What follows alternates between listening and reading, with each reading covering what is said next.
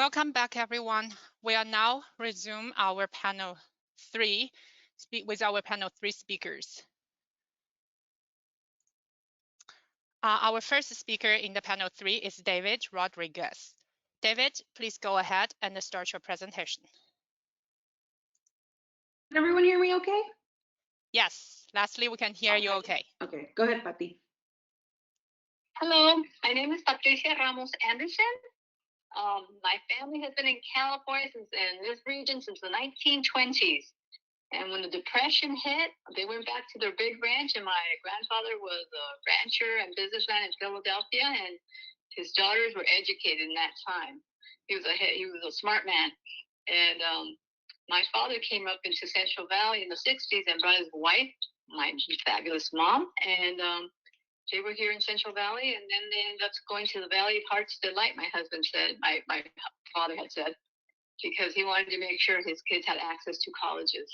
And that's how we ended up in San Jose. So we have land in Madera since the 60s. We were going to build our home, so the housing market crashed, and that's how we ended up in Santanel, and we love it. We're right by my in-laws in Gilroy and the Bay. So let me about me. I'm Patricia. Been water. I sit on the water board. I'm here representing the League of United Latin American Citizens Council 3072. I'm actual president, and I've worked in public service and government for 32 years and been involved in water issues as well. I'm here is that we are here to learn from each other and to learn to work together in keeping our air, water, and safe, and also keep the public safe and informed by your meaningful community engagement with your public meetings. And also, this is the first time you have residents at the table of one of these presentations. And that's really, really important. We cannot put profit over the public safety. We need to protect the environment, air, water, and the soil. We need to have regulations that are going to be testing the standards, testing the site. There's oversight, accountability, and we keep our drinking water safe and the air as well. It immediately impacts the human body, either by air, by taste, through the food, and the water.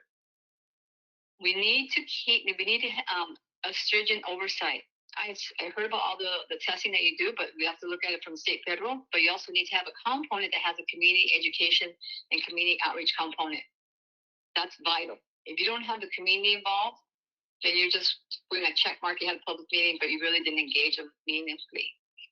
More dairies are getting larger, and they will need to update all their infrastructure and conducting this type of business, especially the capacity to protecting the soil, water, and address the air quality. They need to provide the information on the monitoring, inspections, maintaining infrastructure, equipment, testing of the soil, water, and air quality. You have these standards for water and air. We need to apply this in this field, especially. This industry is about renewable natural gas, but there's methane, byproduct of the cow manure. What are the consequences, the impacts of the local residents, but also the region? And that's an example. In Los Baños, they had issues and problems with clean drinking water. They had to change their infrastructure. They're barely getting new infrastructure. In the city of Los Baños, you had Dennis Reyes on November 28th of 2017 got caught dumping cow manure in the canal in the area. That was a salt slough. You have in El Nido that nobody even knew they were going to be having a digester going in there. The city of Merced, a couple of years ago, maybe 5-8 years ago, we were having problems with the water tablet. It kind of sinking. That was a big issue. That was a big thing. So we need to protect the water and the air. You know, when we drive by Highway 101, Highway 5, going south, when you start getting close to Harris Ranch, that's the first thing we do. We turn off the air conditioners in the hot summer, and we close those windows and drive straight or fast, a thoroughfare. That's the reality. Now, how would you like to live in a community, in an area that your backyard for 24/7, 7 days a year, 7 days a week, and year-round, you would have that smell, the odors that are strong impact, even the sweat and that stench that gets into your skin and your clothing, and you go shopping and you smell like cow manure at the store. Those are the realities of the residents in these areas. more importantly is also that we have to, what are the impacts on the children? We know that the growth, brain, skin irritation, children development, how are they going to be working under those conditions with the odor in the schools, the outdoor hot summers? That's what impacts the quality of life for everyone in these families that live there. And they can't say much because even if they go to a public meeting, they could lose a job, lose their housing, the roof over their heads. So what is really meaningful public participation is that you need to make sure they have a staff member that works on getting the information out, working with the partners, working with the nonprofit organizations. And then we have the issue of nitrates that are on drinking water as well, and those impacts to infants and pregnant families. The release of the smoke in industrial, the results from the iron, improper, they're not well contained, the construction, chemicals comes from fertilizer. So we're getting it from all spectrums. And that's why we have to really work together in addressing this. Again, it is about public health and safety education. The mitigations that impact these communities take years if you come to some sort of conclusion, or you have to have a lawsuit in order for them to get processed. That's why you really need to depend on the education coming into the communities, bringing the information resources where they can go, and that's where you have to use the trusted voices and bases, which are the community-based organizations. If you continue the work that you're doing, it's not going to be successful because you're not informing the public. In closing, as the Air Resource Board, with all your intentions you have done, but you have failed at the public's best interest. You do not provide the meaningful community engagement throughout the process of public hearings, the lack of language accessibility, translations. That's a necessity. You need to have translations at public hearings and meetings. The lack of it, the parents are not participating in the workshop or any of the public meetings that are being held. And almost informing the general public with the region of the proposed new business model, it's going to happen in their area. We didn't even know about El Nido. The last public meeting, residents didn't get the time to speak until 10 o'clock, 11 o'clock at night. They are taxpayers, and that's their fund, their money. It's going to the government, and we expect it to be a part of the process. And that money should be used to provide education for the community outreach on any public meetings to engage them, and have translations paid. It's how you do work. They're paying for you to provide this information, but you're not giving it back to them with a meaningful way of translations. Together we can do it. The bottom line is that we need to protect the water, the air, and the space, and these families too. And for future growth, we need to be working together. And that's the message. The earth has to be taken care of, because once you contaminate the water, you shut down the business, but you've impacted that region's water source. If you have had people illegally dumping manure in some of these canals, we have to hold them up to higher standards. The dairyman from Los Baños, what he ended up doing is that he got only a $25,000 fine and a misdemeanor. If it would have been a person of color or any other person, it would have been $250,000 plus a felony plus jail time. We have to hold them accountable at the standards that impacts the people's lives. And that's why we're here, is that we're here to work together, but you need to have us be part of the process. And currently, you have not done very well at all. We're here to work with you so it can get improved. Translations are required and mandated here in this area, in the state of California, for people to engage. And you're not even providing that. It's a necessity when you have a large Latino-speaking community. Thank you for your time, but we must work more on regulations, testing standards, and the oversight for the drinking water and the air quality of the areas, and the impacts that these children are getting with the smell, the odor that's horrendous and difficult. How can you study that way with that during the summertime especially? Thank you again for your time. Have a wonderful day. That's it?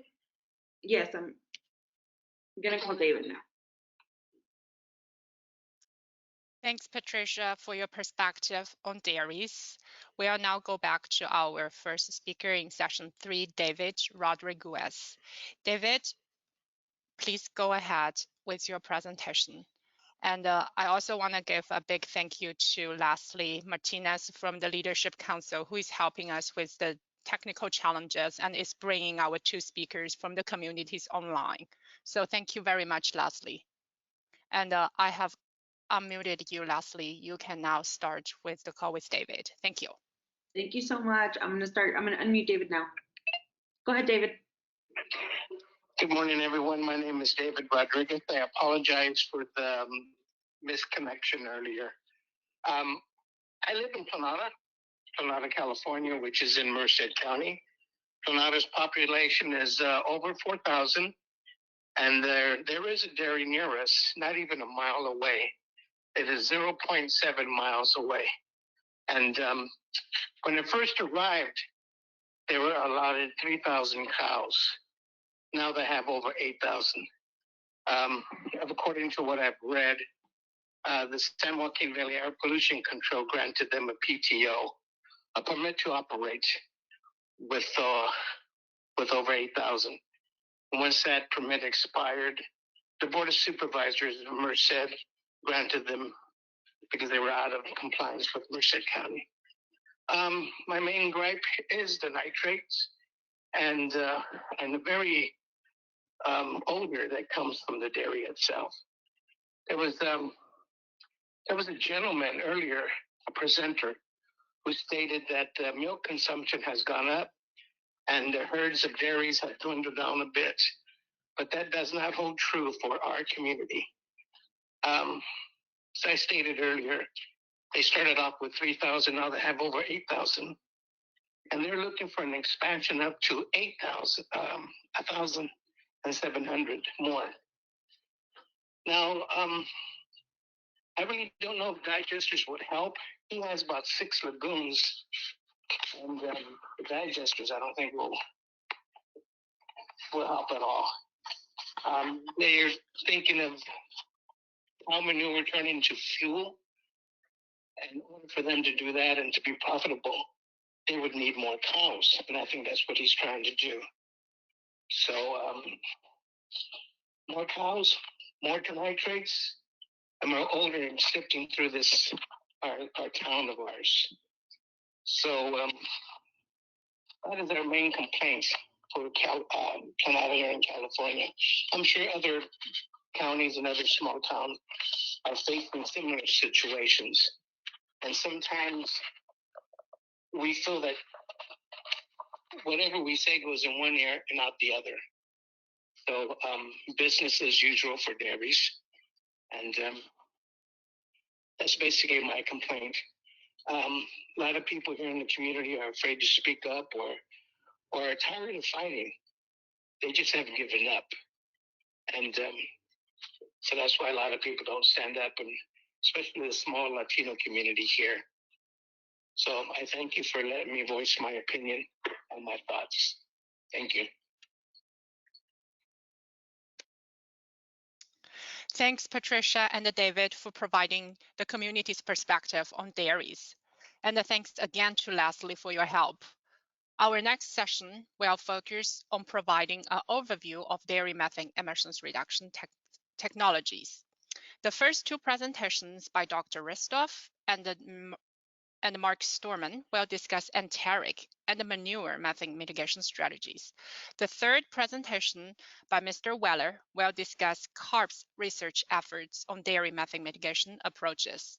The last two presentations by Ms. Mariel and Ms. Valles will discuss pasture-based strategies as well as alternative animal products.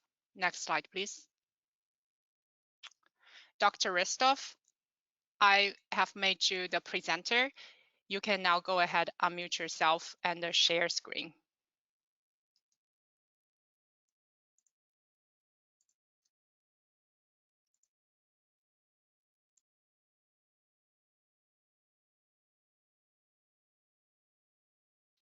We can see the slides now, Dr. Ristoff.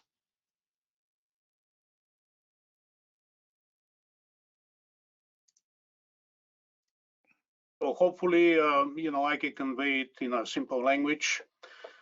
You asked me to talk about mitigation strategies for enteric methane. First of all, there are obviously two sources of methane emissions on a dairy farm, and this will be the animal itself, microbial fermentation in the rumen that produces methane, and then manure will be also a source of methane. In dairy systems, which we are discussing today, you have about half of the methane coming from manure emissions and about half of the methane coming from the animal itself. This is in a typical dairy system for handling manure, what will be typical for California, the Midwest, and also the Northeast in the US. In beef systems, just as a information here, most of the methane, about 80%, will be coming from enteric emissions, from the rumen of the cow.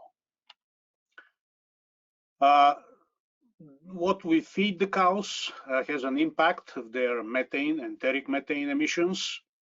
The more forage we have in the diet, the more pasture we have in the diet, there will be more methane, enteric methane emissions. When we feed more grain and more fat, more lipids from oil seeds or other sources, there will be less methane per kilogram of feed that these animals consume. I have this graph here to illustrate this quickly. This is all per kilogram of dry methane intake per animal. And as you can see, beef cows that are on pasture typically, dairy cows, this first bar here, they will emit a lot more methane per kilogram of feed than cattle, beef cattle typically on feed. So these are feedlot animals that are fed high proportion of grain in their diets. There is a whole bunch of mitigation practices that we as animal scientists have looked into and tested over the years. This work has been going for at least 20 years now. I'm not gonna, of course, talk about all this. There are nutritional strategies that target enteric methane, and there are also management strategies that target enteric methane. I will just point a few here that we know we have more information about, and maybe they have shown some mitigation effect in the animal. With all this, I have to emphasize, whatever you are in industry or public and looking at mitigation options, we have to be aware that we still need a lot more long-term research from independent institutions, universities or government, and not trust company data to demonstrate efficacy of any of these techniques. We recently published this meta-analysis that will be coming soon in PNAS, and it is actually published as preprint, where we identified successful mitigation strategies for enteric methane in dairy, beef, and small ruminants. Methane inhibitors is #1 here on this list. We can achieve about 30% reduction in enteric methane. Oils, lipids, fat of different kind can also have an impact, maybe about 20%. This category also includes oil seeds. There is a category called electron sinks. Nitrates is one of these here, and that can achieve about maybe 15–17% reduction. Feeding again more concentrates, more grain than forage, and increasing the feeding level to increase productivity of the animal, and also decreasing grass maturity, feeding more digestible forages is another mitigation strategies that has been shown to be successful. I will talk a little bit about these inhibitors. It's a 3-nitro-oxypropanol called. It's a commercial product now, approved in Europe and some countries in South America. We have done a lot of work here at Penn State with this inhibitor, and we have seen consistent reduction of about 25 to 29% in enteric methane emissions, depending on the metrics that we are using. We also have seen a significant improvement in milk fat percent and milk fat yield, about 0.19% units and 90 grams per day in milk fat, which would stimulate perhaps dairy producers to take up that technology. Another one that has been discussed quite a bit and has been shown definitely a positive effect on the enteric emissions is feeding certain seaweeds. So Asparagopsis taxiformis is one of those. That's a red seaweed. It has the active compound is bromoform. We have seen a significant reduction, up to 80% in methane emissions, but unfortunately it's not very palatable, or it has some other effects on feed intake, and dry methane intake, feed intake decreases, and respectively milk production of the cows also decrease. We have found a pretty straight relationship here with the amount of bromoform, again, which is the active compound in these red seaweeds, and methane reduction, about 1.5 to 2 grams of methane per kilogram of feed for every 100 milligram intake of bromoform in dairy cows.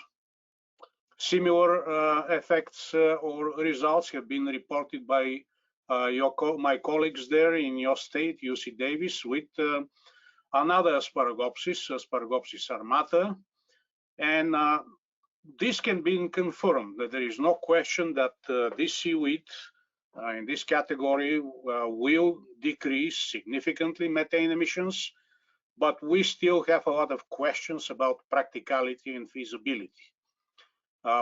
This seaweed is not grown in aquaculture, at least as far as I know. Wild harvest is not sustainable. We don't have any long-term data yet with dairy cows. There are some concerns with milk quality, and there is also concerns with rumen adaptation if we feed this for a prolonged period of time. Here's some of our data with milk iodine concentrations and milk bromide when these cows were fed Asparagopsis, and as you can see, there was a dramatic increase in iodine in milk, and with relatively very small amounts of the seaweed, about 0.5% of their feed, and also bromide. There are other mitigation practices or agents that we and others are looking, but I have to make one point clear. None of this can be trusted until it is verified in long-term, robust experiments with live animals. I should mention also plant extracts. There is products out there like Mutrao, which is a garlic citrus extract. Agulin is another one. It's a blend of essential oils. There is another capsicum blend with essential oils that have shown a 5% decrease of methane. These other ones have shown different levels of mitigation, 13 up to 23%. None of those, though, have been proven in independent, robust research and in long-term experiments. So this has to be in place before we can conclude that these mitigation options are on the table. In all cases, we are probably not looking at more than 10–15% at maximum reduction in enteric methane. In conclusion, we still need, with all these mitigation practices, long-term, full lactation or multiple lactation studies to prove their efficacy and that there is no side effects on the animal, health, reproduction, milk quality, and so on. There are really only two effective agents out there. One is very questionable at this point in terms of practicality. This is the seaweed, but 3-nitrooxypropanol which has a commercial name now, Bovaer, is a proven mitigation practice that unfortunately is not approved for use in the US yet.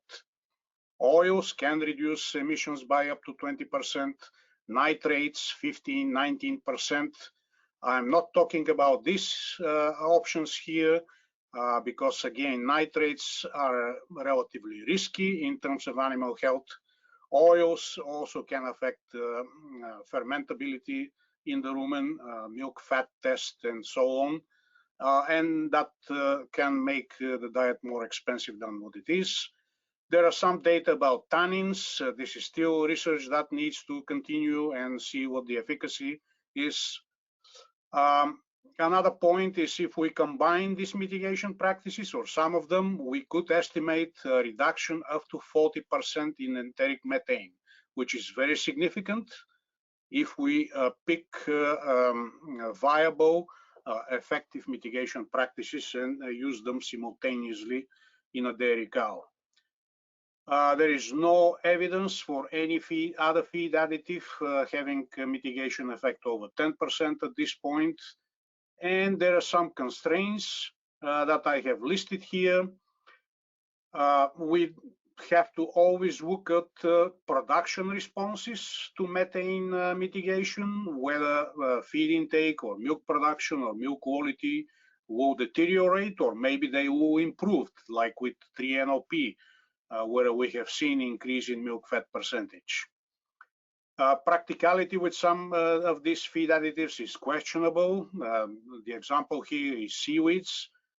Again, we cannot harvest, wild harvest enough seaweeds to feed dairy cows, even in California. So it has to be aquaculture production, and we still need a lot more research in long-term experiments to prove efficacy of these agents. And one last point here, delivering grazing systems is challenging. Again, here in the US, we don't have a lot of the cows on pasture, but many of these feed additives, they have to be supplied continuously in the feed over a 24-hour feeding cycle.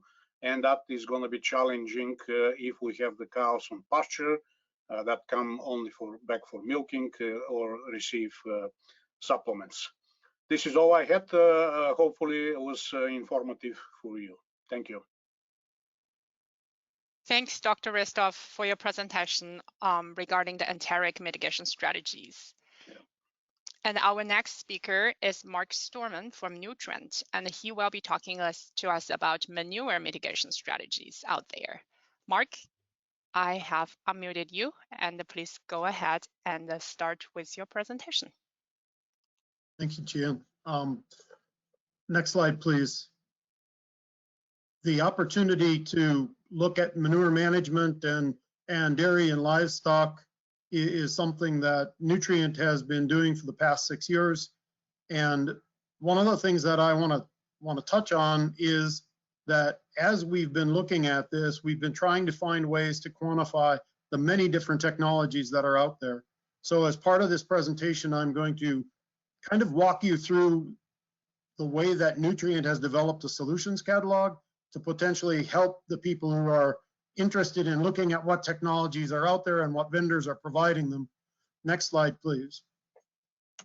I think the important thing that everybody needs to understand as we look at the dairy industry and as we look at the various ways of managing manure is that no dairy is the same, and so there's no single best technology, and a lot of times we have to put multiple technologies together to come up with the best strategy. You know, Ami mentioned in his presentation that, you know, there are 2 programs, a digester program and an alternative manure management program. The reality is that those programs can be very complementary. Almost all of the alternative manure management practices could be in place and utilize anaerobic digestion.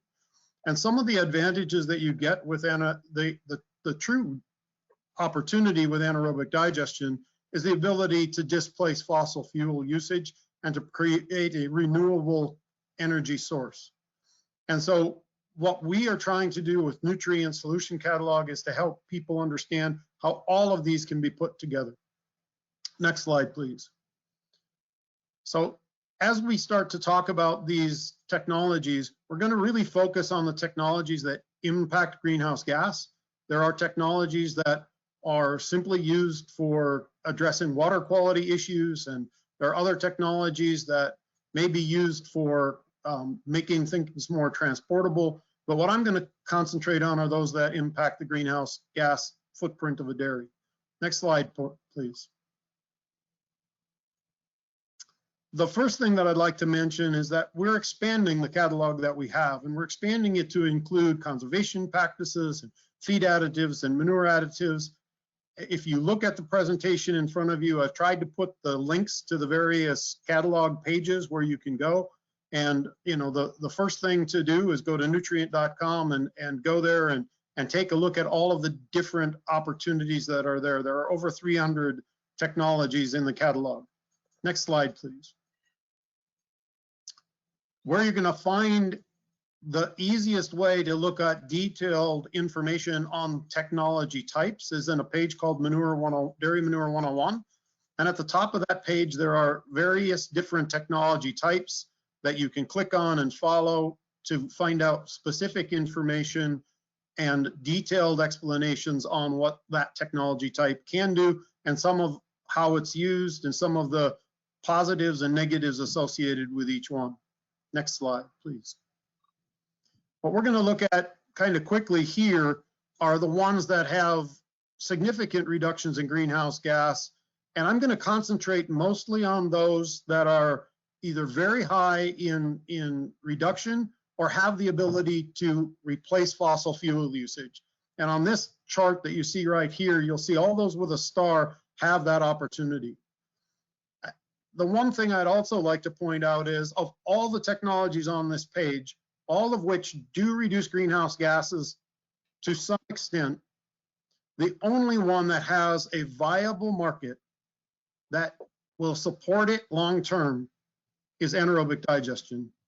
And right now, that market is being driven in large part by the renewable fuel standards as part of a national program and the low carbon fuel standard in California.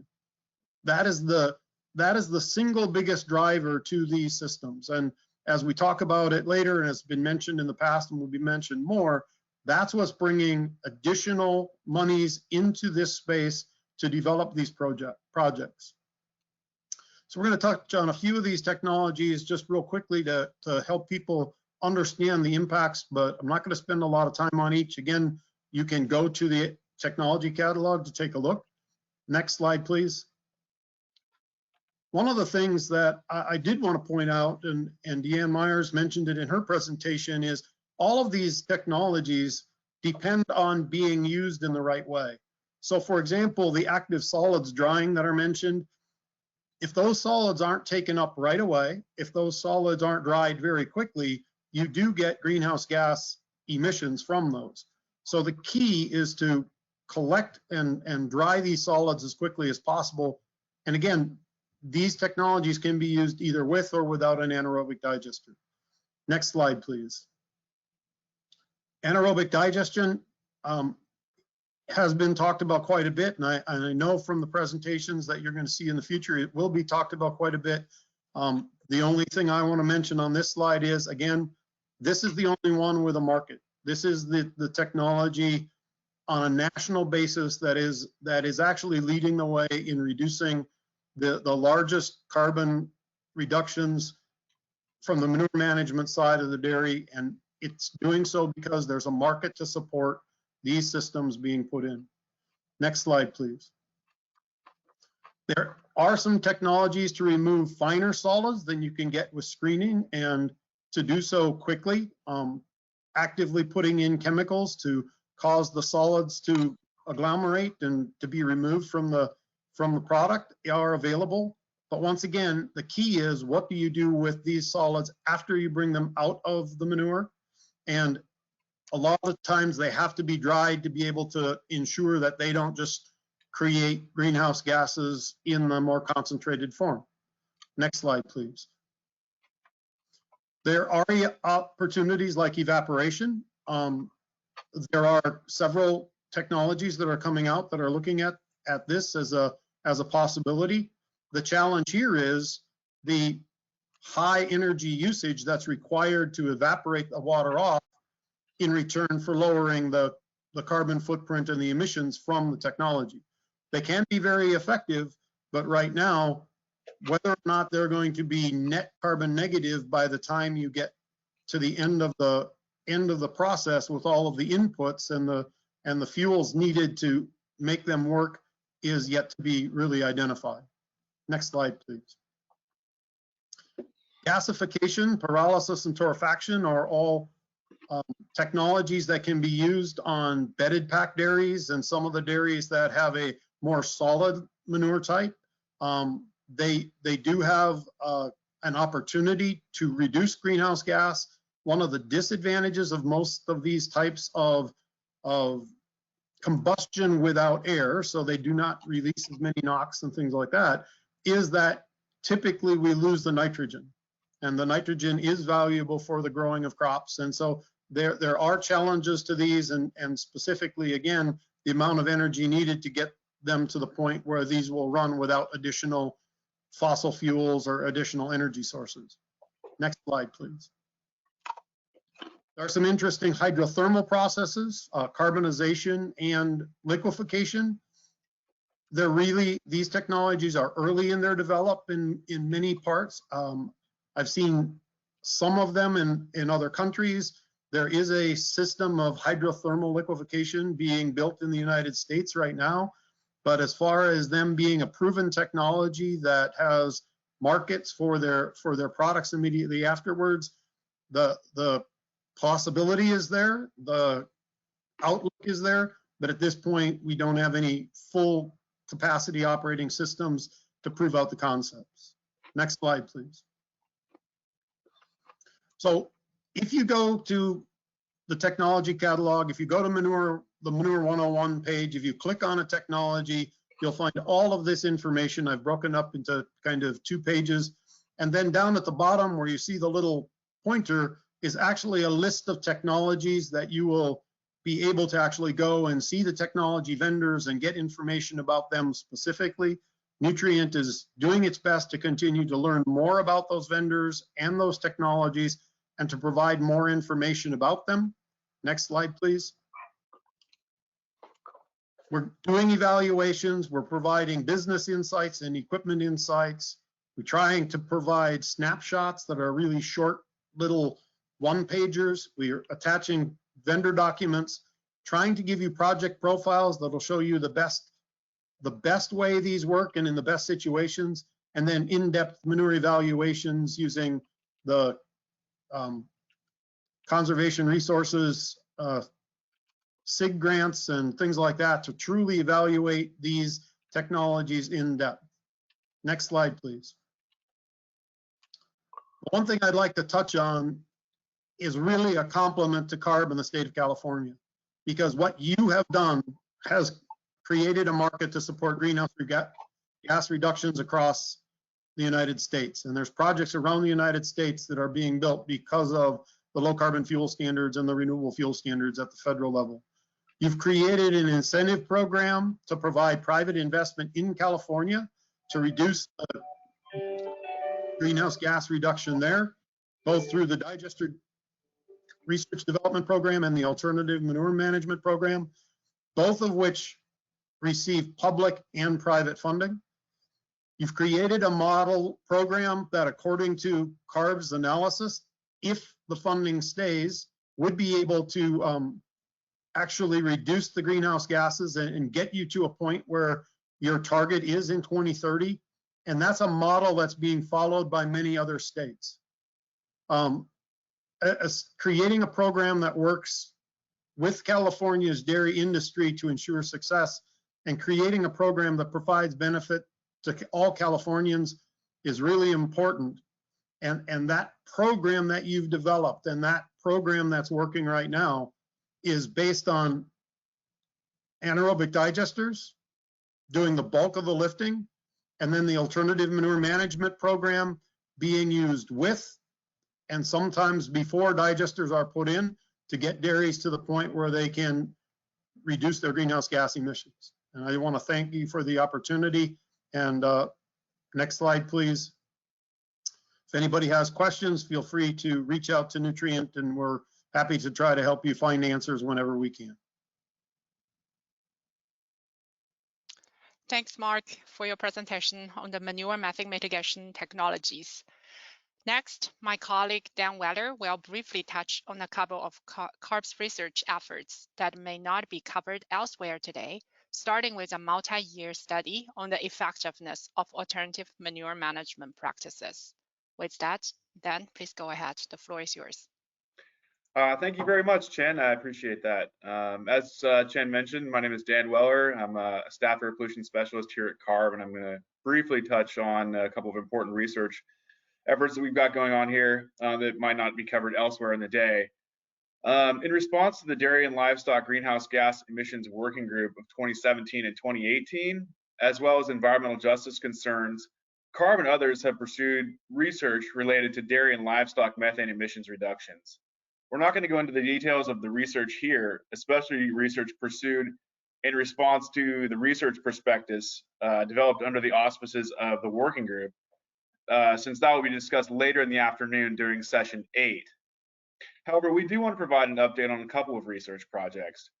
First, we want to mention the work that CARB and the California Department of Food and Agriculture co-funded over a 4-year period focused on alternative manure management practices. The objectives of this effort were to quantify baseline methane and other pollutant emissions from these practices, to evaluate methane mitigation potential of various alternative manure management practices, and to assess the performance of 3 dairy emission models. These models include Dairy GEM, Manure DNDC, and the CARB model. This work, conducted at 6 dairies, provided some useful insight into alternative manure management practices. This insight included that their design, execution, and operation can significantly affect their overall performance. It also showed that the CARB emissions model performed fairly well, but additional improvements are needed, which led to CARB's research division to begin developing the California Dairy Emissions Model, or CADM, based off the Manure DNDC model.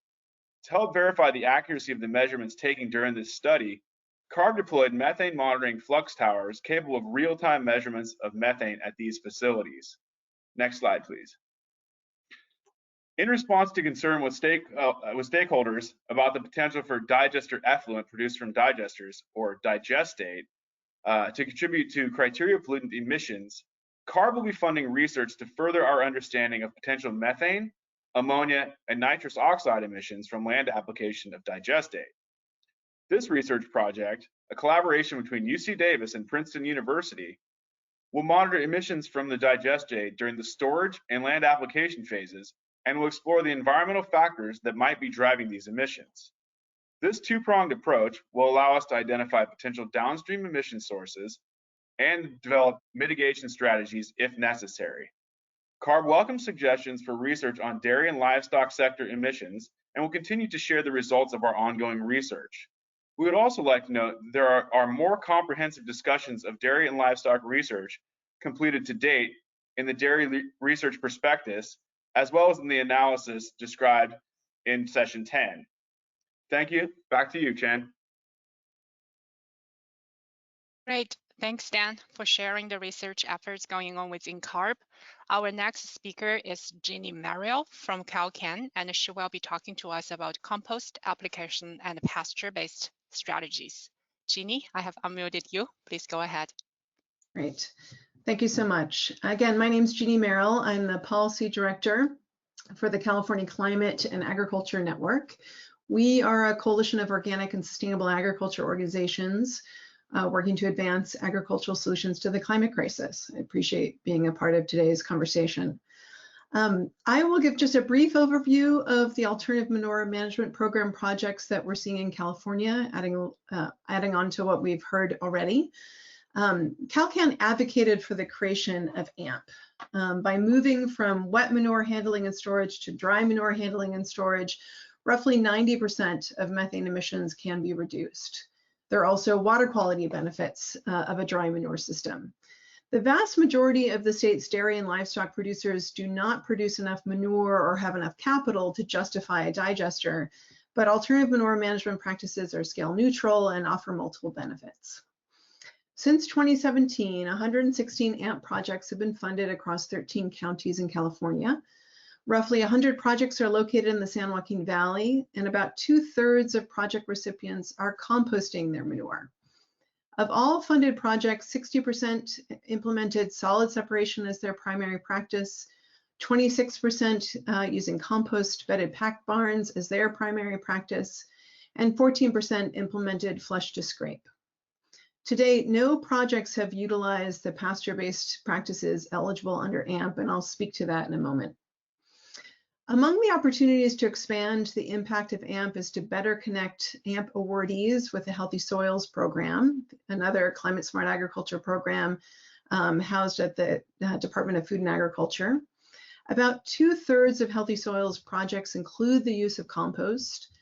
Many of the AMP awardees end up using their compost in their own production, but there are some who are interested in selling compost and compost-related products, and we should look to create synergies across the two programs. Another opportunity is to expand AMP funding and reach those pasture-based dairies. We're aware of AMP applications that included expanding the amount of time that the herd is out on pasture, thus reducing the amount of manure collected in a lagoon and reducing related greenhouse gas emissions, methane emissions.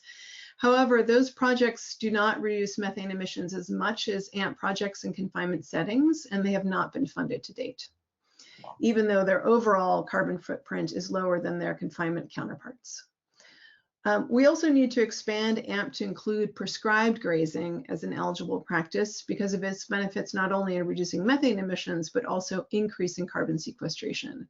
It's time to take a more holistic approach to how we're thinking about the dairy and livestock carbon footprint.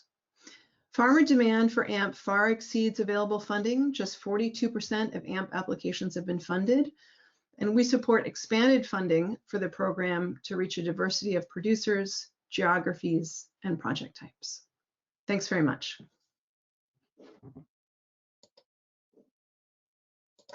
Thanks, Jeannie, for your presentation. Our next speaker in line is Sabina Villas from Plant-Based Food Association, and she will be talking to us about dairy and livestock product alternatives. Sabina, the floor is yours.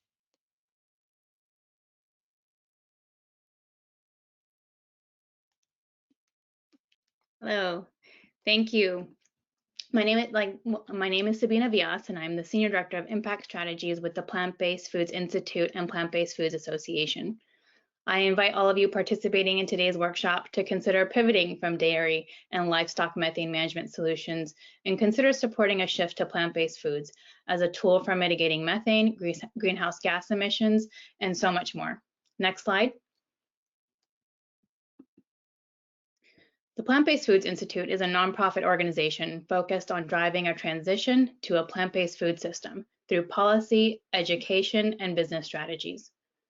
Next slide. You may be asking, why plant-based?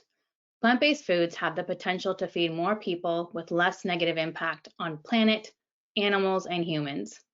On average, producing plant-based foods requires less land, water, and carbon-producing processes. By growing food for human consumption directly, we can mitigate the impact on the planet and create innovative solutions to feed the world's growing population. Next slide. Greenhouse gas emissions from animal-based foods are nearly twice that of plant-based foods. That's just to set the stage. Next slide. In a study comparing cow's milk to plant-based milk, cow's milk had significantly higher impacts on the than plant-based milks across all metrics. Cow's milk causes around 3 times as much greenhouse gas emissions, uses about 10 times as much land, 2 to 20 times as much fresh water, and creates much higher levels of eutrophication or nutrient pollution, which causes dead zones in our water. Next slide. If we'll take a look at life cycle analyses of plant-based foods, you can see that with plant-based meat companies, Impossible Foods and Beyond Meat, that their plant-based burger produced about 90% fewer GHGs with their plant-based burger when compared to a beef burger. And Violife, a plant-based cheese company, when they did their life cycle analysis, found that their plant-based cheeses on average were over 50% or 67% lower in climate impact compared to that of dairy cheese. And Oatly, a plant-based milk company, did a side-by-side of their oat milk compared to cow's milk and found that their oat milk had 80% lower, produced 80% lower GHGs compared to that of cow's milk. That is just a snapshot of greenhouse gas emissions and doesn't take the other factors into consideration, but you can see that here. Next slide. People are increasingly concerned with the environment, and in a recent study, the reason better for the environment became increasingly more important through each generation, from baby boomers to Generation Z, with 100% of Generation Z stating that better for the environment was among their top 3 reasons for choosing plant-based. Next slide. And this is apparent in retail sales. 62% or 79 million US households are now buying plant-based food products, and plant-based foods now make up $7.4 billion in retail sales. So that's sales from your in-person grocery store and online. Next slide. When looking at plant-based dairy alone, after a record year of growth of 25% in 2020, plant-based milk grew another 4% this past year, which is remarkable, while we saw a 2% decline in animal-based milk. Plant-based dairy accounts for over $4 billion in sales, and plant-based milk now occupies 16% of the total milk category. So when you look at all milks, plant-based milk holds 16% of that category and is showing no signs of stopping. Next slide. And this is trend is happening across other categories within the dairy category as well. So looking at cheese, yogurt, butter, and creamer, they now occupy about 7% of the total dairy category, while animal-based dairy categories range from seeing a decline in sales growth or remaining flat, except for yogurt, where we did see a 3% increase from the previous year, although plant-based yogurt grew a whopping 9%. Next slide. We have shared a glimpse into the potential for plant-based foods on climate and our environment, and how consumers are increasingly choosing plant-based, and how recent retail sales data reflects this growth.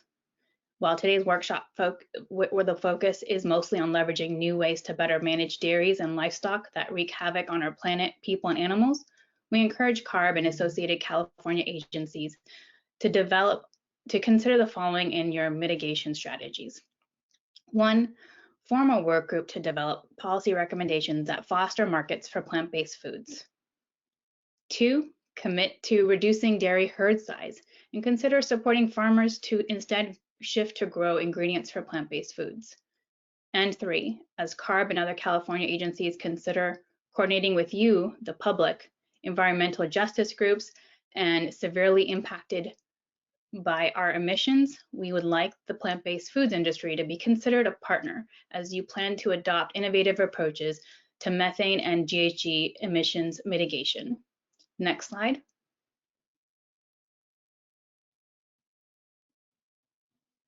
Next slide. Here's my contact info if you have any questions. Thank you for your time. Thanks, Savina. And thanks again to all our session 5 speakers for sharing with us the various potential methane mitigation strategies and the research effort undertaken by CARB. Now we will move on to our first public comment period of the day. Next slide, please. Before diving into the public comments, I will first go over some participation logistics.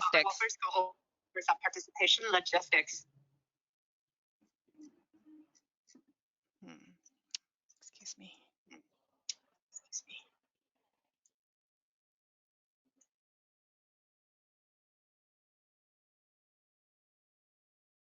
Okay.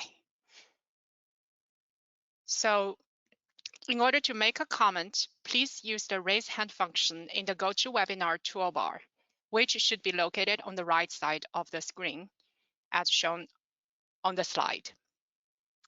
When staff calls your name, please unmute yourself by clicking the red button and proceed to introduce yourself with your name and affiliation.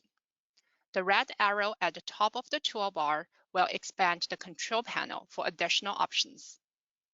Please note each commenter will have 2 minutes, and we are going to request that public commenters strictly observe the time limits in order to maximize participation because we have over 800 participants today. We will open a comment docket after the workshop, and you will be able to submit comments to us until 5 p.m. on April 12th. That is 2 weeks from now. The link to the comment docket will be available at the end of the workshop and on the presentation, which will be posted on CARB's SLCP website. With that, we'll start our comment period. And you can raise your hand, and I will call your name based on the sequence. You raise your hand.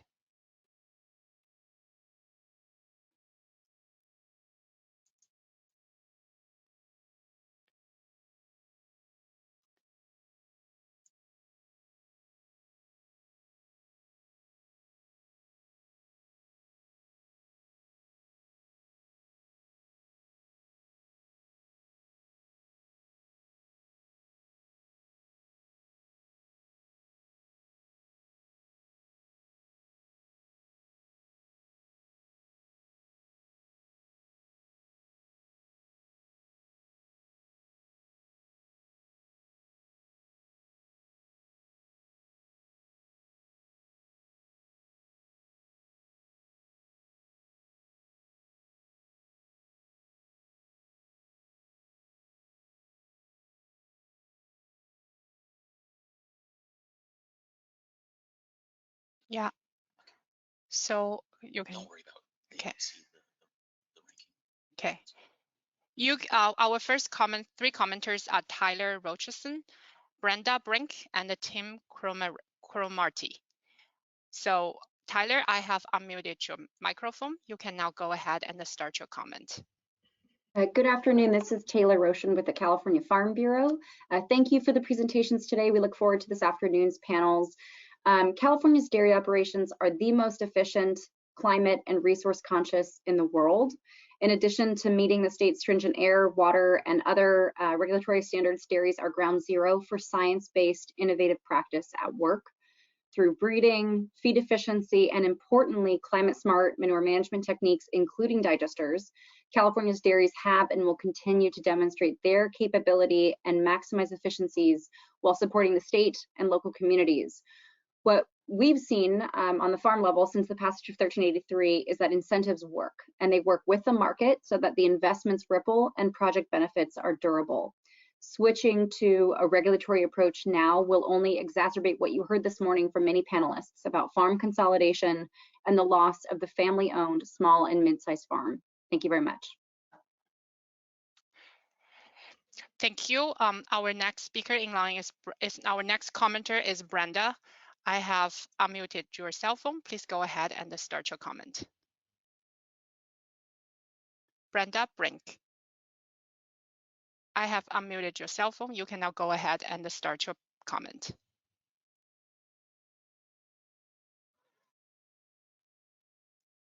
Okay. There we go. Now I'm unmuted. My name is Brenda Brink. I live in rural central Iowa. We Iowans deserve clean air and water, but the low carbon fuel standards are making that difficult, if not impossible. Low carbon fuel standard makes polluting profitable and makes what should be a community enhancing business dependent on massive amounts of manure. Where will it come from? The same water and air polluting factory farms I and hundreds of Iowans have fought. Over 60% of Iowans want measures taken to improve our water quality, yet lax regulation and oversight in our state does not achieve this. Water continues to degrade. Plus, factory farms who have an anaerobic manure digester in Iowa are allowed to increase their animal units without any permitting process. That's even more manure in our water. Here's a recent example of how permitting and regulations are meaningless in our state. 2 months ago, a manure digester spilled over 375,000 gallons of manure. That's 15,000 swimming pools. And the kick is that it was operating without permits, despite repeated warnings from the Department of Natural Resources. Then this month, another huge dairy factory farm building a manure digester spilled manure for days, polluting at least 5 miles of waterways before anything was done. These are not community-enhancing businesses. How can tourism and other businesses be attracted to Iowa when we allow environment-degrading scofflaws to operate? The California Low Carbon Fuel Standard adds another layer of sweet greed by the rewarding of so-called green energy, despite methane being 26 to 85 times more potent greenhouse gas than carbon dioxide. Massive manure amounts will still be spread along with E. coli, antibiotic resistance, and other harmful components of this type of industrial livestock waste. It's not even a win-win for taxpayers, as the amount of energy being subsidized as green costs 4 times as much to produce as the value of the end result. That's greenwashing by anyone's accounting. I urge the California Air and Resources Board to give this pay-to-pollute scheme the scrutiny it deserves, not just now, but all along the way, so that the truth behind it will be revealed. Those credits should never go to businesses that have done polluting, businesses that are scofflaws, and businesses that don't have the community in mind. Our grandchildren deserve that. Thank you, Brenda, for your comment. Our next commenter is Tim Cromate. I have unmuted your cell phone. Please go ahead and start your comment. Good morning. Thank you. Tim Cromartie, Policy Director for the California Environmental Justice League. Very interested in the presentations today. We're particularly interested in the fact that there's a huge proximity of dairy farms to Latino communities. That is an issue that needs to be addressed. The environmental pollutants associated with that, the issues of the constant aroma, that is something that the state should make a priority. We're also interested in the storage of biogas to replace fossil fuels. I believe Dr. Gunasekara's presentation from CDFA talked about that. We are very much in favor of exploring all forms of natural gas to help accelerate our decreased reliance on fossil fuels and the air quality issues that go with that. We are curious to know if there's any way to get more information on how long that storage has been going on and an idea of the total volume of biogas that has been generated as a fuel alternative. Thank you very much. Thanks for your comment. Our next 3 commenters are Steve Delson, Sylvia Secchi, and Julia Levin. So our first commenter is Steve Delson. Steve, I see you are calling in from the cell phone, and you will need to put in the PIN number that I just sent you in order to unmute yourself. So I will go to Sylvia first, and then I will come back to you. Sylvia, I have unmuted your cell phone. You can now go ahead. Hello, my name is Sylvia Secchi, and I am a professor in the Department of Geographical and Sustainability Sciences at the University of Iowa. I will direct my remarks specifically to what this scheme is going to do in Iowa and specifically to Iowa's dairies. We already know that in Iowa there are at least 7 dairies that are planning to expand while adding the digesters. So the net effect of the policy on greenhouse gas emissions needs to be rigorously assessed. We can't assume that there is not going to be industry expansion and therefore a net increase in greenhouse gases. This assessment is going to be complicated by the fact that in 2021, Iowa passed a law, House File 522, which allows large dairies to exceed confinement capacity if they install an anaerobic digester to treat all their manure. So this calls in question the additionality of the emission reductions for those large dairies and what they are doing, whether it's because of CARB's policies or because of HF 522. The expansion of the dairy industry is a real concern in Iowa. 5 of the dairies that are already planning to expand are in Northwest Iowa, where the livestock density is already the highest in the state, and probably, I would say, one of the highest in the world. In 2019, the Iowa legislature passed a law, Senate File 534, which repealed the statutory requirement for rulemaking for all waste control technology facilities, including biodigesters. So there is no specific oversight of these facilities regarding the spreading of the digestate. The lack of oversight writ large by design/law, and because of the lack of monitoring capacity, which is a huge problem in Iowa, is another major issue that CARB should consider when allowing out-of-state operations to participate in California schemes. We already have evidence that these systems are problematic and require more, not less, monitoring than baseline waste management systems. And also, we do not in Iowa have the capacity to handle them. As one of the previous speakers noted, just this month, a system spilled manure before being permitted and allowed to operate, and the manure ended up in drainage tiles and into a creek. Last year, a diver died in a digester he was trying to repair. We just do not have the infrastructure to correctly implement these type of technologies, and you cannot trust the Iowa Department of Natural Resources to meaningfully monitor and make sure that the greenhouse gas reductions are actually occurring. Thank you. Thanks, Sylvia, for your comment. Our next speaker, our next commenter in line is Julia Levin. Julia, I have activated your microphone. Please go ahead and start. Good morning, Julia Levin with the Bioenergy Association of California. I want to underscore the comments that Dan Weller made at the outset of this workshop about the urgency of reducing methane and other short-lived climate pollutants. At the Glasgow Climate Conference last fall, the head of the United Nations Environment Program said that cutting methane is the strongest lever we have to slow climate change over the next 25 years, and we need to urgently reduce methane emissions as much as possible in this decade. President Biden also said that reducing methane is the single most effective strategy to reduce global warming in the near term. The Air Resources Board, in its report to the legislature last year on the state's climate investments to date, found that investments in dairy digesters are by far the most cost-effective and overall the most effective investments the state has made in reducing methane or any other climate pollutant.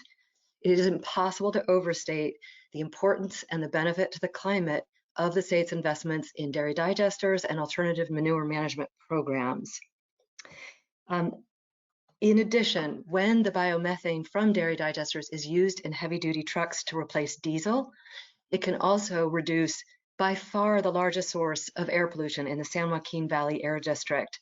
I'm surprised at the number of commenters who comment about odors and other emissions from dairies and utterly ignore the opportunity to get rid of diesel in diesel-powered trucks, which is a significantly larger source of air pollution and a source of black carbon, which is an even more powerful short-lived climate pollutant.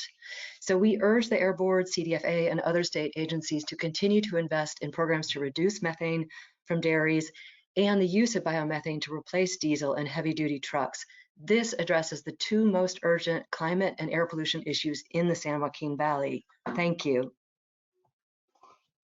Thanks, Julia, for your comment. Our next three commenters are Sasan Sadat, Luciana Junckman, George Noricambo. Sasan, I have unmuted your microphone. You can now go ahead, unmute yourself and start. You hear me? Yes, I can hear you, Sasan. Great, thank you. Yeah, this is Sasan with Earth Justice. Just want to point back to the USDA presentation, which confirms something we've been saying for a while, which is that rising manure methane is not an inevitable part of dairy production, but a recent phenomenon. It's actually gone up even as dairy herd populations have gone down since 1990, thanks to increased consolidation and confinement, which are profit maximizing practices that not only cause the rising methane pollution, but also damage water, air, and animal welfare. And the per unit of milk, water, climate, air impacts, that's meaningless from the perspective of communities or the climate, since absolute emissions have gone up. Digesters are only viable for disproportionately rewarding the largest farms. They reward the biggest polluters most generously, not only through DDR-DP grants for the upfront cost, but also through the massive subsidies through LCFS. So these credits actually double down on the trend of existing subsidies that promote the trend toward consolidation. Since existing subsidies for things like water use and feed and stockpiling of dairy products already make dairy the most heavily subsidized agricultural product in California. The LCFS is the most lucrative credit, and new research is already showing us that large farms benefit vastly more and that they may actually value manure more than the milk itself. That's because the LCFS treats the CI of dairy manure as extremely carbon negative, which is an illogical assumption that dairies should never be expected to control their own greenhouse gases. If it weren't for the public support, they would be free to dump methane into the atmosphere, and so we must reward them for that capture. And this distorts methane capture for carbon removal. The irony is that doubling down on this strategy prevents the state from looking beyond the status quo and seeing the enormous opportunity to reduce factory farms, helping them transition to agroecological or plant-based projects or rewilding, which just this year several new studies show is our greatest opportunity for genuine carbon removal. Choosing solutions that are workable from the point of view of the largest polluters, rather than choosing ones that protect the air, water, and soil of communities of color nearby, is the very definition of environmental injustice. And it's disgraceful that this workshop has failed to acknowledge this, that we would only entertain solutions that don't fundamentally challenge the industry. Thank you. Thanks, Sassam, for your comment. Our next commenter is Luciana Junckman. Luciana, I have unmuted your microphone. You can now go ahead and proceed. Thank you all very much for allowing us dairy producers to speak on behalf of all the enormous support that we've had from CARB and from San Joaquin Valley Air Pollution Control District and from so many others. I am extremely grateful as a first-generation dairy farmer, originally from San Francisco and educated at UC Davis as well as Cornell University, and my husband who has immigrated to the US in 2005 for so many resources and opportunities that all the state and government organizations have provided us. My husband grew up on a farm and our passion for dairy collided when we were able to start our very own dream farm. We have a small family business where we have increased job opportunities over 170% in just 5 years for our local community. This year, we earned the top honor of milk quality at Hillmar Cheese and have been the highest Jersey producer in our herd size category for 5 years in a row. It is our privilege to farm in California, and we have worked tirelessly to modernize with the expectation that we would continue to earn the privilege to continue to provide wholesome, nutritious dairy food for our local and global communities, as well as help our farm team learn how valuable the work that we do in healthy and well-being of our families that are working on our farm. We believe in sustainability, and that is our story. It is about the people as well as the environment, and we hope to include more technology through the partnerships that we have had already and more to help educate our team at how valuable and modernized farm is.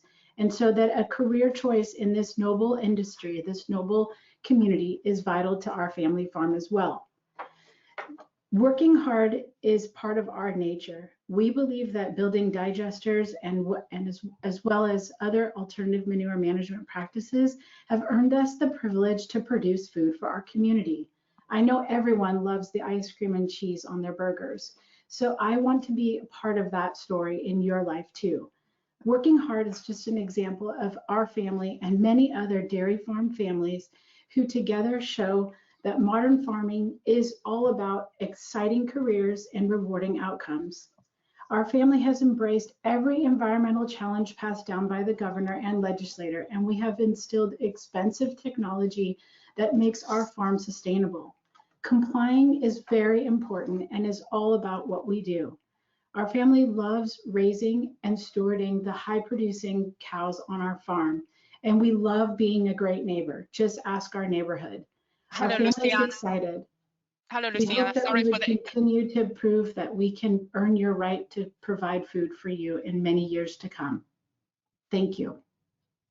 Thank you so much, Luciana, for your comment. Our third commenter is Rebecca Spector. I have unmuted your microphone. Please go ahead and start with your comment. Hello, Rebecca Spector, Center for Food Safety. California agencies such as CARB are supposed to be committed to creating co-benefits to public health, economies, and the environment. It's not acceptable to solely look at methane reduction for dairies, since this allows the continuation of significant air and water pollution, as noted by several presenters on this call. A 35-year strategy for reducing nitrate contamination water is unacceptable. Providing bottled water is not enough for communities, and it does nothing to reduce the impacts of pollution from dairies on species, fish, and wildlife that are also impacted by nitrates and water pollution.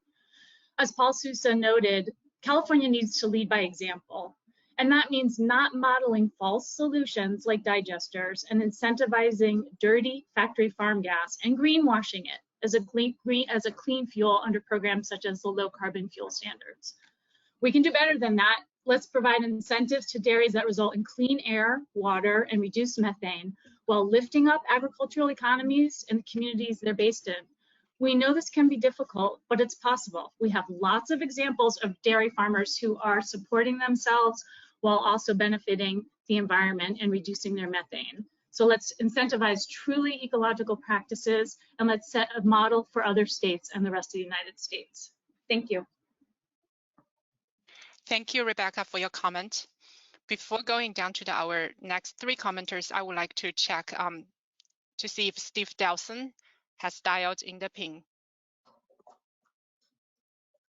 Okay, looks like he has not. So we'll move down to our next three commenters and come back to you, Steve. So our next three commenters are Manuela Brazel, Stephen Kafka, and Mihaly Weckler.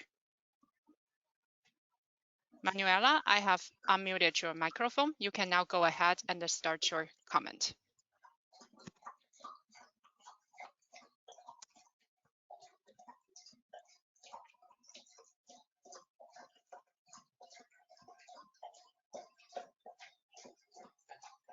Manuela Brazel, can you please unmute yourself and start your comment?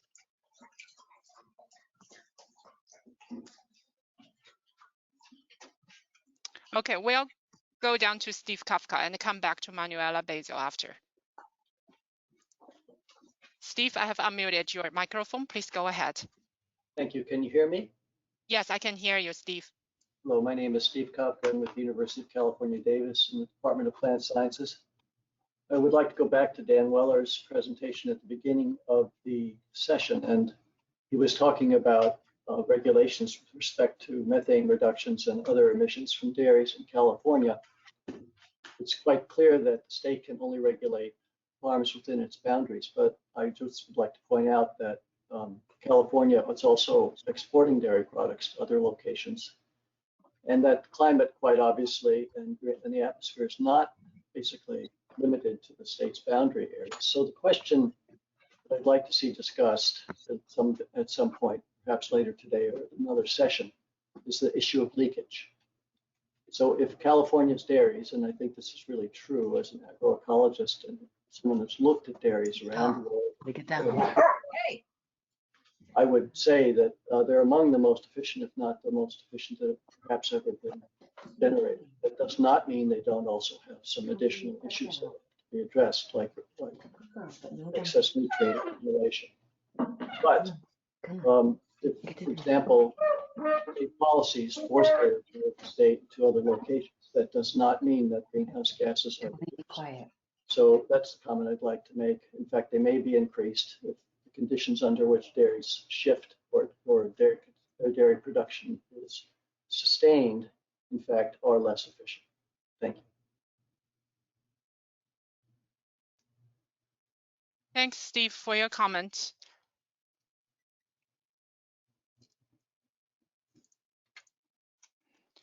Our next commenter is Arling van Groningen.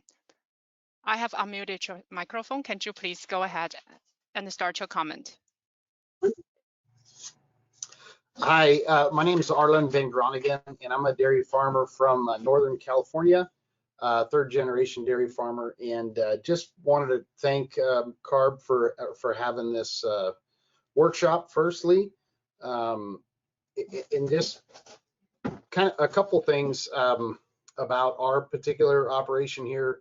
I'm a father of 4. My wife's actually a nurse. We live literally 50 feet away from our milk barn. We milk 1,200 cows. I grew up on a dairy that milked 200 cows, and my parents raised 5 kids.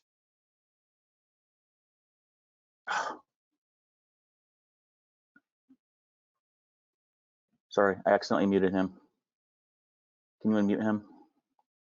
All right, yeah. So anyway, I was saying that my parents were able to raise 5 children on milking a couple hundred cows. Now, the reason why we increase is because we have to survive. My wife works 3 days a week as a labor and delivery nurse for the insurance. We have 4 kids. And we do have a dairy digester on our facility as well. That is something that we made the decision not as a money generator, but because we felt like we were going to be mandated to do it, and we felt like it was the right thing to do. And I think in general, all dairy farmers have that attitude that, you know, we live on the land, we drink the water, we breathe the air, and it's the right thing to do. We're herds people. We love our cows. We literally, that's in us. It's not only a job, but that's kind of who we are. And you know, 95% plus of dairy farms in California are family businesses and family owned. And yeah, so anyway, I just wanted to comment to kind of make it personal and encourage people. Thank you. Thanks, Arning, for your comments. Our next commenter is Manuela Brazil. And Arling, I'm sorry for the technical difficulties and the interruption during your comment. So Manuela, I have unmuted yourself. I have unmuted your microphone. Please go ahead and start. Hi, this is Manuela Brazil. I'm with Brazil Dairy in Visalia, California. We have been a family-owned and operated dairy for 24 years this year. We love what we do and how we do it. This is our livelihood. We care about our animals as well as our communities. I feel bad that we made My father immigrated to this country at the young age of 13 with his parents and siblings. The dairy we operate today is the same dairy my father and grandfather were first employed at 50 years ago. So it's easy to say he truly is living his American dream. We know as owner-operators of our business, we need to have a plan around how we can sustain what we have so that our children and grandchildren can continue the business we have worked so hard to build. In doing so, we have set sustainability goals for ourselves that will not only allow us to have a promising future, but also support the goals of the state. We started by building a methane digester to help us reduce the amount of methane emissions. And we did this by following all California laws and permit regulations. We will continue to reach for the sustainability goals we have set for ourselves and our business, and we appreciate the state's support and incentives to help us reach these goals. Thank you. Thanks, Manuela, for your comments. Our next commenter is Mihaly Weckler. Mihaly, I have unmuted your cell phone. You can now go ahead and unmute yourself and start your comment. Thank you very much. Hello, my name is Mihaly Weckler. I'm with Element Markets, the largest independent marketer of renewable natural gas in the United States. And I really appreciate all the wealth and sophistication of information that's been presented during this workshop. Our company has spearheaded the participation of manure-based biogas in the LCFS program and is proud to have close to a dozen projects active under the LCFS.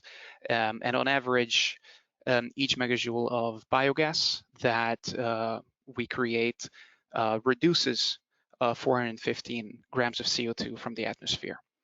Every cubic foot of gas that gets pipeline injected at these projects would have been emitted in the atmosphere in the form of methane, a very potent short-lived climate pollutant. I also want to emphasize that anaerobic digestion and biogas production from manure is a catalyst for change and an entry point. Our partners strive towards continued climate excellence by making continuous improvements such as effluent management to improve water quality and further reduce emissions. They deploy state-of-the-art monitoring infrastructure to make sure methane leaks are detected and acted upon. And probably most notably, they treat manure-based biogas production as a stepping stone to grand initiatives such as the Horizon 2 initiative by Monarch Energy that seeks to establish sustainable agricultural benefits with native ecosystem restoration by leveraging co-digestion of these biomass sources with biogas. As a closing thought, I'd like to emphasize that for manure digesters, the tail is not wagging the dog.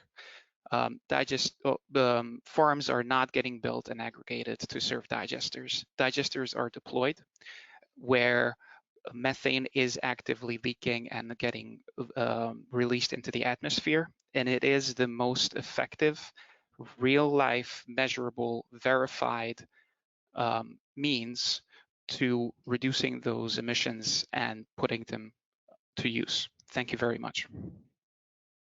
Thanks, Mr. Weckler, for your comment. Our next three commenters in lines are John Eichardt, Nicholas Cisneros, and Thomas Joseph. John, I have unmuted your microphone. You can now go ahead and start your comment.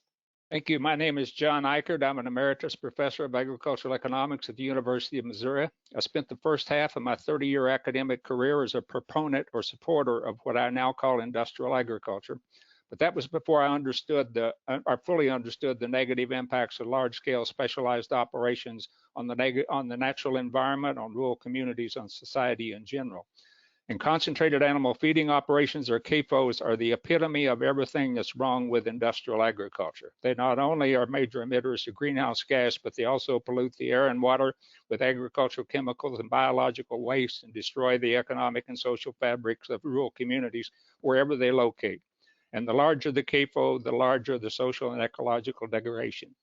Because of these concerns, I'm opposed to any government program that incentivizes or facilitates the constructions of CAFOs, as I believe would be the case under California's low carbon fuel standards. Based on the research I've seen, I believe that this program would provide economic incentives to build even more and larger CAFOs, along with all of the other ecological and social problems that CAFOs create. This program would further concentrate all of the negative ecological, social side effects of CAFOs that are not mitigated by the digesters. Construction of CAFOs is not an act of God that must be accommodated by humanity. It's an intentional economic decision that is unnecessary and unavoidable. There are viable economic alternatives to CAFOs that generate fewer greenhouse gases and don't pollute the rural environment, plunder rural economies, and destroy the lives of quality of life of people that live in rural areas. Grass-based operations are a good example. These alternatives currently operate at an economic disadvantage to CAFOs because of perverse government incentives and the failure to effectively regulate CAFOs. It simply does not make sense to pay CAFO operators to mitigate one of the many unnecessary problems that they create. Such a program turns intentional pollution and plunder into a profitable economic enterprise. Thank you. Thank you, John, for your comment. Our next commenter is Kevin Abernathy. Kevin, I have unmuted your microphone. You can now go ahead and proceed with your comment.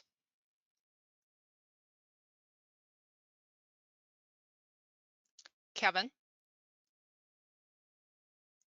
I have unmuted your microphone. Okay, looks like Kevin is not attentive. We'll come back to Kevin.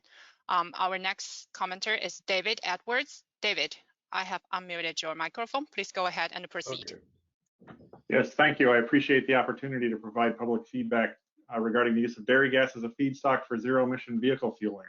My name is Dave Edwards. I represent Air Liquide, an industrial gases company that both develops biogas digester systems and then uses this feedstock to produce renewable hydrogen for mobility applications in fuel cell vehicles. California's Clean Transportation Program establishes aggressive targets for the elimination of transportation emissions by adopting truly zero-emission vehicles across the spectrum of uses from on-road to off-road, marine and aviation sectors. And this transition requires the state to leverage all available technologies and all available energy feedstocks to address the most challenging areas of energy use. Today, we find ourselves in the early days of vehicle adoption, and we see that the biogas-based hydrogen production is at the core of this new fuel supply. More than 90% of the hydrogen fuel being used in mobility in California today is sourced from renewable natural gas sources, including dairy, landfill, and other sources. This puts fuel cell vehicles on a faster trajectory towards zero emissions than the grid and its complementary battery electric vehicles. From an economic and environmental perspective, using dairy biogas as a feedstock for hydrogen transportation fuels represents the best stewardship of this resource. The LCFS program, which incentivizes our industry toward adopting true zero CI fuels, has enabled this immediate transformation. Biogas-fed hydrogen production systems allow for direct replacement of fossil natural gas while utilizing existing production and distribution assets. As we continue to invest in new hydrogen production technologies based on wind and solar, we will need the biogas-based systems as they enable immediate scale and flexible production within the markets. We support the positions outlined by Sam Wade in the Renewable Natural Gas Coalition, who will speak later today. These points being diminishing the LCFS incentives will slow progress and risk achievement of our zero emission mobility goals. That uncertainty in future eligibility and LCFS coverage will likely cause existing projects to be shut down and end further investment in this sector. And that the state's transportation goals require all feedstocks to be used where most appropriate. Dairy gas to hydrogen is a core element enabling us to meet this need. Thank you very much for the opportunity to speak today. Thank you, David. Our next speaker is Kevin Abernathy. Kevin, I have unmuted you. You can go ahead and start with your comment. Can you hear me this time? Yes, Kevin, we can hear you this time. Thank you so much. Appreciate the time. I think it's really, really important, and I appreciate the regulatory agency's update that was presented since the beginning of the Zoom. From the standpoint that we always hear from the environmental justice advocates that we're not doing anything and we're not regulated. This kind of one of your presenters in the next segment, I made this comment almost 20 years ago. There's a reason that California dairies continue to modify themselves to adapt to the regulatory pressures that have been put on them by the state of California. And unfortunately, it revolves around economies of scale. Like it or not, you guys have created the situation that you harp on constantly. I find that very, very irritating when actually you're the culprit of where we're at. Secondly, when it comes to the plant-based foods, I'm going to start with kind of an observation. Every one of us on this today walked into a grocery store at the start of the pandemic. Interestingly enough, the animal protein sections at the grocery stores were virtually empty along with the toilet paper aisle. Funny part about that is the produce aisle was overflowing. So if we're going to talk about plant-based compared to Mother Nature's perfect protein, i.e. dairy, we need to have some serious discussions about not only the nutritional attributes to plant-based versus animal-based, but we also need to seriously consider about the societal adaptation and social license when you're looking at making those types of changes. I want to finish by thanking the out-of-state folks in making their comments about the LCFS and the expansion of dairies. That it goes back to the original premise, and I'm one of 3 people that actually wrote the cluster paradigm, dairy digester cluster paradigm. We said from the very, very beginning and have worked with the regulatory agencies side by side to create an environment where California has to do it right so we don't end up with the leakage that other states are talking about. So I say one more time, stick with what we've been doing. It's working. It's headed in the right direction, just like it was from our original paradigms that we put together. This is our opportunity to get it right so others may follow as we move forward. Thank you. Thanks, Kevin, for your comment. Our next commenter is Cornell Kasbergen. Cornell, I have unmuted your microphone. You can now go ahead and start your comment. Can you hear me? Yes, we can hear you. Thank you. My name is Cornell Kasberg, and our family owns and operates a dairy farm in Tulare County. My parents immigrated from Holland in the 50s. I'm the second generation to dairy farm. Our son and his family are partners in the farm. Hopefully the fourth generation will continue the legacy. California agriculture has and continues to be the leader in innovation and sustainability. The digester funding through CDFA is the envy of the world. California had the foresight to recognize a problem with methane and turn it into a renewable resource benefiting the environment. We believe that this program and programs like it are critical to be the leaders in sustainability. We live on the land we farm. We drink the water, breathe the air. We are committed to passing on this farm to the next generation in an environmentally better condition than we received it from our parents. I can confidently say mission accomplished. This program and programs many like it will ensure a cleaner, greener tomorrow for all of us. Thank you. Thanks, Cornell, for your comment. Our next commenter is David Ribeiro. David, I have activated your microphone. You can now go ahead and start your comment. Thank you very much. Yes, my name is David Ribeiro, and we farm and dairy in Tulare County. We've been here for 102 years. My grandfather immigrated from Portugal, from the Azore Islands, looking for a better life. And we are 4 generations deep now. And the thing that we've always looked at is trying to make everything better than what we got it. And having a digester kind of just, what it's done for us is it's completed our sustainability, that circle. Because with dairies, we farm, we dairy, we make manure, we use that manure to fertilize our crops. We're using the water from the dairy also as soil amendments, so we're not having to purchase and use commercial fertilizers. And with us getting a digester was just kind of that perfect piece of the puzzle for that next section. Now we're using that methane gas for trucks to haul our feed and things like that.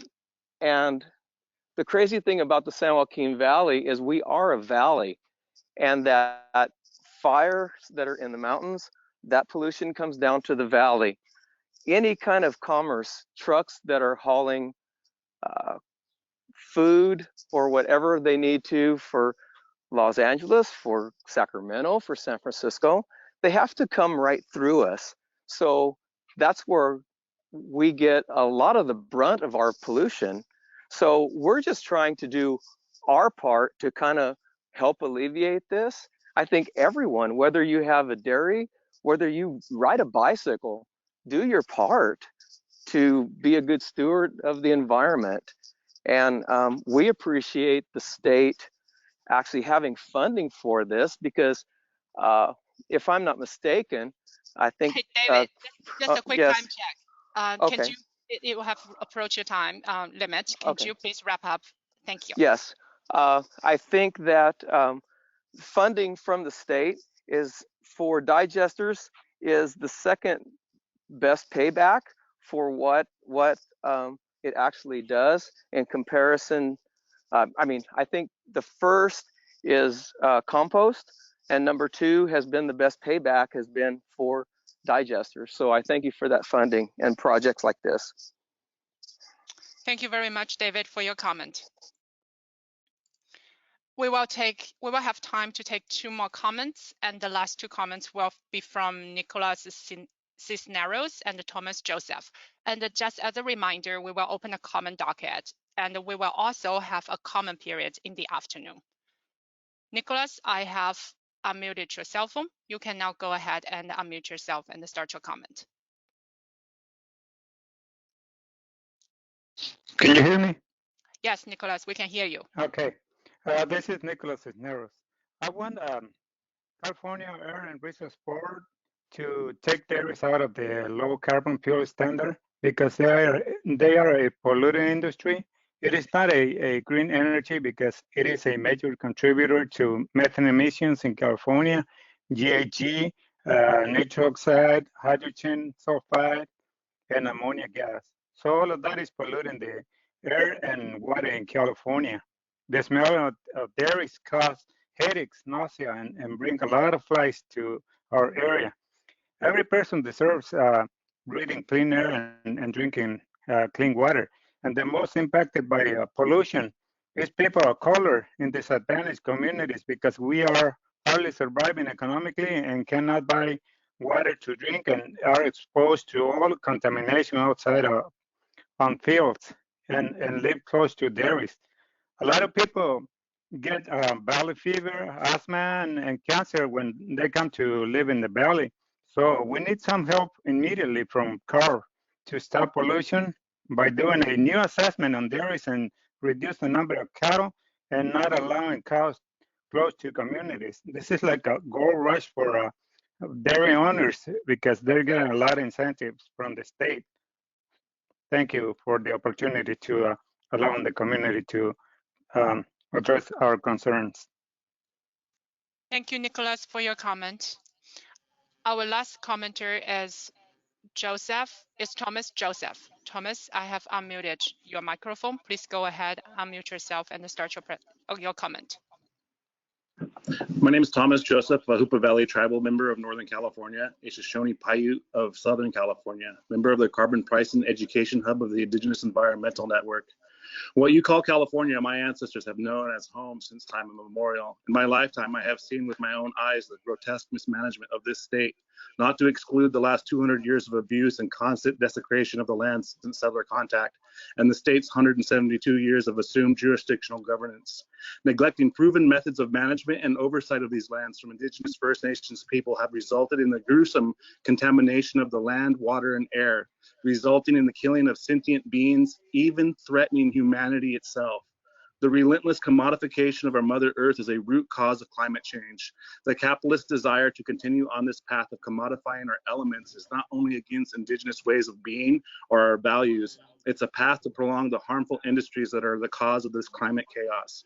CARB is only creating a deeper dependence of more offsets, just like failed carbon markets. There is no clear oversight for double counting in the state and federal programs. In relation to dairy, it begs the question, is this set to allow tax dollars to bail out obsolete industries whose products can be provided by plant-based methods which are cleaner and healthier? We are all aware of the fossil fuel subsidies and the uncontrollable double counting of their credit offsets. Making biodigesters methane gas from cow manure is not a sustainable practice and should not be used as an offset because it incentivizes an unsustainable and polluting practice. In addition, it allows other polluting industries to claim that they are carbon neutral or net zero, which is simply not true. Throughout our state, it is communities of color that continue to pay the brunt price of pollution and climate change. The Indigenous peoples and the people of color of the Central Valley have the worst health issues in the state, and CARB is deciding on how to continue these racist practices and prolong real resolve in addressing real reduction of methane gases. Colonialism has caused climate change, and decolonizing is the answer to resolving climate change, not commodifying the process of climate resolve. It starts with you at the table to decolonize your thought process. Real resolve is found in decolonizing our practices and return to methods of management that has been proven to work for centuries. Thank you. Thanks, Thomas, for your comment. And that concludes our comment period in the morning. John, can you please go to the next slide? So we will take the lunch break now, and hope you will enjoy your lunch, and we will resume the workshop at 1:05 p.m. 1:05 p.m. See you at 1:05. Thanks, and enjoy your lunch.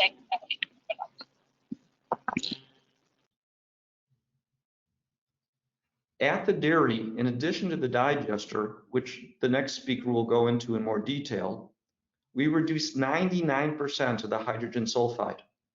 It's a substantial source of the odors that are associated with dairies. So we greatly help reduce that problem. Next slide.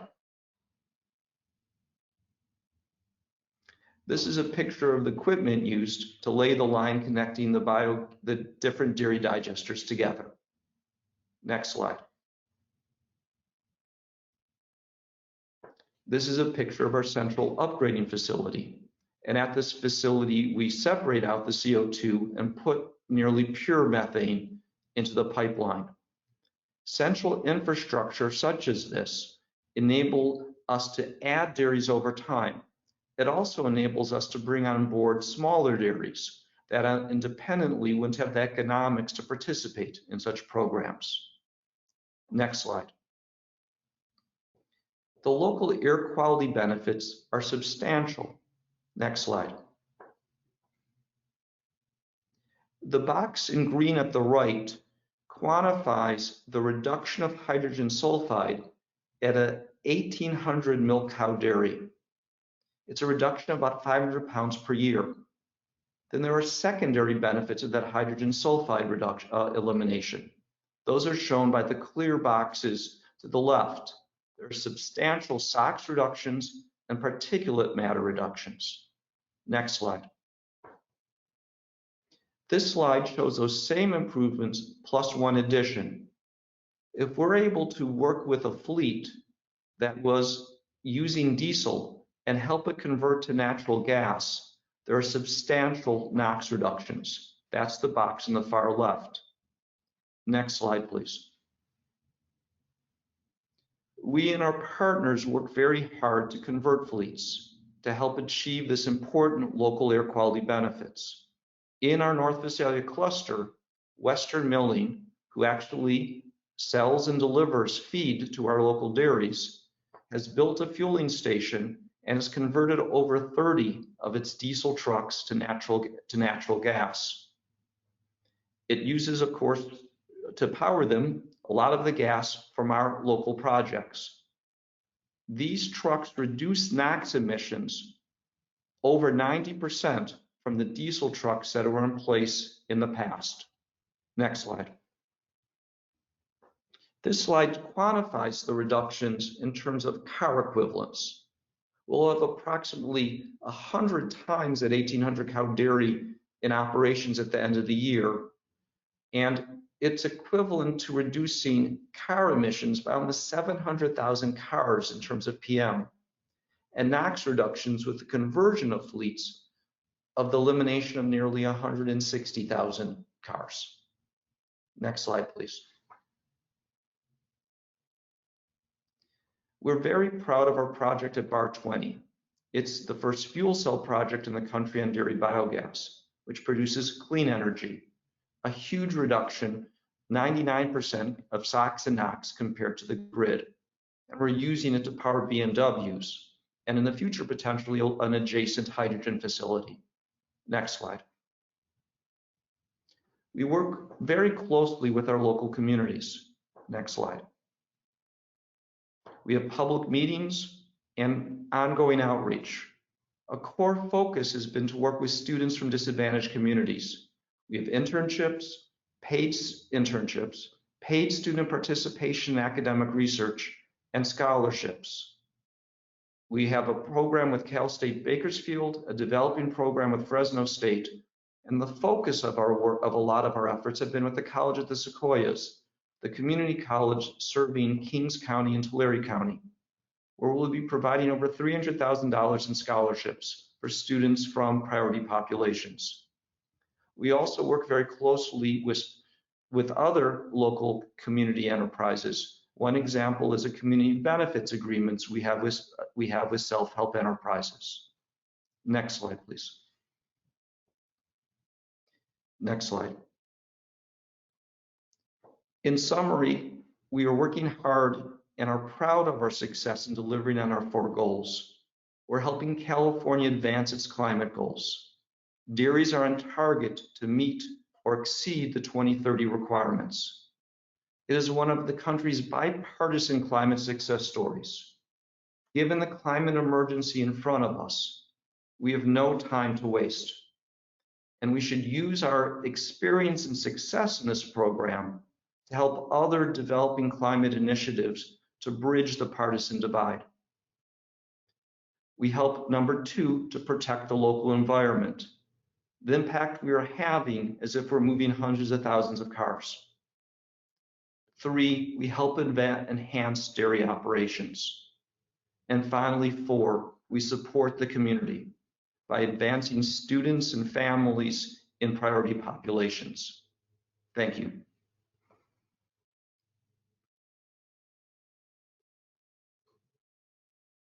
Thanks, Neil, for your overview on the digesters operations on the dairies. Our next speaker, David DeGroot, will discuss existing environmental protections for California digesters.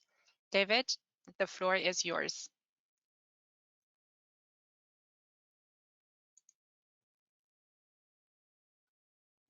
Can everybody hear me? Yes, David, we can hear you. Okay. Thank you. Are you going to pull open the presentation? Oh, there we go. Perfect. Well, thank you everyone for having me.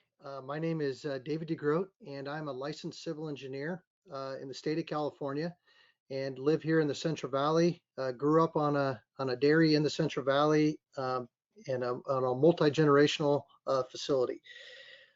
My experience and my background, I've been working with in the digester arena for the past decade, and the objective of where I work and where I fall into digester design is to get what Neil and Nick just discussed into operations. How do we get, you know, these benefits and the designs that we have looked at? How do we get them from a concept into operations?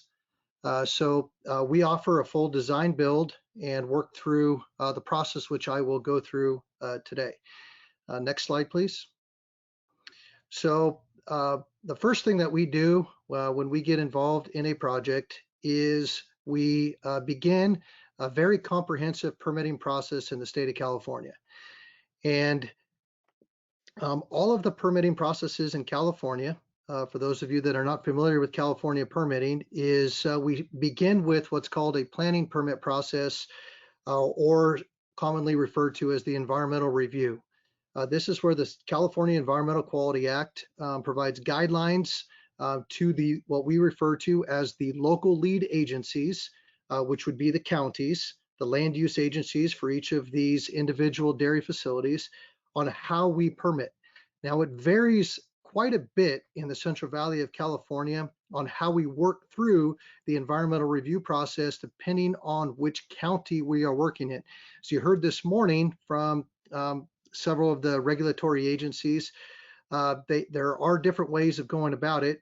Some examples are some counties have a programmatic EIR, environmental impact report, that covers all dairy permitting, planning permitting for any dairy permit, including a digester. Others do not have that and require that the dairy prepare its own environmental review as a part of the permit application. In any case, on any project that's permitted in California, requires we go through this process with the local lead agency, complete an environmental assessment, complete an initial study, and based on the results of those studies and that analysis determines how we move forward through the planning permit process and establish the conditions of approval for that project that can be applied in the building permit stage. That process, the planning permit environmental review process, is a public process.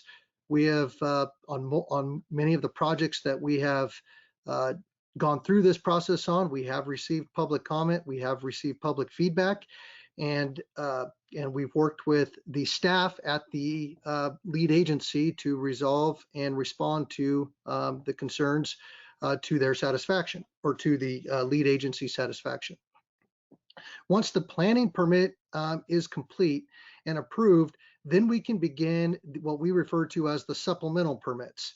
And these are after the planning permits. This includes applying for and receiving the county building permits for the physical, structural, grading, and permits associated with the project itself based on the design. As you heard this morning, there's the San Joaquin Valley Air Pollution Control District, which requires that an authority to construct is issued before we can begin construction and operations of the project. And we also work with the Regional Water Quality Control Board, who has jurisdiction over all dairies in the Central Valley. We work with them on what we refer to as Tier 1 pond design permits. I'll go through those in more detail. We update waste management plans, and we update nutrient and nitrogen management plans that are regulated and monitored by that regional board. In addition to that, there's additional encroachment permits for the gathering lines and the upgraders for the clusters that Neil showed some pictures of. Sometimes the permits include, county right-of-way encroachment permits, Department of Fish and Wildlife permits when we're crossing natural waterways, Corps of Engineers 404 permits on the waterways, Caltrans highway encroachment permits, and railroad crossing permits, all which have their own independent processes for permits before we can begin construction. This, what we refer to as the comprehensive permitting process, can take many, many months and sometimes years to get through this entire process, from the time we start with feasibility on a project to the time we are able to begin construction. California has a very robust permitting process to move these projects forward. Next slide, please. So in parallel to working through the comprehensive permitting process, we work through the digester design, because that helps inform the process on the permitting and the planning, permitting, the environmental review of what exactly are we going to do to design a digester that's going to work on a specific dairy. So the very first most important thing to understand is, what is the baseline operation of the existing dairy? How do they operate today? You would think that all dairies operate the same. Is there a typical wastewater operation on a dairy? There is not. There's similar operations, but a lot of dairies operate the way that they like to operate, the way that they have been operated, based on when they built the facility, based on the type of cows that they're housing, based on where they're at within the Central Valley, based on there's a lot of different factors that include. So the first thing is to understand what type of facility they are. Are they a free-stalled flush dairy? Are they an open lot facility? Are they a bedded pack facility? How do they manage their waste currently? And what we then come into is, we come in and we, on all of our digester design projects, it's very important that we get a certain amount of effluent that gets discharged into the digester that's very consistent. What we want to remove is, we try and remove as much of the sand, the rocks, the heavy stuff that may be in the effluent discharge coming from the dairy. We want to remove any of the trash, any of the materials that come off the dairy that we want to remove before we go into the digester. And we also want to remove some of the fibers, some of the heavier fibers and the straw from the facility.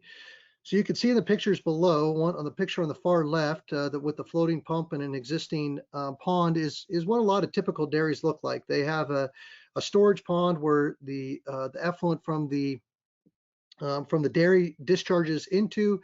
It's stored, and then it is agronomically pumped out to the fields.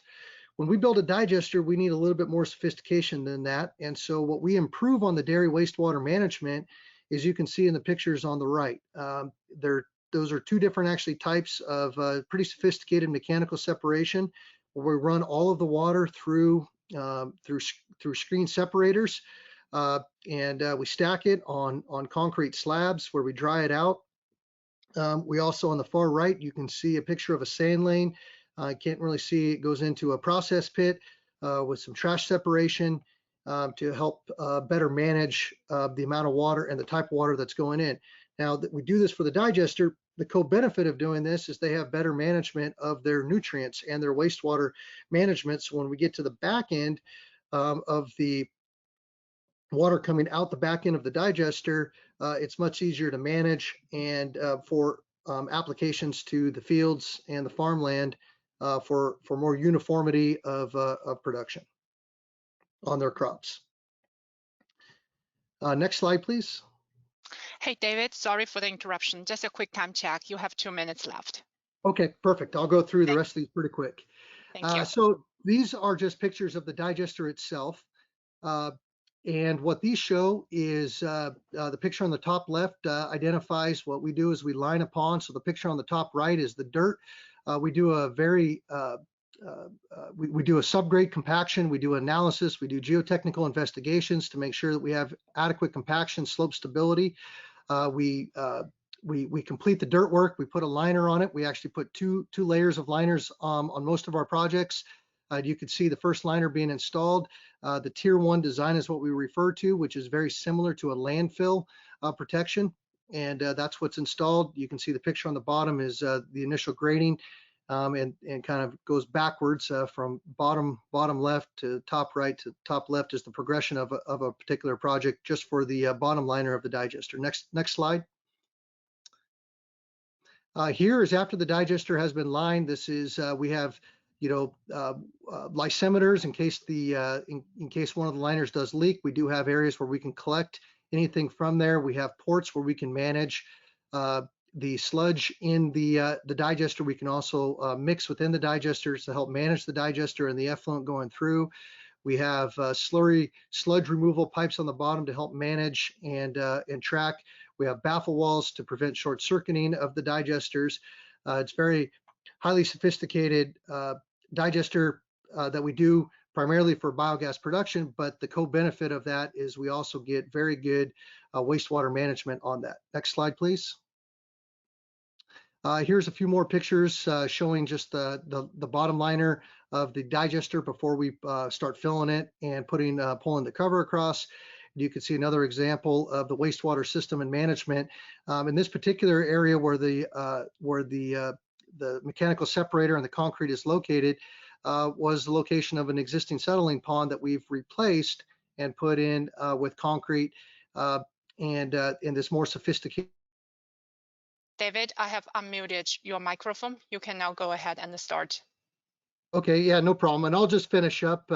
Yeah, sorry about the technical difficulties, but yeah, the last item is, the anaerobic digester construction on these facilities improves the wastewater management on these dairy facilities. The dairy facilities through the permitting process that's very comprehensive requires robust monitoring of the water quality that's being exported to the farm from the dairy. Each of the dairies are required to hire full-time agronomists to make sure that the nutrient applications of the effluent are being done according to the crop needs to prevent leachate. The dairies are involved through the permit process with the Central Valley Salinity Group. They're also involved with all the robust monitoring of potential leaks of the digester. And so the betterment of waste management on a dairy facility with the digester is greatly increased with the construction of a digester. Thank you.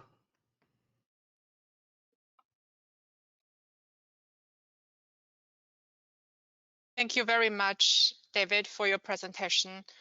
We'll now move to our next speaker, Brent Newell. He will share his perspectives on if the existing protections for digesters are sufficient to protect our environment. Brent, I have unmuted your microphone. You can now go ahead and start with your presentation.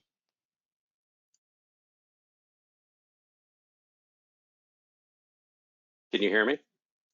Yes, Brent, we can hear you. Thank you. Good afternoon. I've been asked to answer the question, are the environmental protections for digesters enough? But unfortunately, in the 10 minutes I have, it's far too short to answer that fully, and I'll address just several of the issues.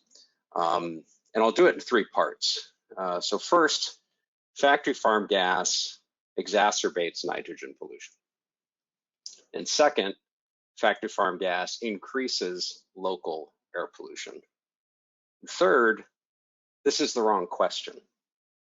The real issue here is whether our land, air, water, rural communities, small farmers, and climate are better off with factory farm gas than they would be in the future that Phoebe Seaton described earlier today. And considering factory farm gas in isolation from the low carbon fuel standard ignores the fact that oil companies get to pollute more, while rural communities in the San Joaquin Valley are considered sacrifice zones in CARB's pollution trading scheme. Now, other speakers today have talked about methane reductions that are achieved by digesters. But that's not the complete story, because those reductions are traded away so that fuels can emit more pollution. Next slide. So harvesting methane from manure does not solve for nitrogen pollution. Now, nitrate contamination in groundwater is an environmental justice crisis right now. And monetizing manure methane production to incentivize more and increase local concentrations of manure generation is like pouring gasoline on a fire. Next slide. Dairy digester permitting does not solve for manure land application and the nitrate pollutions, the pollution problems that run from that. You know, Patrick Palupa this morning discussed this report and called it sobering. It's an industry-run monitoring report, and it found that among 42 dairies, nitrate pollution was elevated beneath all monitored dairies, and the groundwater pollution exceeded federal MCL for nitrate. 94% of all the nitrogen loading was from these land application areas. So the liners that the previous speaker just discussed beneath the lagoons do not address the land application for nitrogen problem. Furthermore, this report found that there's a substantial amount of unaccounted for manure nitrogen on many dairies, indicating that reporting and land application is being underreported. And the report concludes, to date, implementation of the dairy order does not appear to have resulted in a trend of lower nitrate concentrations across the industry. If there is too much nitrogen being land applied before, and now there's a manure gold rush going on, there will be more manure and more nitrogen. And one of the problems with the regional board's oversight here is that they do not require soil monitoring to ascertain nitrate concentrations in soil. Next slide. Another nitrogen problem that's not addressed by digesters is nitrous oxide from digestate solids. And research by Michael Hawley and others considered the difference in nitrous oxide emissions between a dairy with a digester and one without. And it found that composting of manure after anaerobic digestion, that is the digestate solids, emits enough nitrous oxide to cancel out the benefit of the methane reductions. Next slide. Ammonia. That same research that I just mentioned found an 80% increase in ammonia emissions. You see, ammonia is a huge problem in the San Joaquin Valley because it reacts with the pollution that comes from engines that combust fuel. And that pollution is called oxides of nitrogen, or NOx. And ammonia and NOx reacts to form ammonium nitrate. It's a fine particle pollution, PM 2.5. That's very dangerous because it penetrates deep into the lung, enters the bloodstream.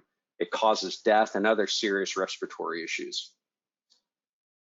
Ammonium nitrate forms about half of the PM 2.5 in the San Joaquin Valley, and the valley has the worst PM 2.5 pollution in the country. A recent research published by the National Academy of Sciences estimates that 1,690 people in California die annually from agricultural ammonia emissions, that is, converted to PM 2.5.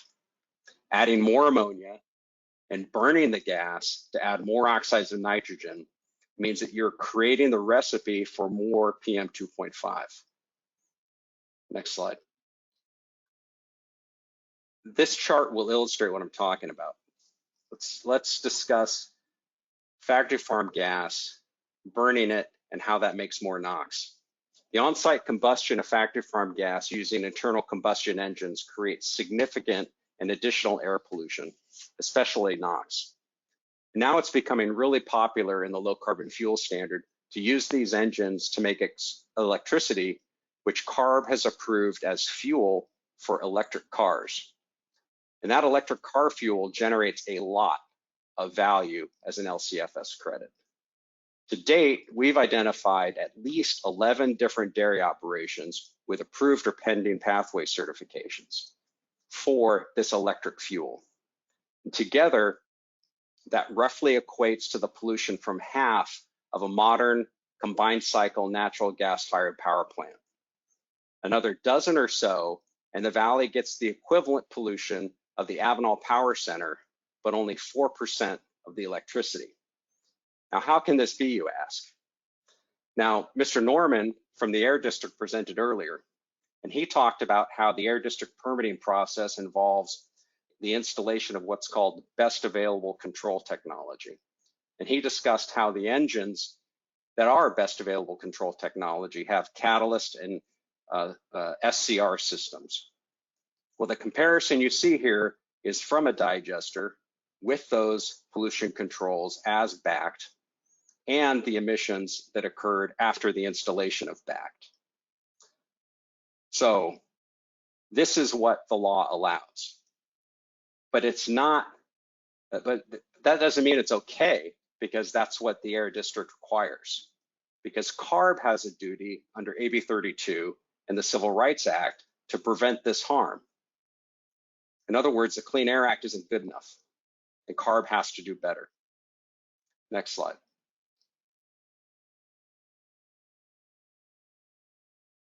Now, additional local pollution from fuel used to produce factory farm gas is an important issue that to date has been obscured by redactions in the pathway certification process.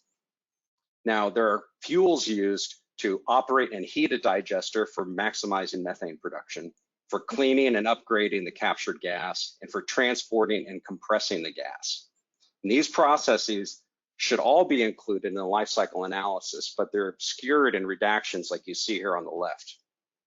The exact fuels are also hidden, so we can't calculate the added pollution. But the recent Canard Dairy project came in 2022, and it's the first unredacted one we've seen. And as you can see, there's significant carbon intensity in the fuels that are used to generate this factory farm gas. The combustion of those fuels means more pollution. Next slide. Now, digester regulation does not solve for the racially discriminatory impacts caused by CARB's treatment of factory farm gas in the low carbon fuel standard. CARB's allowing inflated credits to enter the marketplace. What do I mean by that? Inflated credits have massive negative carbon intensity values that do not include upstream and downstream emissions.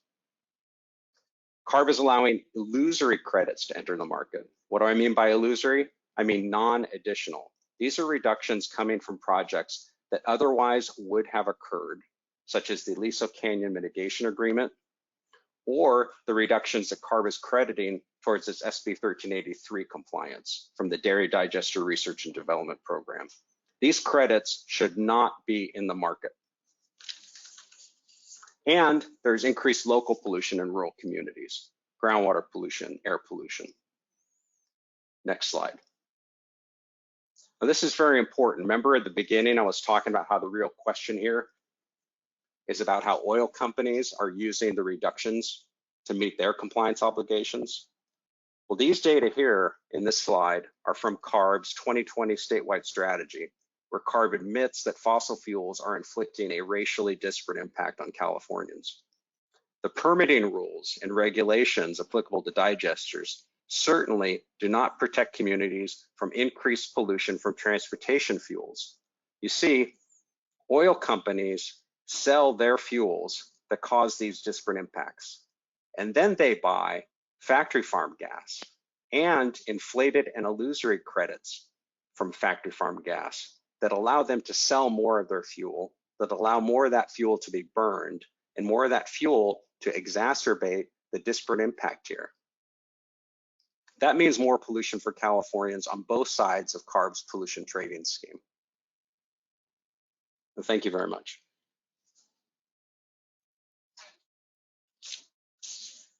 Thanks, Brent, for your presentation. We'll now move to session 7 that focuses on dairy methane mitigation, funding, and economics.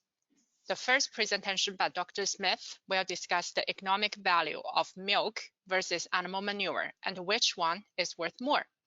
The second presenter, Sam Wade, will discuss how dairy methane mitigation projects are funded.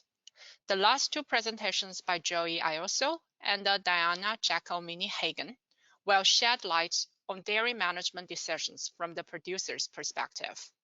Next slide, please. Our first speaker is Dr. Aaron Smith from UC Davis. Dr. Smith, please go ahead and start your presentation.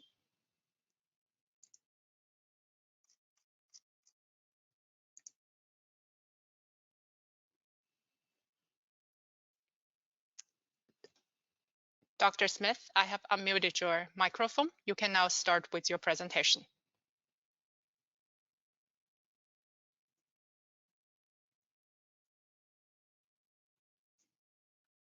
Can you hear me now? Yes, we can hear you. Okay. So my name is Aaron Smith. I'm a professor of agricultural economics at UC Davis, and you can see my contact information there at the bottom of the screen. So I'm going to talk today about the value of these credits that come for biogas produced from anaerobic digesters. Next slide. So dairy cattle emit two main sources of methane, and as we know, methane is a very potent greenhouse gas. The first is enteric fermentation, cow burps. So fermentation in the rumen produces methane that is then emitted by cattle. The second type is the one that has been our focus in these sessions here today, is anaerobic lagoons, which are the least expensive way to handle manure in concentrated dairy operations. So when the manure is swept into, washed into lagoons, anaerobic decomposition produces methane. That methane, if it's not captured, goes into the atmosphere and causes global warming. Installing an anaerobic digester can capture that methane and therefore prevent the warming effects of that emitted gas.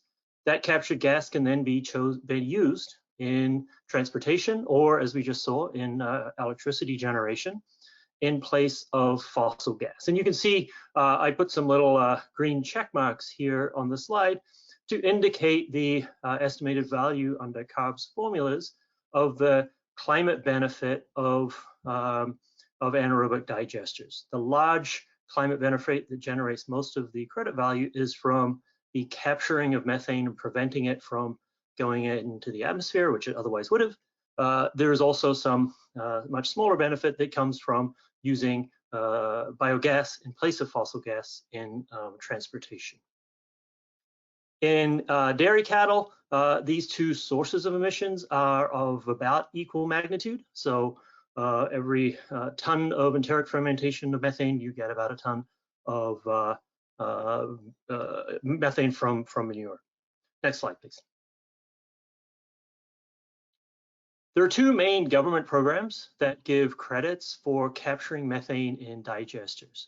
One is the Federal Renewable Fuel Standard, which was passed in its current form in 2007. This policy is designed to incentivize the use of different kinds of fuels that have lower greenhouse gas emissions than petroleum, gasoline, and diesel.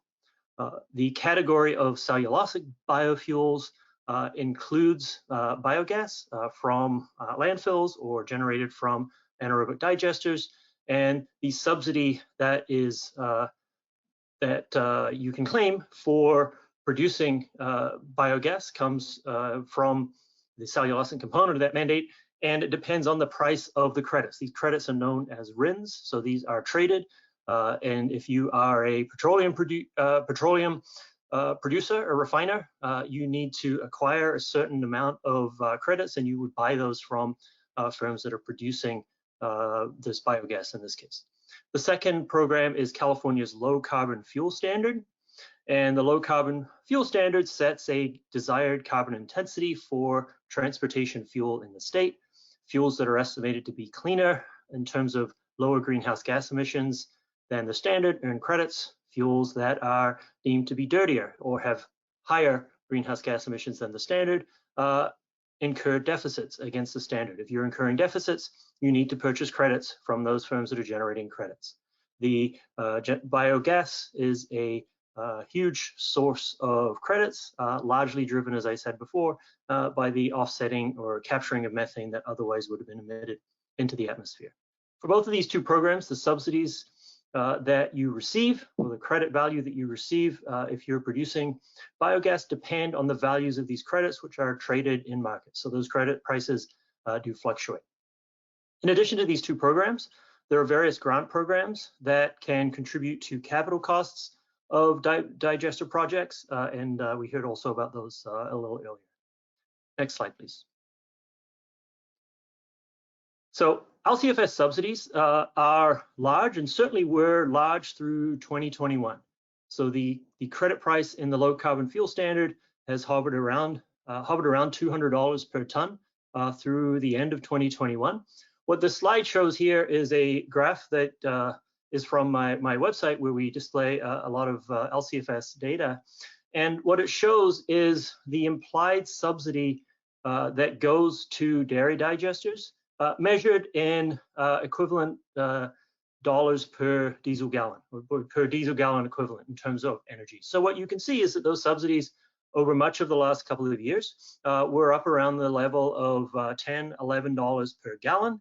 That is a very large amount relative to certainly the amount of energy we would get from diesel. The price of credits has declined in 2022 from about $185, $190 down to about $115, $120 as of this week. And so these subsidies have declined a little bit from what this graph shows. But what we see here is that the subsidies for biogas through dairy digesters are much higher than those through capturing methane at landfills or through wastewater treatment plants. Next slide. These really high subsidies have spurred this growth in, or gold rush as I heard it referred to earlier, this growth in anaerobic digesters in the United States, especially in California. So this picture is from EPA's AgStar database. What it shows is all operating dairy anaerobic digesters in the United States by year that they became operational. So what we can see is that there are a very large number of new digesters that became operational in 2021, and most of those were in California, where the low carbon fuel standard certainly incentivizes that growth, although as we've heard, dairies outside the state of California can also earn credits through the low carbon fuel standard. Next slide. So how big are these subsidies, and how do they relate to the value of milk that is produced from cattle? So what I have here is two sets of numbers. The first numbers are those that were in a blog post that I published a month or so ago. And what I'm showing here is I'm showing the price of natural gas at Henry Hub in dollars per million BTU. So that price is about $5 per MMBTU. At the moment, it's higher than it was a year or 2 years ago. The next price that I'm showing is the price of RIN credits in dollars per gallon. So those credits in the third quarter of 2021 were about $3 per gallon. They're up a little bit now. The next thing that I can show is the low carbon fuel standard prices. Those, as I said, were $185 per metric ton as of late 2021. They've dropped down now to 115. If we go with biogas carbon intensity of -300, which is about the average of what we've seen over the last few months, and if we assume biogas production of about 22.5 million BTU per cow, those amounts translate into those that are given here in this table. So as of late 2021, we were looking at about $877 per cow per year in RINs, and about $1,700 per cow per year of LCFS credits. Those numbers in the LCFS have dropped from 1,700 down to about 1,060 as LCFS credit prices have declined. Next slide, please. So how do these numbers compare to what else is going on the farm? What I'm showing here is numbers as of 2021 Q3. And we see that the value of the milk generated by a cow, I've got it here as being about $4,500. I think we saw a slide earlier where the estimate was a little higher. These numbers are going to vary. They're going to vary by farm. They're going to vary by cow. But I'm looking here at an average of 230 hundredweight per cow milk production, about $20 per hundredweight milk price. The capital cost numbers that I'm using here, I'm taking for a herd size of 2,000 cows, a capital cost of production of 4.8 million. There was a study by Amy Myers Jaffe that pegged the capital cost of being a little bit lower than that as of 2015. I'm taking here annual operating costs of $294 per cow. That same Myers Jaffe study had that number a little higher at $563 per cow. And those operating costs obviously are going to vary a lot. They're going to be lower in a larger dairy. So if we're looking at an 8 or 10,000 cow dairy, those operating costs are going to be lower. Those capital costs are going to be lower. If we're looking at a cluster of digesters versus digesters that are maybe farther away from gas pipelines, then we're also going to see cost differences. So these are examples of one set of costs. What we can see also in this picture is we can see the biogas revenue much, much larger than the digester costs, which is largely what has fueled this massive growth that we've seen in digesters. And what you can see is that the vast majority of the revenue that comes from these is from credits rather than from sale of the gas. And we can see here that the value of the credits is just over half the value of the milk. Next slide, please. Hey, Dr. Smith, just a quick time check. You have 1 minute left. All right, thank you. Thanks. All right, next slide. Oh, there it is. So if you look very, sorry, just go back to that previous one. Not much changed, right? So what you would have seen if you looked very closely when I went from the previous slide to this one that you're looking at now is that the credit value dropped a little bit. So rather than being close to $3,000 a cow, it's down now closer to $2,000 a cow, but still substantive and substantive relative to cost, substantive relative to the value of the milk. Next slide, please. So to conclude, these LCFS and RFS subsidies are very large, and I think it's valuable potentially to question whether they are set appropriately as we think about the way that methane works in the atmosphere. That's maybe a separate topic.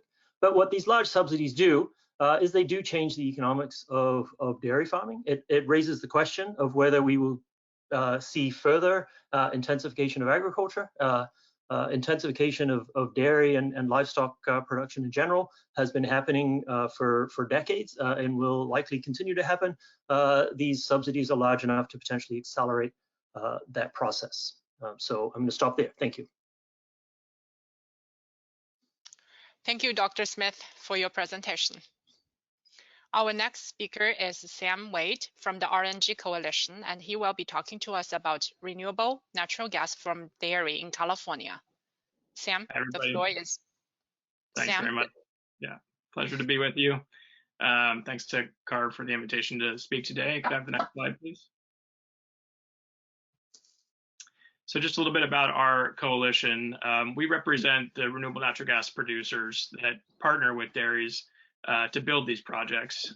We have over 350 members across the entire supply chain, and we represent 98% of the pipeline interconnected RNG supply in North America. Next slide, please. So we see it as our core mission to take society's organic waste and transform it into a useful fuel in the form of renewable natural gas that could be substituted for pipeline fossil gas, or in the case of vehicles, to displace diesel fuel. And we look carefully at dairy projects as well as other sources of renewable natural gas, including from organic waste diversion. Next slide, please. So Dan Weller from CARB closely touched on the importance of methane. So I won't go into the details here, but suffice it to say that it's a critical strategy to address short-lived climate pollutants, and we have to think about reductions in methane as the most important near-term strategy that we have to impact the total warming that the world sees over the next few years. Next slide, please. And I also won't spend too much time on this slide since we had Nick from AgStar describe the overall benefits of digesters, but suffice it to say that the AgStar program started in 1994, so EPA has been studying dairy digester economics and environmental impacts for more than 25 years. CARB's been studying it for more than 20 years, I believe. So these types of projects are well understood, and the environmental benefits and disbenefits have been well thought about, prior to including the incentives here for the LCFS. Next slide. So touching on that a little bit more, CARB, before they included digester projects with this big avoided methane credit in the low carbon fuel standard, they funded multiple studies examining the costs of digester and other forms of manure methane mitigation. And here are the two main works that I'm aware of, both from UC Davis, but different groups at UC Davis, that looked at all manure methane strategies, including digesters, and got deep into the project economics. And then the second study on the right, the Jaffe study that Aaron just mentioned, looked carefully at taking those digesters and producing renewable natural gas as the primary energy carrier from those projects. So I'm going to use those costs in my next few slides to show how the economics that we're seeing today are not as much of a quote unquote gold rush as you've been led to believe by some of the other speakers so far today. Next slide, please. So first, discussing the amount of the total capital cost that is covered by grant programs. The CDFA grants are primarily designed to reduce the upfront capital cost, and they average about 32% of the total capital expenditures needed for a project.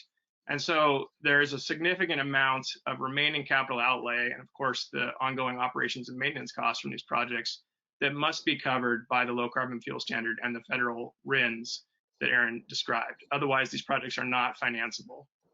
And the critical thing there is that these revenues are not guaranteed, right? It's a risky assessment because these revenues fluctuate up and down. So on the next slide,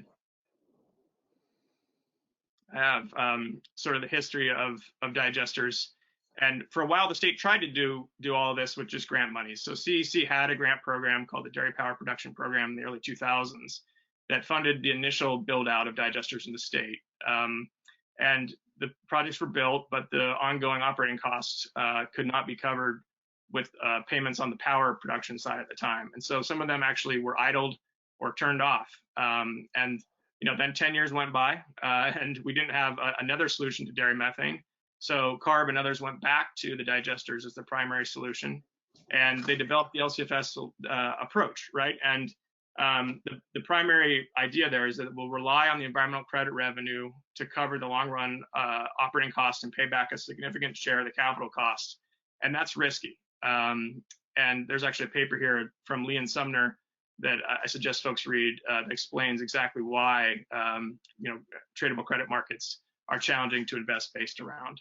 And on the next slide, I show the history of the volatility of price, which Aaron touched on a little bit, but it's a critical reason why this is not a gold rush, right? Prices for these systems have been very high and very low, and it's not fair to look at the prices when we've been at the peak and sort of assume from that these projects are making a huge amount of return.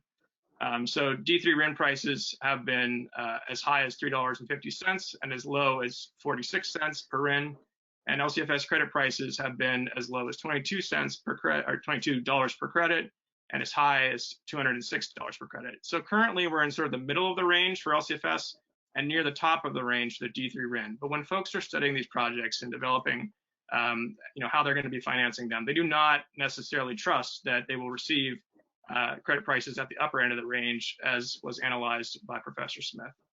And so if you go to the next slide, I sort of compare the revenues received from the tradable credit systems and the grant monies with the cost assessed by the Jaffe study that both Aaron and I mentioned. And you can see that presenting it all on a levelized dollar per MMBTU basis, those costs range from say $30 per MMBTU to over $100 per MMBTU for dairy projects in California. And the lowest level that the incentives have been, on the order of $15 per MMBTU would not be sufficient to keep any projects going. And the high end of the range, over 122, would be sufficient to build out all these projects. And where we are today is in the middle of the range at 77 or so dollars per MMBTU. And a key portion of that is really that there's revenue sharing across the supply chain. This is what the project developer sees to cover their cost. And, if you use Aaron's numbers, I believe he would have it on the order of $28 per MMBTU. So at the very lowest end of the range, and comparing it to some of the highest revenues from the credit programs that have ever existed. So we don't feel that's a fair comparison. And we feel one of the big things that drives that misunderstanding has to do with his overestimates of total yield of RNG per cow. Basically, we believe he's overstating the yields per cow by as much as 50%, and that really impacts the total amount of revenue received for RINs, especially. And he may be incorrectly converting the BTU per ethanol gallon equivalents to the RINs. So basically, with our numbers, we feel like the current incentive level is in the middle of the range of cost that California dairy projects were evaluated at in this UC Davis study that went deep into the economics of these projects, and that CARB used, to design the LCFS incentive program. Next slide, please. So just in summary, dairy digester projects have been studied by California for more than 20 years and by EPA for more than 25. For most California dairies, especially the ones that already have liquid manure handling, digesters with productive energy generation have been proven to be the best system of methane emission controls. And the costs have been well studied by CDFA and by CARB. Only recently has the mix of federal and state incentives been successful at promoting digester project development in California, and diminishing those incentives would slow progress and risk non-achievement of our methane reduction goals. In fact, removal of all LCFS incentives, as Brent and others have asked for, would essentially jeopardize even the existing projects depending on RIN value. So you could be basically at risk of wasting the investments that the state has already made.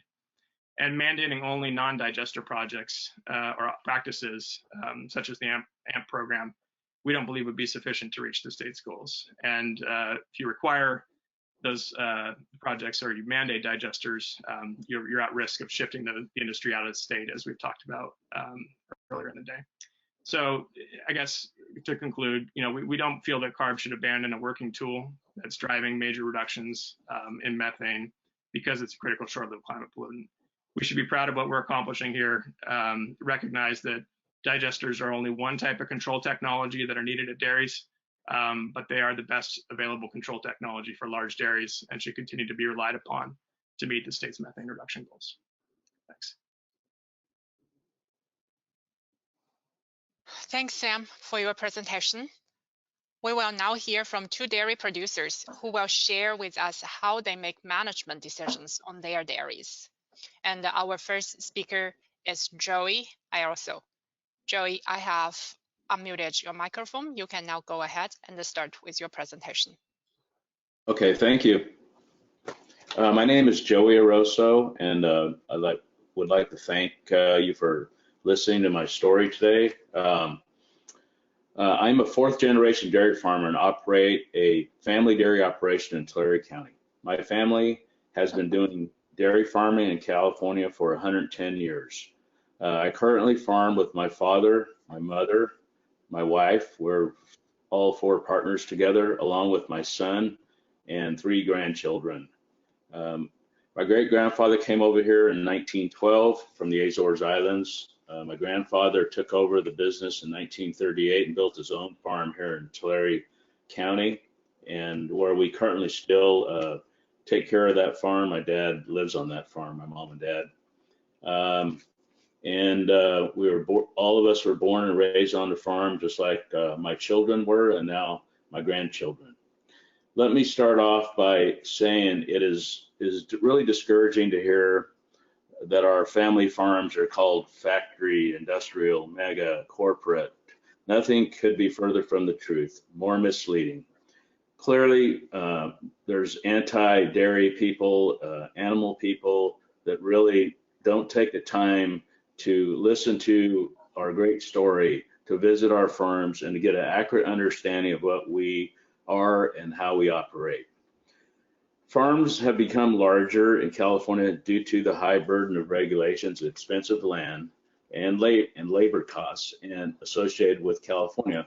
but also to afford new technology to combine, to continue to be leaders in the dairy industry, not just in our state, but really around the world. Our industry is so respected, and we have people that come from all over the world to see how we do things here and how we are protective and trying to be sustainable.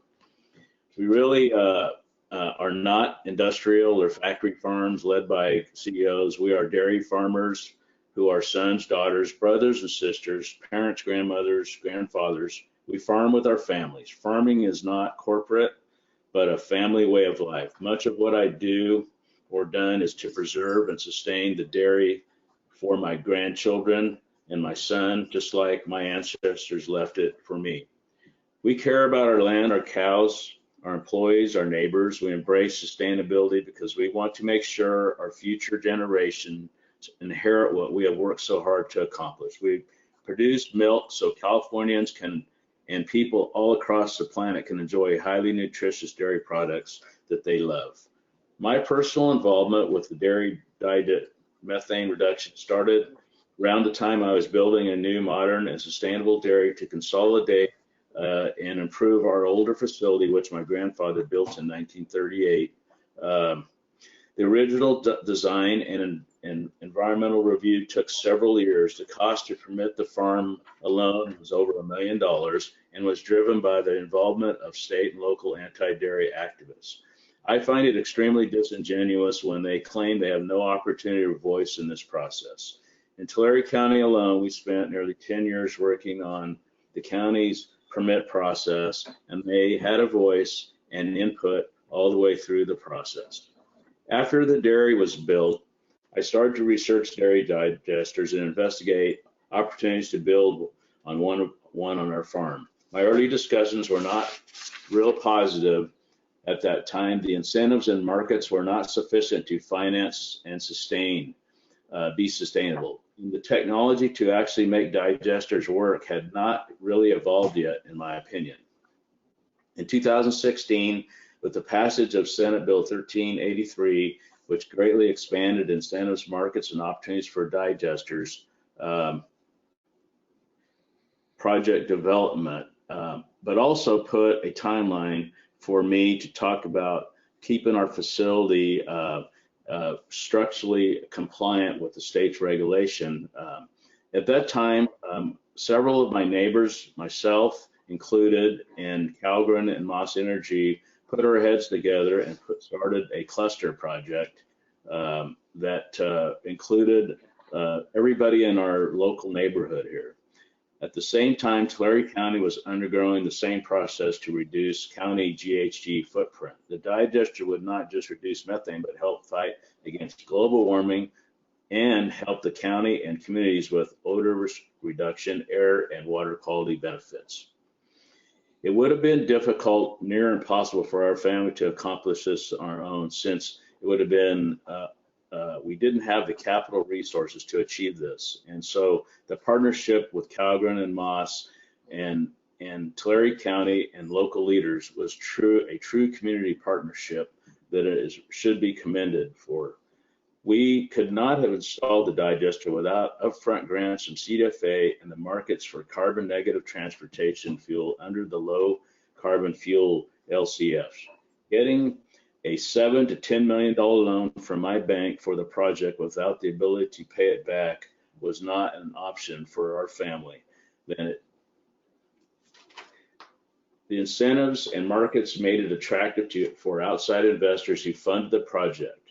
Our role is to provide the manure for the digester. I've heard claims that cow manure could be more profitable than milk. It is simply without any foundation. Dairy farms do not and will not add cows just to create more manure or more methane. Any decision to add cows is based on milk production and economics of dairy farming. The idea that farm revenue from a digester is $3,000 per cow, as reported in the LA Times, is even more far-fetched. As you've heard today, the revenue of the entire project is nowhere near $3,000 per cow. The revenue to farm under most projects is more in line with about $30 to $200 per cow per year. I can assure you that it'll take it's a long-term commitment, and the obligation of adding other cows, which costs several $1,000s per year to feed, takes a lot more thought process than, and the digester project really does not influence that. Additional income from digesters does help our farm diversify our revenue, which farmers always are interested in doing because we are in a highly volatile and fluctuating cost associated with commodity values. Believe me when I say that there have been far too many years when I have lost money on milk production due to low milk prices or high feed price or high feed costs, and usually they're both counteractive. The digester provides environmental and economic sustainability to our farm and benefits for the county and local community residents, which include support for local hospital and school bonds, as well as providing many year-round employment opportunities. Decisions to add cows are dependent on a host of other factors, as you have heard today. Adding cows are long-term commitments, and you must have this barn space, part of capacity, ability to utilize additional fertilizer on crop, and any expansion must be permitted. Our current strategies on the farm are to align with the production efficiency by producing more milk with fewer cows and improving on cow comfort nutritional strategies without adding costs of feeding and housing another cow. As you have also heard today, dairy cow numbers in California have been declining. In Tulare County, where we have more digesters than any other county, cow numbers have not been increasing. The suggestion that some dairy farms are adding cows to take advantage of the revenues of the digester is unfounded and not born out of facts.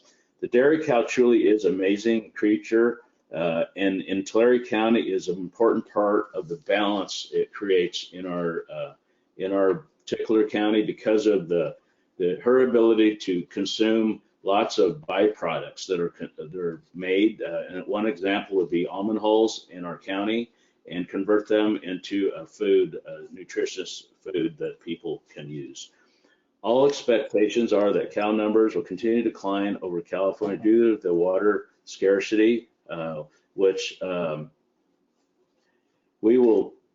Mr. Ioso, sorry for the interruption. Just want to give you a quick time check. You have 1 minute left. Okay, we will continue to lose small dairies, mostly due to increased regulation and labor costs. We will continue to see some consolidation, but it'll be driven by multiple factors that affect milk production and not methane production. In closing, I would say thank you for your time. We welcome CARB members to our farms so you can see for yourself what a family dairy farm looks like and meet the real California farm families who operate. The Arosa family has taken pride in preserving our land for over 110 years, and one thing is for sure, we will continue to provide nutritious dairy products for all who appreciate them around the world. Thank you very much. Thank you, Joey, for sharing your experience. We will now hear another story from Diana Junckman about how she makes management decisions on her farm. Diana, please unmute yourself and start your presentation.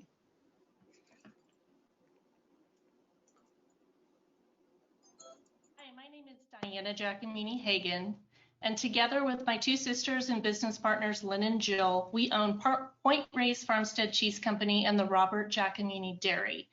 I'd like to tell you a bit about our 63-year family-owned and vertically integrated dairy operation. We're located just north of Point Reyes in Marin County and have a second production facility in Sonoma County employing about 100 people. The foundation of our business is our dairy farm. And like most other dairies in California, it is a multi-generational, family-owned and operated business. My sisters and I are the third generation to operate in this region on a dairy farm. Our parents bought the 700-acre working farm in 1959 and started with 100 Up until the late 90s, my parents sold all of the fluid milk to our local creamery processor. The dairy success was reliant on volume of milk produced, so they increased the herd over time to about 500 milking cows in the late 90s. Together with our parents, my sisters and I diversified the family business in 2000, launching our value-added artisan cheese company. To fund the startup of the investment, we sold half of the milking animals, reducing our herd size to 250. Over the years, we then increased our cheese production to match our milk production, which we reached the point in about 2015 where we were using 100% of the milk in all of our cheese production. Over the last 22 years, we have grown our product line to 8 award-winning cheeses that are distributed and sold both across the US and internationally. And actually put up the next slide. We continue to further our parents' focus on environmental sustainability, knowing that our farming methods and animal care are critical to the health of the dairy, the quality of our milk, and the development of our highly regarded farmstead brand in the marketplace. To that end, in 2009, we installed a methane digester to generate clean, renewable energy while reducing our farm's carbon footprint. Our biogas digester installation was only the second in the North Bay region and was funded with assistance from grants and subsidies in partnership with both Western United Dairies and the USDA. We could not have afforded the project without this necessary funding.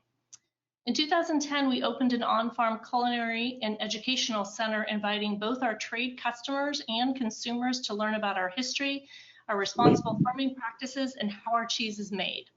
Transparency to our customers was and continues to be put front and center in all of our brand marketing, as evidenced by this slide. This is one of the pages in our marketing brochure that really showcases the different sustainable practices that we use here on the farm. In 2013, our farm was awarded the National Leopold Conservation Award for our efforts in environmental sustainability. We are now at capacity on our farm with the size of our herd of about 450 milking cows, which is in response to the need for more milk because of increasing demand for our cheese.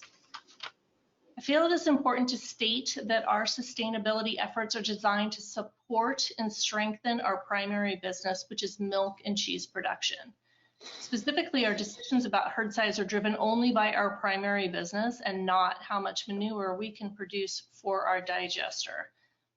I also do need to comment on water scarcity, which you really can't tell from the slide here that was taken a couple of years ago when everything was nice and green, but we do have a big risk here with water scarcity. While more pasturing is desirable, it is just not as feasible in our region with inconsistent seasonal rainfall and a warming climate. In summary, the 100% women-owned, certified by WeBank company that my sisters and I have built is an active part of the rural fabric that makes our Marin and Sonoma County communities vibrant. We work with and care about our neighbors, our employees, and our customers. We are not a distant, faceless corporation. We're not a factory farm. We invest in sustainability because it is good for the health of our land, our business, and our community. And to preserve what we have developed for future generations. Dairy farming is a very difficult business in California.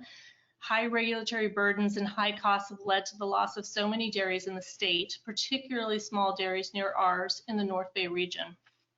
Additional regulation is not a solution, but a barrier that will only drive more small family-owned dairies out of business and their cows out of the state. A few years ago, we partnered with Moss Energy to look at applying to the low carbon fuel standard program. And it took us some time. It was really just to help supplement what we were doing here and further our sustainability efforts.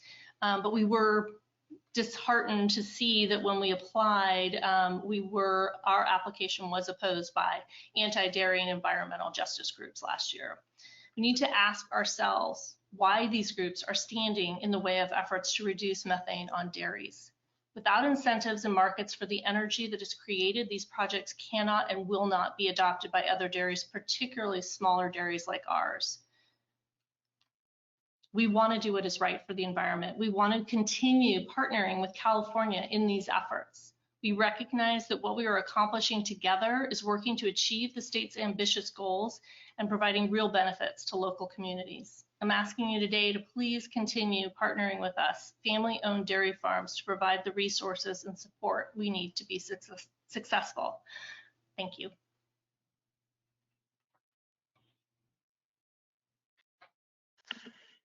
Thanks, Diana, for sharing your experience, and thanks again to all the speakers of the previous session on dairy methane mitigation funding and economics. In session 8, we will cover the California's Dairy and Livestock Greenhouse Gas Emissions Working Group, which was convened pursuant to the requirements of Senate Bill 1383. My colleague Dan Weller will be kicking off this panel with a quick overview of why the working group was convened and a brief description of the working group process, followed by a summary of the findings from each of the 3 subgroups. JP Cataviella will share the key findings from subgroup 1, and Michael Bocodoro, the co-chair of subgroup 2, will share the key findings from this subgroup. Subgroup 3, co-chair Mike Fitzgibbon, will be sharing the main outcomes and the deliverables from subgroup 3. Next slide, please. Without further delay, let's move on to the overview. Dan, the floor is yours. Hey, Chen, thanks a lot. I'm going to dive right into this because we're maybe a little bit behind. And so as Chen mentioned, I'm going to talk to you guys about the Dairy and Livestock Greenhouse Gas Working Group and subgroups and their goals and their process. As noted in the statutory overview panel, Senate Bill 1383 set important SLZP reduction targets, including a dairy and livestock methane emission reductions target of 40% below 2013 levels by 2030. In addition to setting a target for the sector, the bill required CARB, prior to adopting dairy and livestock sector regulations, to work with stakeholders to identify technical, market, regulatory, and other challenges and barriers to the development of dairy methane emission reduction projects. The group of stakeholders was required to include a broad range of stakeholders involved in the development of dairy methane emission reductions projects. Further, SB 1383 required CARB to conduct or consider livestock and dairy operation research, including on scrape manure management systems, solid separation systems, and enteric fermentation. Senate Bill 1383 also required that this stakeholder consultation hold at least 3 public meetings in geographically diverse locations throughout the state where dairy and livestock operations are present. To meet these requirements, CARB, the California Department of Food and Agriculture, the California Energy Commission, and the California Public Utilities Commission convened the Dairy and Livestock Greenhouse Gas Emissions Working Group. This working group was comprised of the principals from each of these state agencies. The working group then convened 3 technical subgroups that focused on 3 topic areas. Next slide, please. The working group had its public kickoff meeting in May of 2017, with a second public meeting in January of 2018, and wrapped up with a final meeting in December of 2018. Between the working group and the subgroup meetings, there were over 30 public meetings in all over the course of a year and a half. The May 2017 working group kickoff meeting included an overview of the California dairy industry. It identified priority areas of information gathering, and it also identified the need to form 3 topic-focused subgroups with goals to identify potential challenges to methane emissions reductions while minimizing adverse impacts and providing other environmental benefits before subsequently presenting information on these topics and recommendations for action on them to the overall working group. Next slide, please. As Chen mentioned, these 3 topic-focused subgroups were formed. The first one, subgroup 1, focused on fostering markets for non-digester projects, commonly referred to as alternative manure management practices. The second subgroup focused on fostering markets for digester projects, commonly referred to as dairy digesters. Subgroup 3 focused on research needs, including enteric fermentation, and identifying information gaps and potential research aimed at filling them. Next slide, please. Consistent with the requirements of Senate Bill 1383, each subgroup was made up of representatives from a diverse group of stakeholders, including academics, conservation groups, dairy and livestock industry representatives, environmental justice organizations, electricity and natural gas utilities, local, state, and federal agencies, non-governmental organizations, and project developers.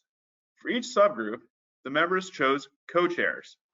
The members and co-chairs collaborated to develop priorities and processes for the respective subgroups, including mission statements, meeting schedules and agendas, and ultimately recommendations and deliverables to the working group.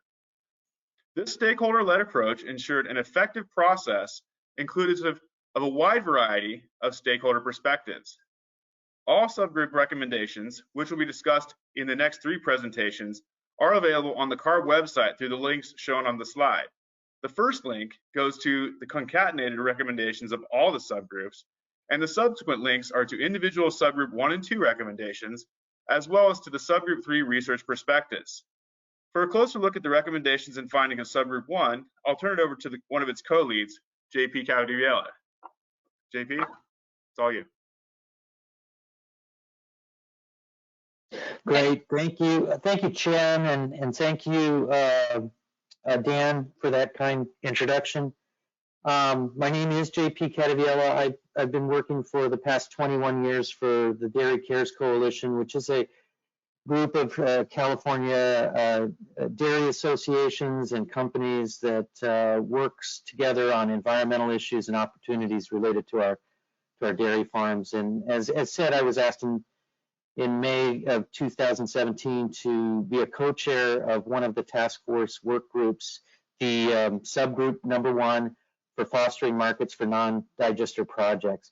Our group included broad representation and diverse perspectives, and Dan did a good job of saying the type of folks that were on there.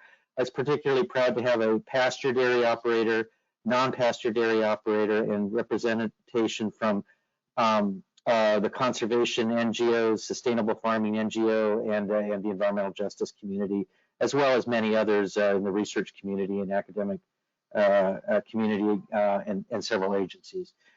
A goal of this group was to to examine the opportunity for other types of projects beyond digesters to reduce methane emissions, particularly for projects that avoid creation of methane emissions in the first place, rather than attempting to capture those emissions.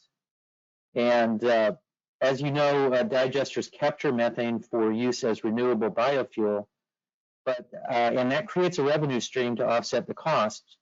But non-digester projects don't create those fuels, and therefore part of what we wanted to do was try to examine whether there were other opportunities to make these types of projects more economically attractive by creating manure-based products and markets for such products. Please go to the next slide. Great. So what did we learn over 18 months of meetings? Well, we heard from dozens of experts, and we learned that especially in cases where digesters are not viable, non-digester projects offer other ways to reduce methane emissions. And if implemented properly, there's an opportunity for additional benefits, such as improved water quality. We also learned that there remains a great deal of uncertainty about the actual emissions reductions of these types of projects and other environmental benefits and trade-offs. And you can imagine why. Whereas digesters capture the methane and are able to measure how much methane was captured, we don't always have a clear idea of what the baseline is on a dairy before a non-digester project is installed, nor how much the emissions were actually reduced afterwards. We did learn that there were some really interesting ideas and technologies for capturing the value of surplus manure to turn it into a higher value product and create a circular fertilizer economy. That's certainly a vision we're interested in. But also that those still at that time and really even today were at a stage where they require significant additional research and development, piloting and scaling to be useful on any kind of a broad scale to the dairy industry.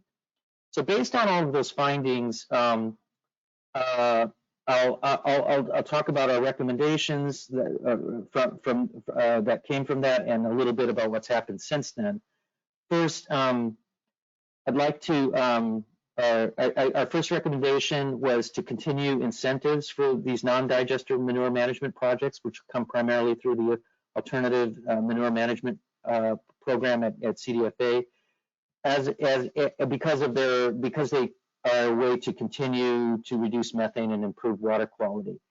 And that has happened. AMP has continued and in fact grown, and in some cases a number of AMP projects have been funded. There are also other programs such as USDA's EQIP program that fund these types of projects. Another recommendation from the group was to better quantify the environmental benefits of these non-digester projects.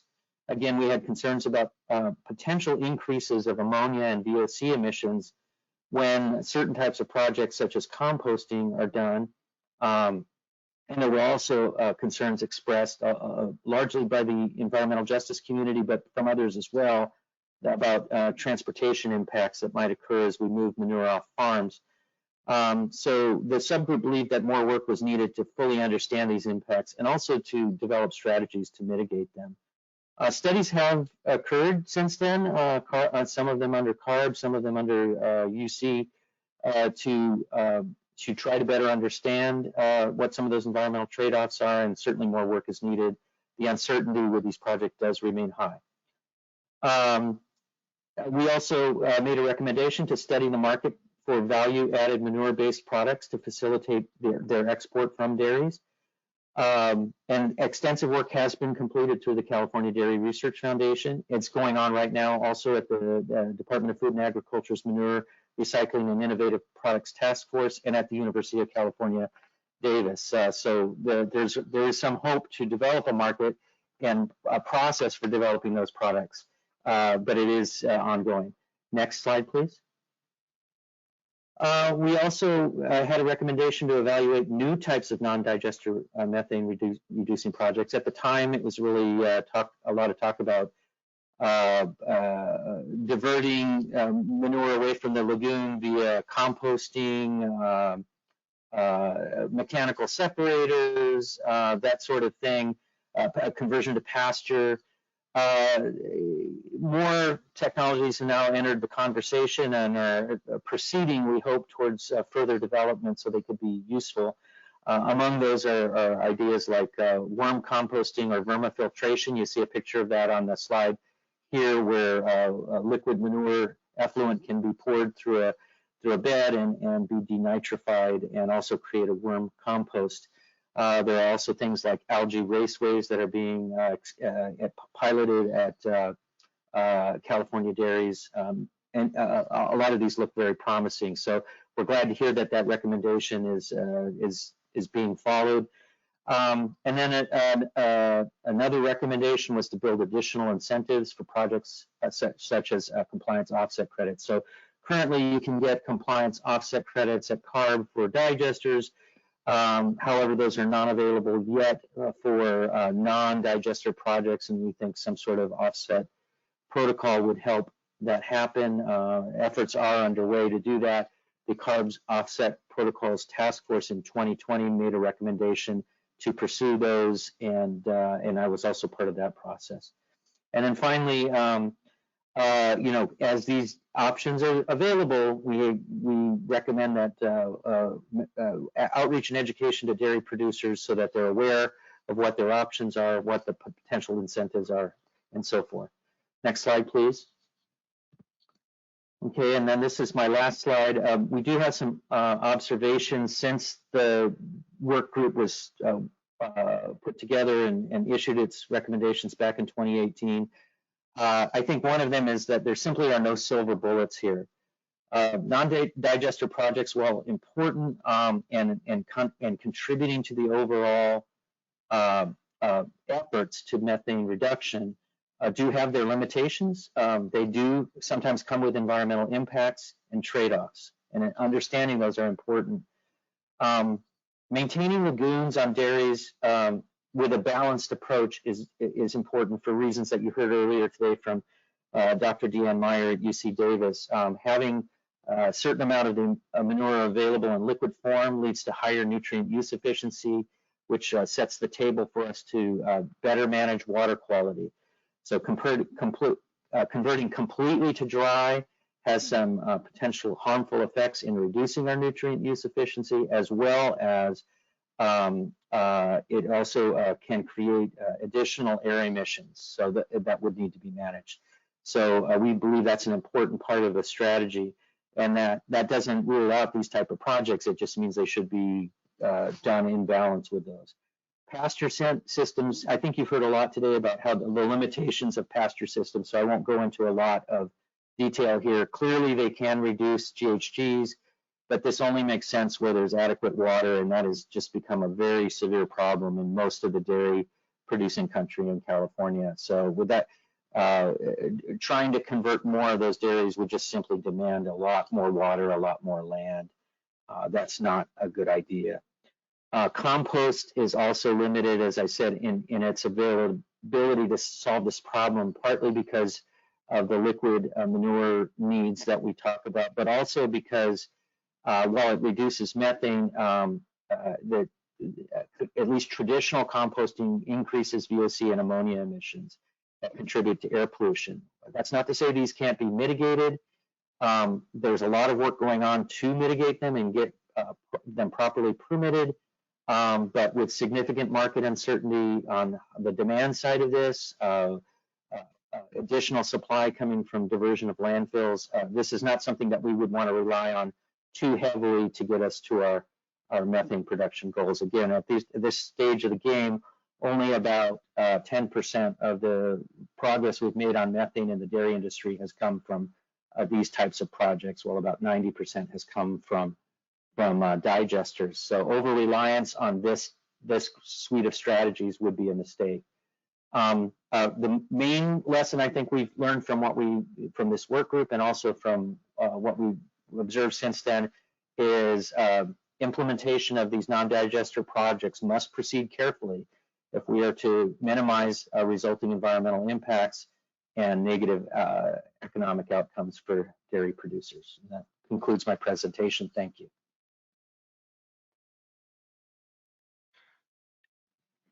Thanks, JP, for walking us through the recommendations from subgroup 1 and the observations. Our next speaker is Michael Boccadoro, who will share with us the recommendations from subgroup 2. Michael, please go ahead and start your presentation. Thank you, Chen, for the opportunity. Hopefully everybody can hear me this morning or this afternoon, and we can jump to the first slide. I had the opportunity to serve as one of the co-chairs of subgroup 2, which was focused on fostering markets for digesters. And the role of our subcommittee was very critical, recognizing, as we did then, the central role that digesters would play in the state's efforts to reduce dairy methane. We recognized it then, and we're still recognizing it today. Those of us who've worked on these issues for years recognized it when 1383 passed.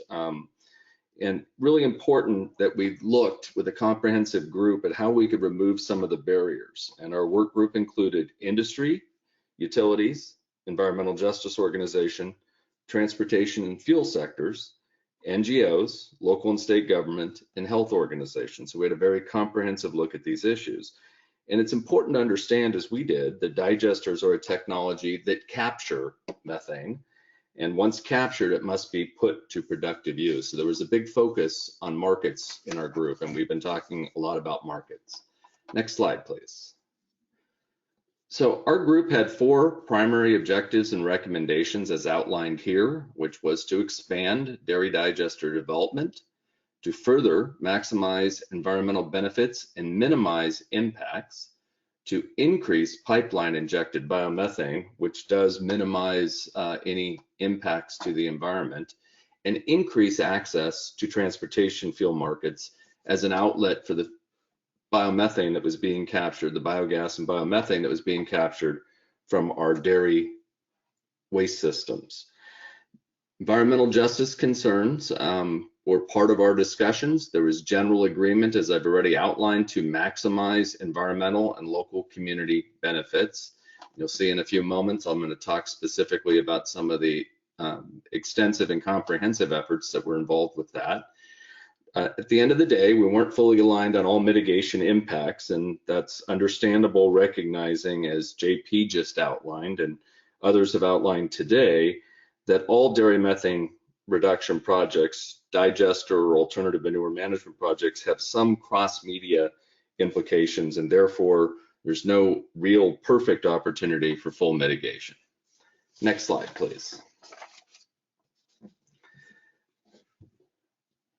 Through this comprehensive process, there were more than 30 separate recommendations, many of which have been implemented and adopted. I'm going to focus on just a few of those today. First one and foremost was continuing incentives.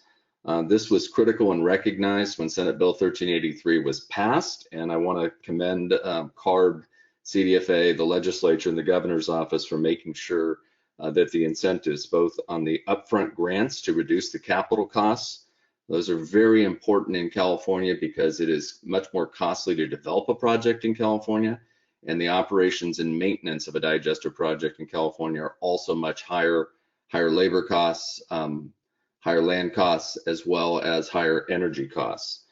And then markets for the methane that's being captured are equally important.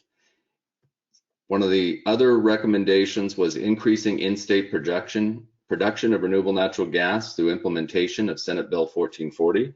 I'm happy to report that that is finally done. It didn't happen quite as quickly as most of us would have liked, but it was just recently completed by the California Public Utilities Commission, and will provide another important market for dairy renewable natural gas moving forward.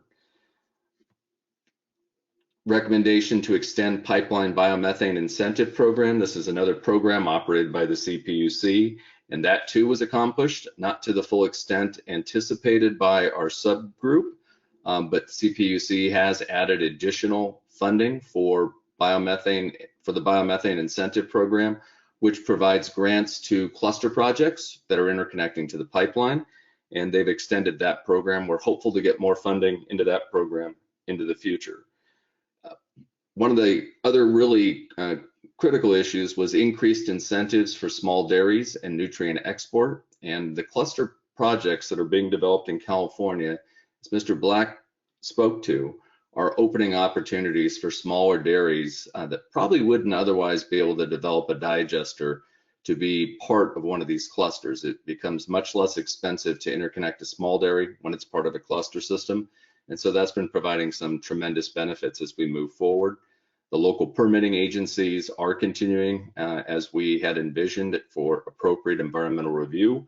You heard a lot about the extensive nature of that environmental review that is happening with local projects as they move through the process.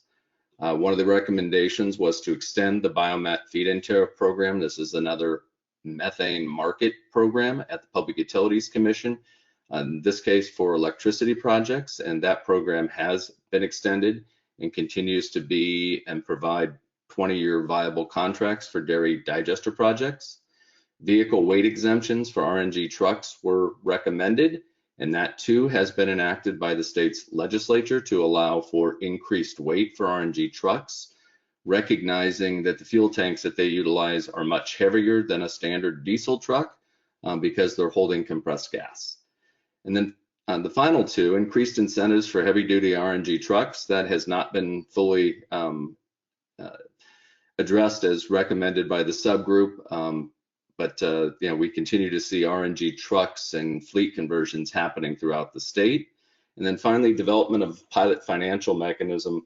Dan Weller touched on this morning. It was developed, it has not been implemented, and that's the more important point. And so we're still hopeful that that financial mechanism could be implemented moving forward. Concept was to reduce the volatility in the LCFS market, such as we're seeing today as the prices drop more than 40%. And it could still be helpful and should be implemented by the state moving forward. Next slide, please.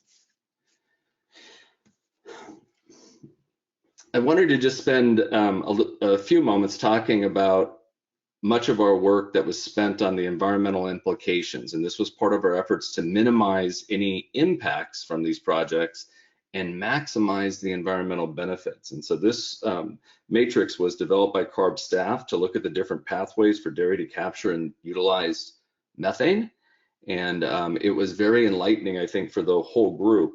I'm not going to get into the details of each of these pathways, but I wanted to share it because I think it demonstrated the commitment that this group had to identifying the best path forward for these projects. And it's should be well recognized that we're pursuing those paths. We're moving away from on-site electricity projects.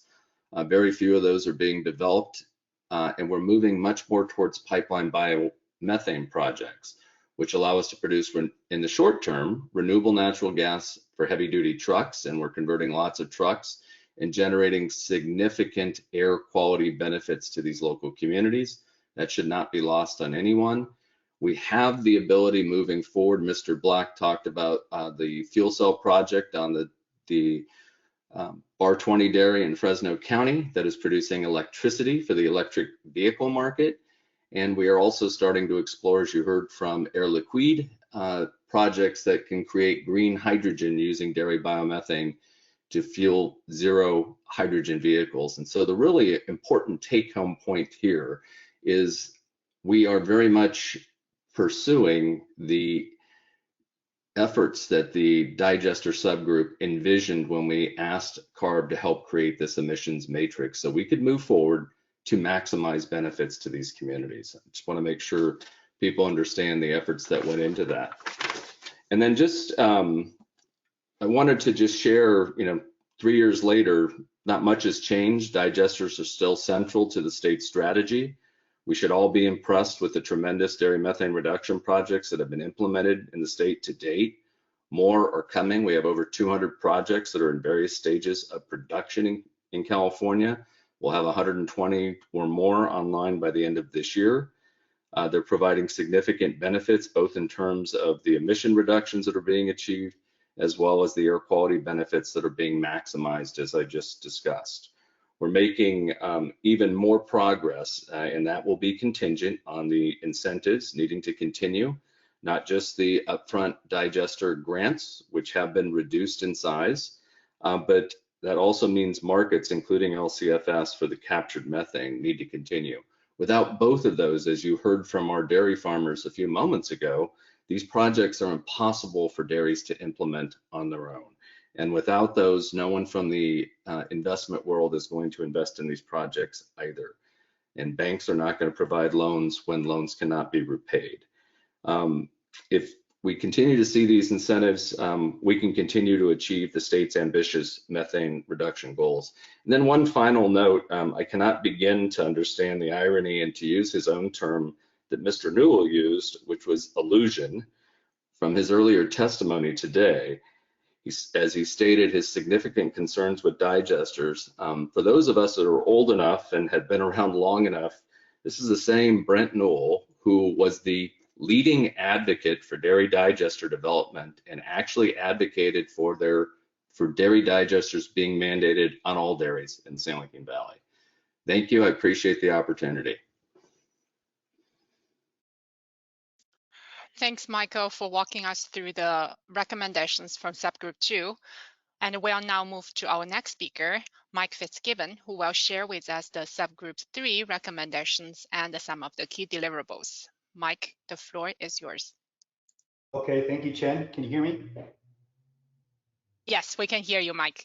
Great. Okay, thanks, Chen and Dan and the CARB staff for organizing this very informative workshop. Again, my name is Mike Fitzgibbon, and I'm a branch chief in the research division at CARB.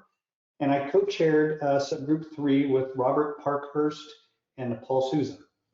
And today I'll talk about the knowledge gaps and research recommendations that came out of the dairy and livestock subgroup number 3 and how they are currently being addressed. Next slide, please.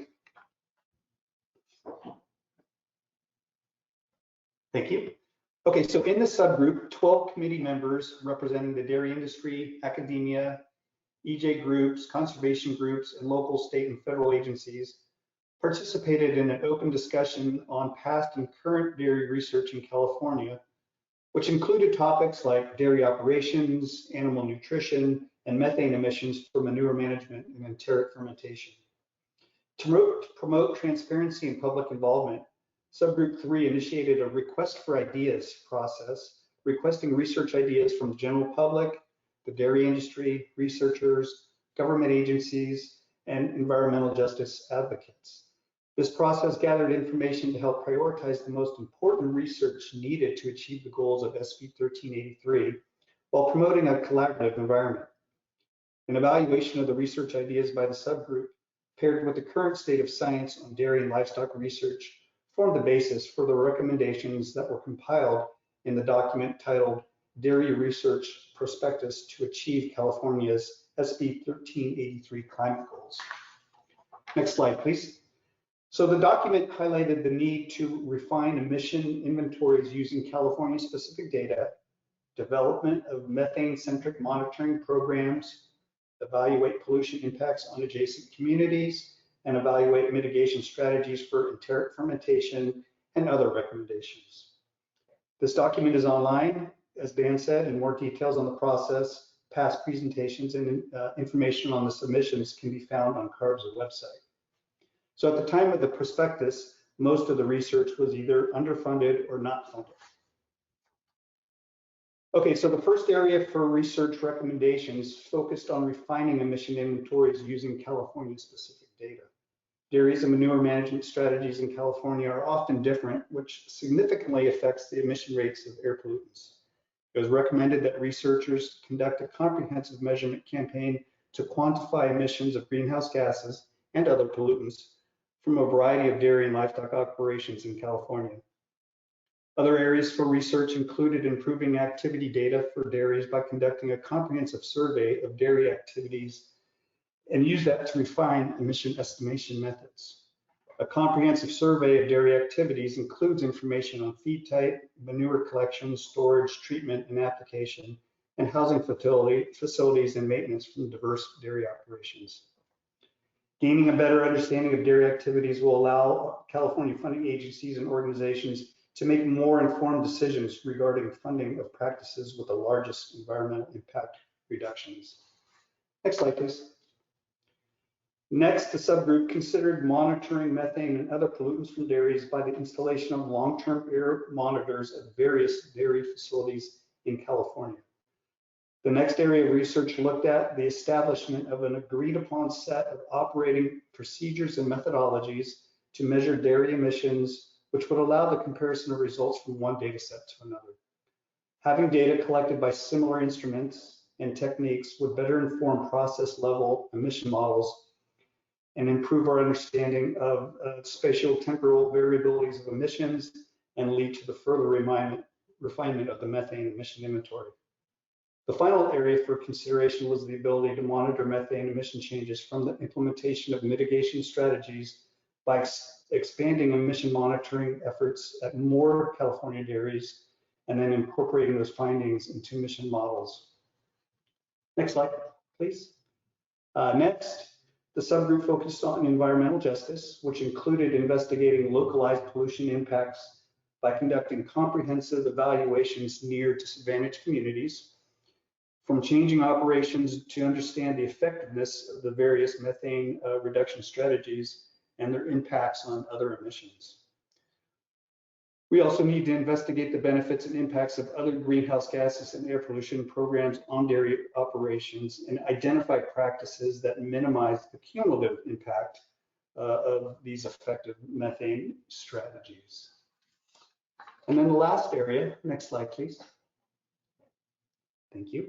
The last area for dairy research recommendations focused on mitigation strategies. This includes evaluating mitigation strategies for enteric fermentation by conducting a comprehensive assessment of the environmental impacts of dairy feed additives to ensure proper incorporation without negative side effects. Next, the subgroup looked at research ideas to identify beneficial manure management practices and fully evaluate them for their effectiveness in reducing methane emissions while demonstrating economic feasibility. And then the last area of research focused on life cycle assessment and economic impacts of methane mitigation strategies for manure and enteric fermentation by identifying the most environmentally and economically feasible strategies that lead to both climate and air quality benefits while ensuring effective methane reductions. Okay, next slide. So in addition to these categories, other recommendations included studying seasonal variations and refining process-based models, education and outreach, evaluating new technologies and dairy farm products, and developing a comprehensive approach to study the effectiveness of mitigation strategy. Next slide. So this kind of gives a summary of where we're at after going through all that. So since the release of the prospectus, California, the CARB, and others have funded multiple projects, including internal research efforts and external contracts to address parts of the research needs identified by the committee. This slide shows the areas where in-house and extramural research are ongoing, have been recently initiated, and those that will be completed soon. So we've made good progress. Next slide. Okay, a few of the most noteworthy projects include the development of the California Dairy and Livestock Database, or CAD, that provide extensive farm-level data that can be used to inform emission modeling. This is being done internally at CARB with the support of the Regional Water Air Quality Control Board. And even without the modeling, CAD has the potential to improve the statewide emission inventory by simply having a better and higher resolution accounting of information like dairy population and generated waste. CARB is also now invested in the development of the California Dairy Emission Model, or CADM. This is being done through a contract with UC Davis, in which merges their enteric emission model and a biogeochemical model called Manure DNDC to have a single tool to estimate dairy methane emissions in the state. Next slide. So beyond modeling and accounting, CARB has collected surface level data using our mobile platforms and the statewide greenhouse gas monitoring network. The mobile platforms provide us with the flexibility to get detailed information about specific farm operations, and the network data provides us with information that can be used to evaluate model performances and opportunities to conduct regional source apportionment. Next slide, please. So we've also funded airborne campaigns through partnerships with the Energy Commission and NASA's JPL to identify sources emitting large amounts of methane in California and to characterize those emissions. These airborne measurements provide us with a sweeping look at the emissions from sources located over large areas quickly, and it's rather cost effective. This method and the onboard technology have identified that some of the large methane point sources were from livestock manure management. And the large methane emitting sources do contribute to a disproportionately large amount of methane in the state. Next slide, please. California is also using satellite technology to study methane sources across the state. We use multiple satellite data products with other data sets to answer cross-disciplinary questions on air quality, climate, and health. One of the most exciting developments in recent years is the expected launch of 2 satellites in 2023 called the Carbon Mapper, which will employ the same technology to airborne measurements mentioned in the previous slide. So in summary, next slide. More needs to be done to fully address all the items as presented in the dairy research prospectus that derive from subgroup number 3. More funding and initiatives are needed, but significant progress has been made in many areas of research. So next slide, and that concludes my presentation. And thank you for listening. To you, Jen.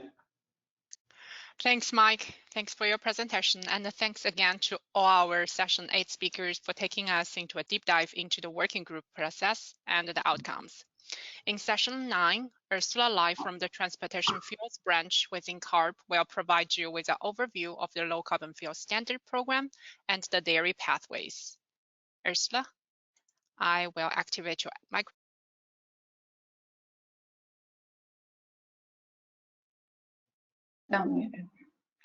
Thank you, Chen, for the introduction. Can you guys hear me well? Yes, we can hear you, Ursula. Excellent. So I'm just going to go ahead and dive in. I do work in the fuels project evaluation section in the low carbon fuel standard, with my primary focus being work on dairy and swine manure projects. As mentioned by Chen today, I will be presenting an overview on the low carbon fuel standard as well as on dairy and swine manure fuel pathways. The LCFS is California's main program to encourage the investment and use of low carbon transportation fuels in the state. It is similar to Renewable Portfolio Standard, in which an environmental target is set, but does not dictate the exact technologies to achieve compliance. This approach allows the market to figure out how to deliver low carbon fuels efficiently. And we have seen the market respond. Since it was adopted in 2009, with implementation starting in 2011, we have seen the success of the program, which contributes to California's greenhouse gas goals and is an important part of California's long-term climate strategy. And to ensure the program continues to support decarbonizing our transportation fuel pool, CARB has made regular updates to the LCFS regulation as the program and market have evolved. Each regulatory update has gone through an extensive public process involving multiple workshops, development of draft regulatory text for public comments, incorporation of stakeholder feedback, and public board hearings consistent with the state's rulemaking requirements. Next slide, please. Science-based approaches that support innovative technologies unlock new investment opportunities and result in value creation at different stages of fuel supply chain, which can support further reducing our GHG emissions from the transportation while also supporting jobs and economic growth. This slide shows the overall size of the LCFS credit market. The value of LCFS credit transactions in 2021 alone exceeded $4.5 billion and has grown over recent years. Major milestones in the program have been met with strong market responses. After readopting the LCFS in 2015, the value of credit transactions gained substantial ground in 2016 and 17. In 2018, CARB signaled ongoing support for the program. The board adopted amendments, including declining compliance targets through 2030 and new crediting opportunities. The market responded and investment and credit generation increased significantly. The alternate fuels market continues to grow in response to the stable and strong credit prices over the past several years. Investors are seeing the benefits of funding low carbon fuels, and that continued even during a pandemic. This market growth has meant increased volume of low carbon fuels are being used in California, resulting in a decline in greenhouse gas emissions from California's transportation sector. And in fact, CARB's latest greenhouse gas emissions inventory update showed that without the biofuels that LCFS supports, the transportation emissions in California would have been 17 million metric tons higher in 2019. Next slide, please. So a little bit more about the LCFS regulation and how it works. The regulation establishes the annual compliance target, which is a % carbon intensity reduction from a 2010 baseline.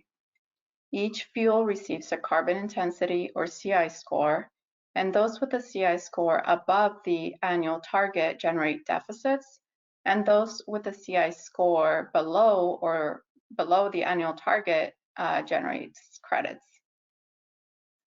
Annual compliance is achieved when each regulated party uses credits to balance its deficits. This creates a credit market in which entities generating deficits purchase credits from low carbon fuel producers. The compliance targets becomes more stringent every year through 2030 and continues at a 20% reduction thereafter. Next slide, please. The LCFS is not only bringing more low carbon fuels to California, it is also diversifying our fuel options. The chart here shows the volume of alternative fuels reported in the LCFS. Corn ethanol accounted for nearly the entire alternative fuel market in early years, but now there is a significant volume of renewable diesel, biomethane, and electricity as well. Altogether, alternative fuels displaced over 2.4 billion gallons of petroleum fuel in 2020 in California. Even though the fuel volumes of biomethane have greatly increased since 2011, it still represents a small fraction of the total alternative fuels volume. As you can see, not all fuels are created equally. The CI score I mentioned before reflects each fuel's life cycle of greenhouse gas emissions. Cleaner fuels generate relatively more credits. In the following slide, I will use the same 2020 data as you see in this bar chart as an example to further illustrate the contribution of biomethane, especially biomethane from dairy and swine manure, to the overall alternative fuels pool. And please note that the term biomethane and renewable natural gas, or RNG, will be used interchangeably. Thank you for already changing the slide. As I mentioned in the previous slide, the biomethane represents a small fraction of the total alternative fuels pool volume. Taking 2020, for example, the pie chart on the left shows the contribution of biomethane to the entire alternative fuels pool was about 8%. And to zoom on these biomethane volumes, we can see the majority of the biomethane volumes comes from landfill, which was about 82% in 2020. The dairy and swine manure represents about 14% of the total biomethane sources, or about 1% of the entire alternative fuels pool. And the rest of the biomethane volumes comes from other sources, such as wastewater, sludge, and organic waste. Next slide, please. Here is a diagram illustrating the volumes between fossil natural gas, dairy and swine manure derived biomethane, and the rest of biomethane reported under the LCFS.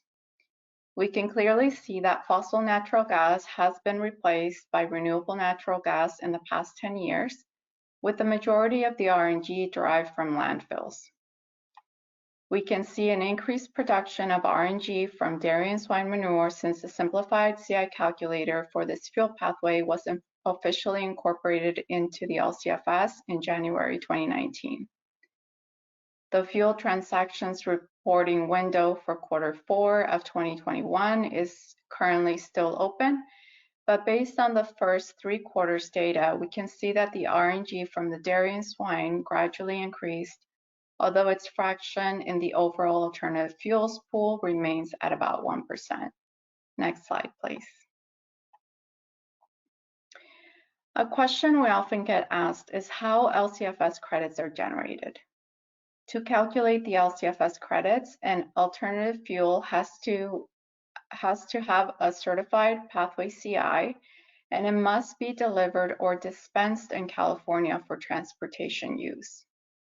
Once a fuel reporting entity reports their fuel quantities with a certified CI in our system, the credit issuance will be processed accordingly. The chart on the left shows the credits generated by the volume of alternative fuels illustrated in the earlier slides. The chart on the right illustrates the breakdown of LCFS credits generated from fossil natural gas, RNG from dairy and swine manure, and RNG from other sources. Next slide, please. Next, I'd like to provide an overview of the LCFS fuel pathways related to dairy and swine manure. A simplified CI calculator for dairy and swine manure pathways, or DSM pathways, was incorporated in the LCFS starting in January 2019, following a multi-year public rulemaking process. Consistent with the approach for all fuel types participating in the LCFS, the inclusion of DSM pathways and associated calculator modifications to assess life cycle emissions in the LCFS was developed and supported through multiple public workshops and multiple rounds of both informal and formal stakeholder feedback. Following the publications of 2018 LCFS amendments, initial statement of reason, CARB staff continued to work with stakeholders to develop the DSM pathway lifecycle modeling approach proposed to be incorporated into the LCFS during the rulemaking process, and formally responded to comments received during the 45-day and 2 initial 15-day comments period in the final statement of reason. This 2018 LCFS amendments rulemaking followed the legislature's enactment of Senate Bill 1383, as well as board's adoption of California's short-lived climate Pollutants Policy Reduction Strategy and the 2017 Scoping Plan Update, each of which provided clear direction on the importance of reducing methane emissions in California. The carbon intensity of DSM pathway reflects GHG reductions achieved by the digester capturing biomethane from manure management on dairy and swine farms that would otherwise be vented to the atmosphere as a result of livestock operations from those farms. Next slide, please. Consistent with other LCFS fuel pathways using waste materials as feedstocks, the system boundary of DSM pathways begins with manure entering the manure management system.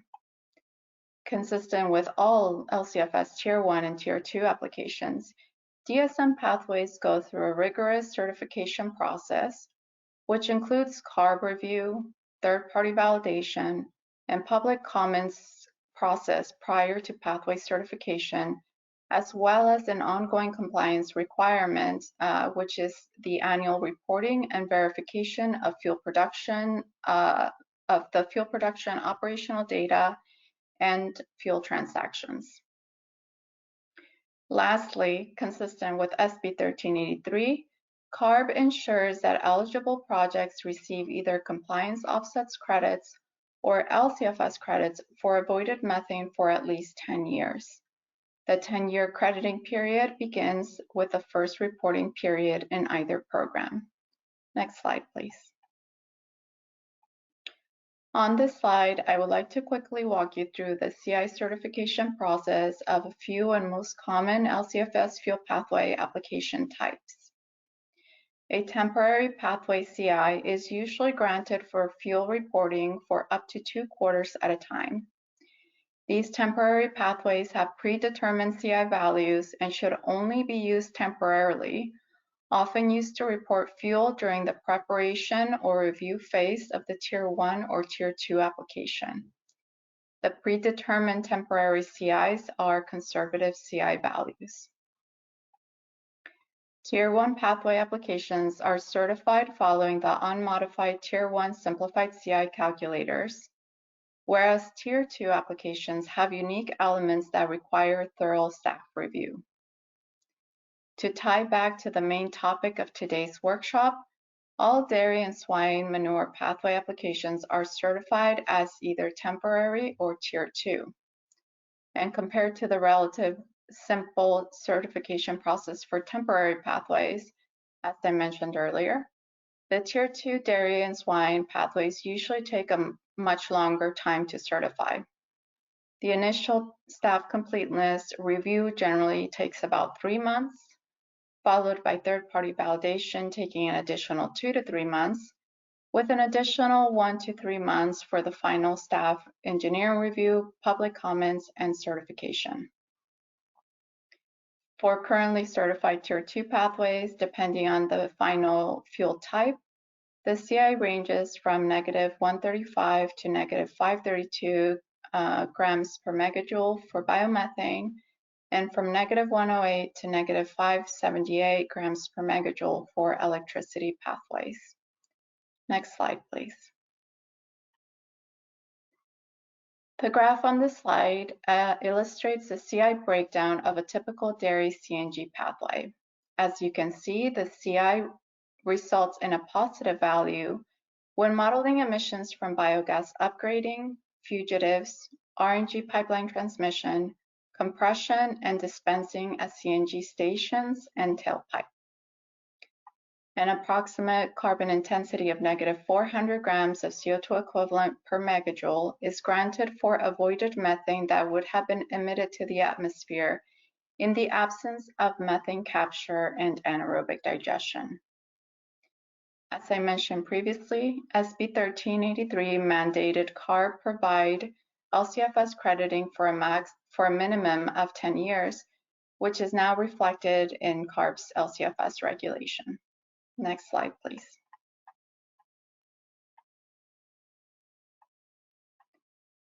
Since the regulatory update effective January 2019, the team has certified over 600 fuel pathways. This represents an incredible effort by the applicant, the third-party verifiers, and our LCFS team to ensure rigorous and effective implementation of the program. Of these 600 plus certified pathways, a total of 67 pathways are for dairy and swine manure-derived biomethane or electricity. The LCFS has now hosted 2 public workshops on potential upcoming LCFS updates.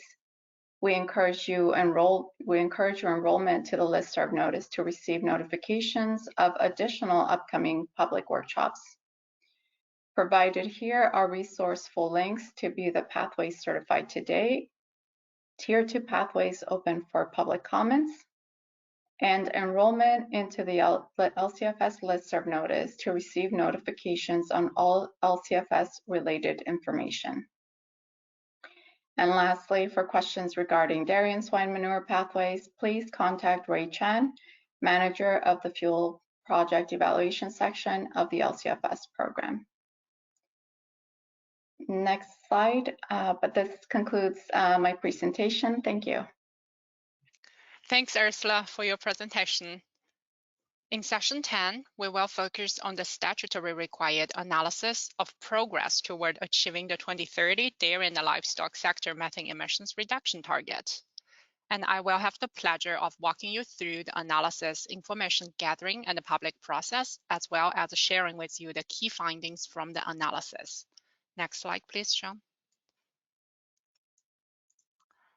As my colleague Dan discussed earlier, SB 1383 includes a number of directives for reducing methane emissions from the dairy and the livestock sector. One of the directives requires CARB and the CDFA to report on the progress the dairy and the livestock sector has made to meet the methane emissions reductions goal for the sector. It also requires CARB to report on the progress has made on overcoming the technical and the market barriers to dairy and the livestock methane emissions reductions projects. Next slide, please.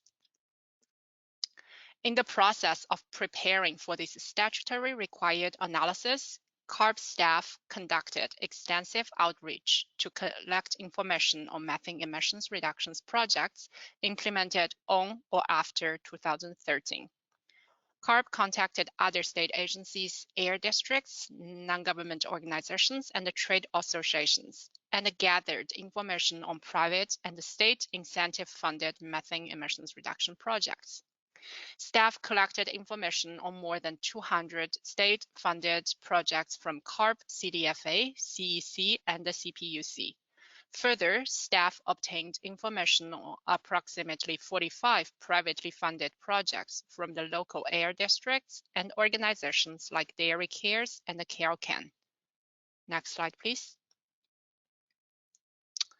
CARB hosted a webinar in May 2020 to explain CARB's approach to the analysis and requested stakeholders' assistance in identifying additional information sources for manure methane emissions reduction projects.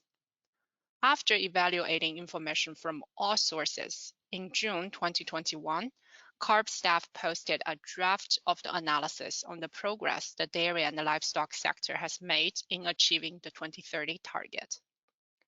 CARB provided a 30-day public comment period, and staff reviewed comments and updated the analysis where appropriate.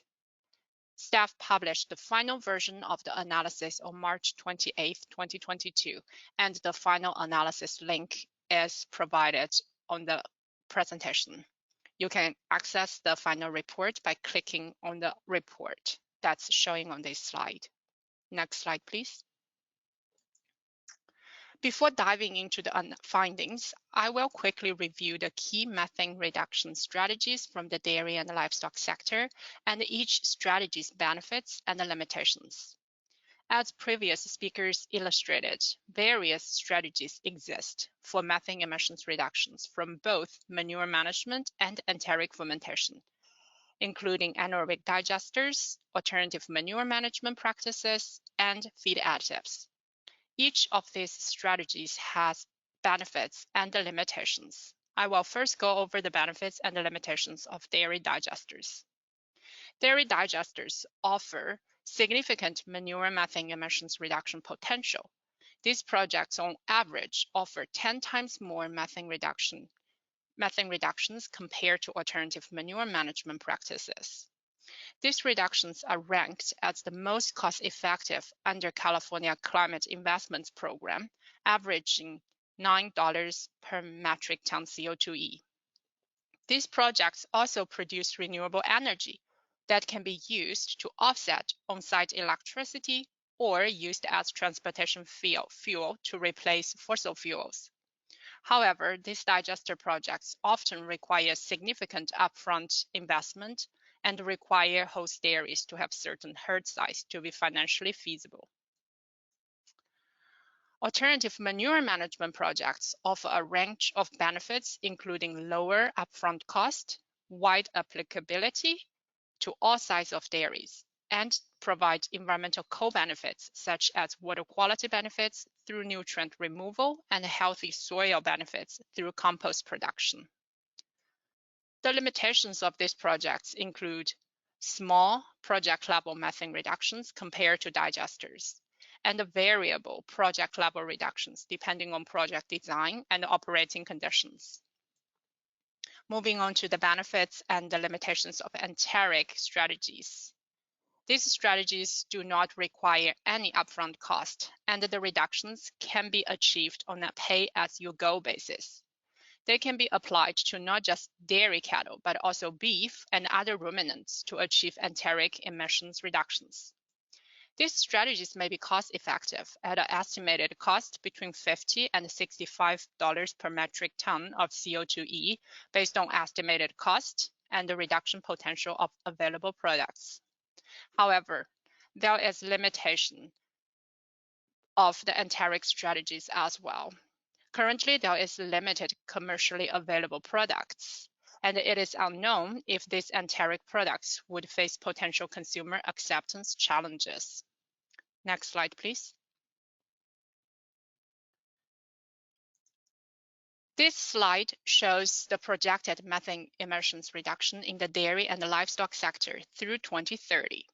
It shows that the dairy and the livestock sector is on track to achieve approximately 4.6 million metric ton CO2e in annual methane emissions reduction by 2030, or just over half of the required methane emissions to meet the 2030 target. This is a snapshot in time that assumes no additional manure management projects will be implemented going forward.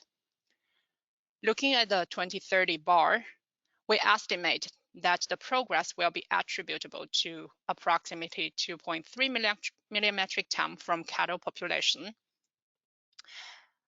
which is shown in blue.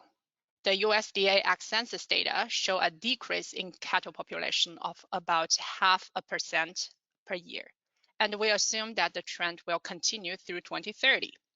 Fewer cattle means less belching and less manure, which translates to less methane emissions. 2.1 million metric ton of the methane emissions reductions are estimated from the state investment in dairy digesters, which is shown in orange, and alternative manure management projects, which is shown in gray, with 90% of the methane emissions reductions come from the digesters. Lastly, the yellow portion of the bar represents an additional 2.2 million metric ton CO2e of methane emissions reductions, resulting from about 40 privately funded manure methane reduction projects.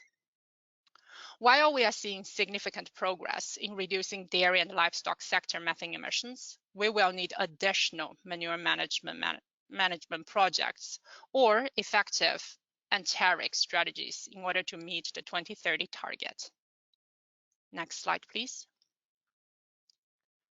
On this slide, we project some emissions reductions and some potential pathways to the 2030 target. It should be noted that the trends illustrated in this graph are based on what CARB staff believe to be reasonable and conservative assumptions based on existing trends and available information. But as with any prediction of the future, it contains some degree of uncertainty. At the very top of the graph, we show the 2030 methane emissions reduction target as a red dotted line for reference.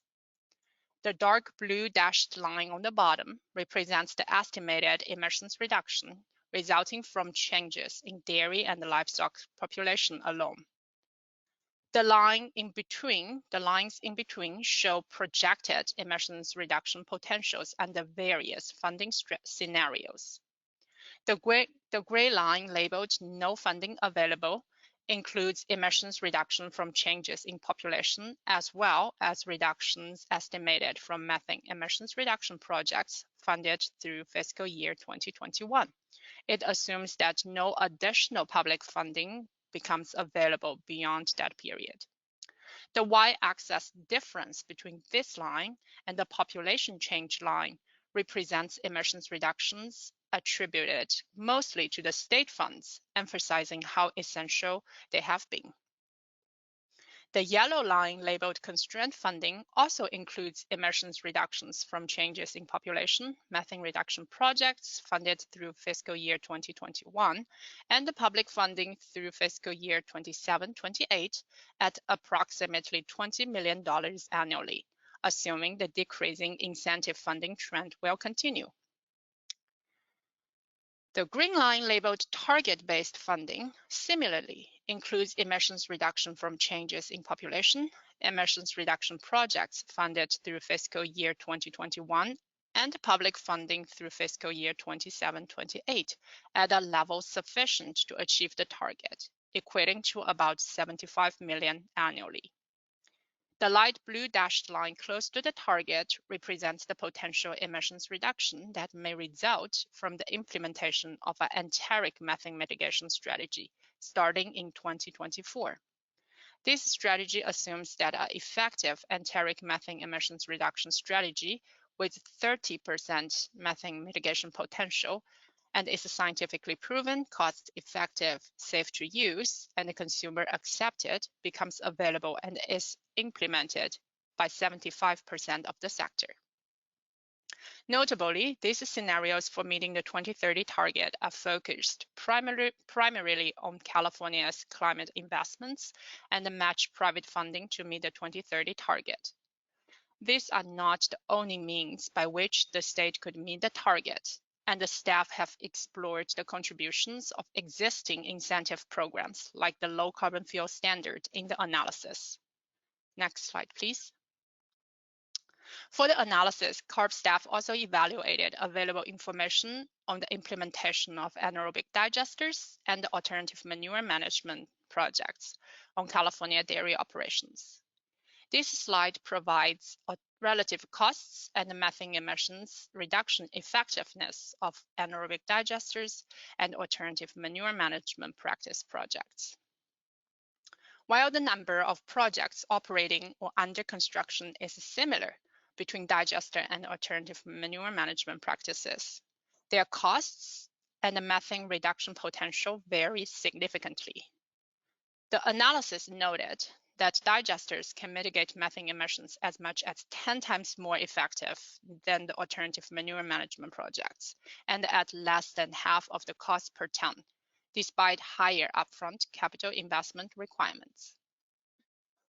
In addition, digesters can achieve emissions reductions that are less susceptible to site-specific operation factors and project design and installation. However, alternative manure management practices may have much broader applicability, especially for smaller dairies. In many cases, digesters can also implement alternative manure management strategies like solid separation and vermifiltration to achieve even greater methane emissions reductions and provide environmental co-benefits. Next slide, please. In this analysis, CARB staff also noted the important contribution enteric strategies can play in achieving the 2030 target. The analysis found that applying feed additives to ruminant species offers the greatest potential for enteric methane emissions reductions, potentially at a cost of around $50 per metric ton of CO2e. This pay-as-you-go strategy offers easy integration into existing operations. While feed additives offer potential significant reductions, few are currently available. And those that are currently available offer relatively small levels of reductions between 10 and 20%. And these categories include products like fatty acids and some commercially available products.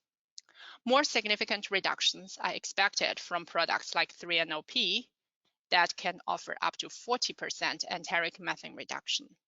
This product has been approved in the European Union and a few countries in South America. It is currently undergoing the US FDA approval process and may become available in the next 2 to 4 years. Even greater reductions may potentially be achieved through inclusion of certain types of seaweed into ruminant diets. However, significant questions remain about its safety, practicality, and commercial development timelines, requiring additional study, and therefore may not be available soon. These enteric strategies could supplement manure management technologies, allowing the sector to achieve or possibly even surpass the 2030 methane reduction target. Next slide, please. In this slide, I will briefly discuss the status of some of the potential barriers for implementing methane reduction projects, which SB 1383 required CARB to assess in the analysis. These barriers can be broken down into two major categories, the technical barriers and the market barriers. This slide shows the most significant technical and market barriers to achieving methane emissions reduction from both manure management and enteric fermentation. We assigned a label to each barrier where a check denotes that meaningful progress has been made in overcoming that barrier. A cross refers to a stubborn barrier where significant additional progress is needed, and a question mark indicates barriers for which its status is unknown. Starting on a positive note, meaningful progress has been made in grid and pipeline interconnections, achieving biomethane quality standards, project development cost and financing, and environmental credit certainty. First, significant progress has been made on improving access to grid and pipeline interconnections and achieving biomethane quality standards. For example, multiple anaerobic digester projects have come online using the SB 1122 Biomat program administered by CPUC. The same agency, with the assistance of CARB and the CDFA, has rolled out the dairy methane pipeline injection pilot program that provides funding to 6 dairy biomethane projects. CPUC also administers the AB 2313 program, which offers funding to offset the cost of pipeline injection infrastructure for dairy biomethane pipeline injection projects. In addition to the above-mentioned progress, overcoming market barriers from manure management has seen mixed success as well. For instance, improved understanding of project cost and ability to secure financing have led to more projects being implemented. However, stubborn barriers remain for both the manure management and the enteric fermentation projects. Starting with manure management, the fact that emissions reductions can be difficult to estimate accurately has remained a persistent barrier for alternative manure management projects. In addition, sector economics remain poor due to the decreasing demand, high production costs, and the low prices paid to producers. Importantly, the availability of oversubscribed state funding at sufficient levels to achieve the target remains a major challenge. Finally, markets for value-added manure products that can provide additional revenue have not been sufficiently developed. Moving on, let's touch on the persistent technical barrier to achieving reductions from enteric fermentation through the use of feed additives. The long-term effectiveness on emissions reductions and the impacts of these additives on animal health are not well understood. This will become clear as more additives progress through commercial development and testing. Availability of feed additives is also a persistent barrier, with limited products being currently commercially available. Similarly, certain additives may help reduce emissions, but are only seasonally available. We have listed consumer acceptance and the cost effectiveness as potential market barriers for enteric strategies, because this cannot be assessed widely until more additives are closer to being commercially available. Next slide, please. As data in slides 7 and 8 have shown, the dairy and livestock sector is just over halfway to the target and will need to achieve significant additional reductions to meet the statutory mandate. SB 1383 requires CARB to develop and adopt dairy and livestock methane reduction regulations to ensure the sector will achieve the 40% methane reduction target by 2030. In addition to meeting the prerequisites outlined in the former presentation by my colleague Dan, the regulation can only be implemented on or after January 1, 2024, and must meet conditions outlined in this slide. With respect to manure management methane emissions, SB 1383 requires that the regulation must be technically feasible, economically feasible considering milk and the live cattle prices, and the commitment of state, federal, and private funding, among other things, and that markets exist for the products generated by dairy manure management methane emissions reduction projects, including composting, biomethane, and other products. Consider electrical interconnection of on-site electrical generation facilities using biomethane and access to common carrier pipeline available for the injection of digester biomethane. The regulation has also to be cost-effective, include provisions to minimize and mitigate potential leakage to other states or countries, and include an evaluation of the achievements made by the incentive-based programs. SB 1383 mandates that potential enteric methane regulations remain voluntary and incentive-based unless they can be shown to be cost-effective, scientifically proven, and do not damage animal productivity, animal and public health, and consumer acceptance. Given that the state is neither on track to meet the greater methane emissions reduction target, nor the dairy and livestock sector specific methane emissions reduction target, CARB is in the position of considering whether it must implement a dairy methane regulation. For this reason, we have asked the participants in our last session of the day to speak to the topic of considerations for methane emissions reduction incentives and the regulations. Next slide, please. So thank you all for your attention on my presentation about the analysis, and we will now move on to the last session of the day. Two speakers will share their considerations for methane reduction incentives and the regulation. Our first speaker, Michael Bocodoro, will share with us considerations for methane regulation from industry's perspective, and Jay Jordan will share consideration from the environmental justice perspective. Next slide, please. Without further ado, Michael, please go ahead and start your presentation.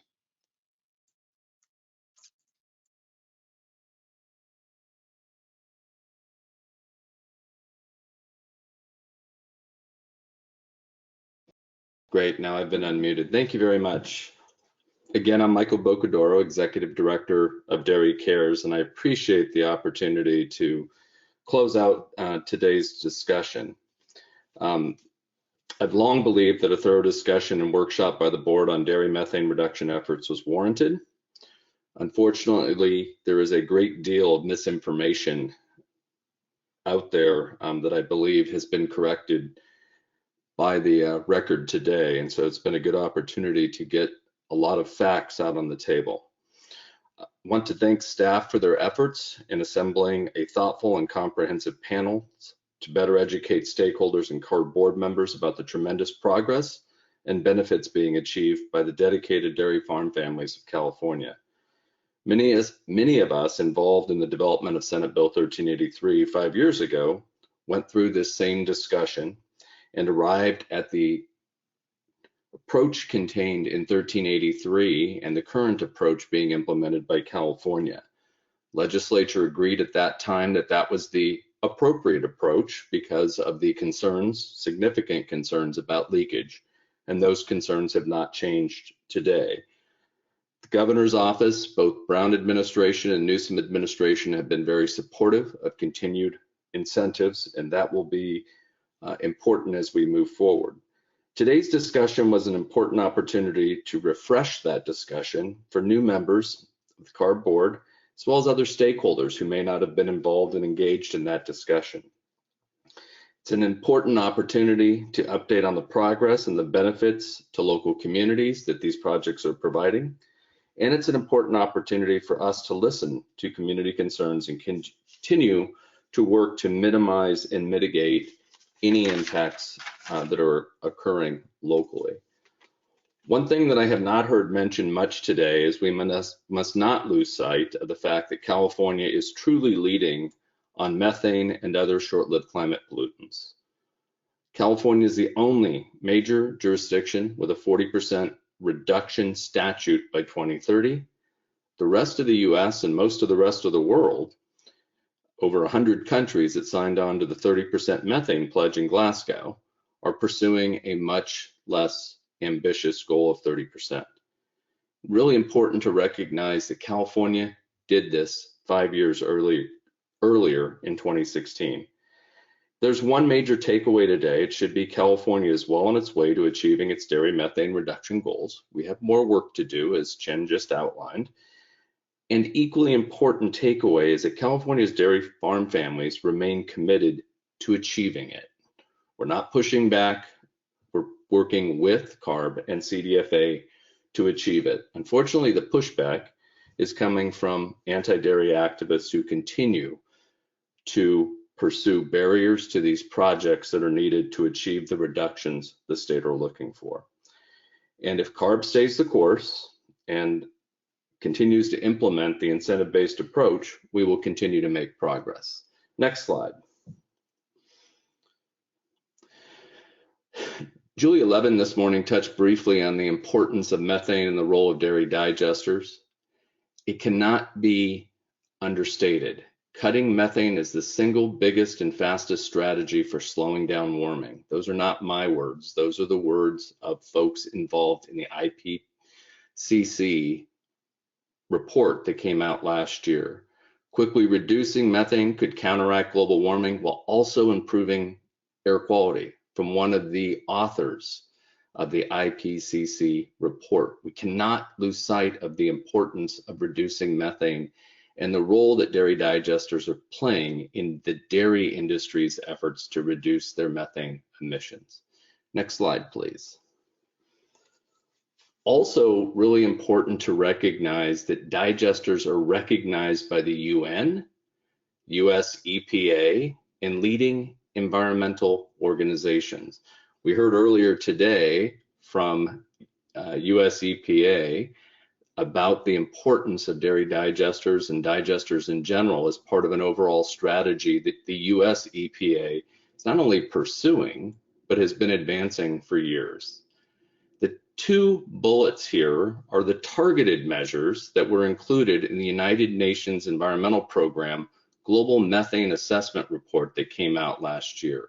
This was the all-critical report that talked about the importance of reducing methane and put the fine point on how important it is to not just reducing methane, which is a potent greenhouse gas, but to the overall efforts to improve global warming and help to offset some of the implications of CO2 emissions, which continue and will continue for hundreds of years to accumulate in our environment. And they had a number of measures, but two that really stood out were improving animal health and husbandry, reducing enteric fermentation in cattle, sheep, and other ruminants through feed changes and supplements, selective breeding to improve productivity, and animal health and fertility. And then secondly, livestock manure management, including, and I bolded here in green, treatment in biogas digesters, decreasing manure storage time, improving manure storage covering, improving housing systems and bedding, and manure acidification. Most of these efforts are central to California's efforts. We are fully in line with the recommendations of the United Nations on how to achieve these reductions going forward. And importantly, we are providing tremendous leadership for those efforts. You can move to the next slide. We've also heard a lot of concerns about large dairies and unfortunately some disparaging comments about factory farms and mega dairies and industrial dairies that we often hear. Large dairies are not a problem. They are part of the efficiency that has been key and will remain key as we move forward.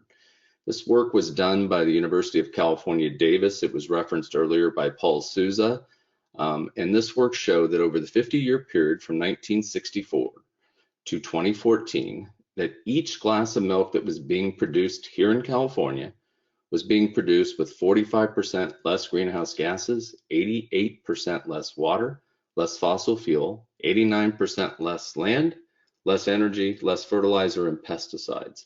And all of that was achieved through efficiency. And that set the stage for where we are today. Next slide, please. So going forward, how are we going to achieve the state's ambitious 40% reduction in dairy methane? And we often refer to this as the all of the above strategy. This cannot occur, the reductions cannot occur unless all of these move forward together. These are the proven strategies that we've identified through all the work the state's done since the passage of 1383, all the subgroups, all the workshops, all the efforts to get to where we are today and set the stage for where we need to be in 2030. And efficiency is going to continue to be critically important. We know that cow numbers are declining in California, and the decline is likely to expand in the future as even more cows are removed from production in the state.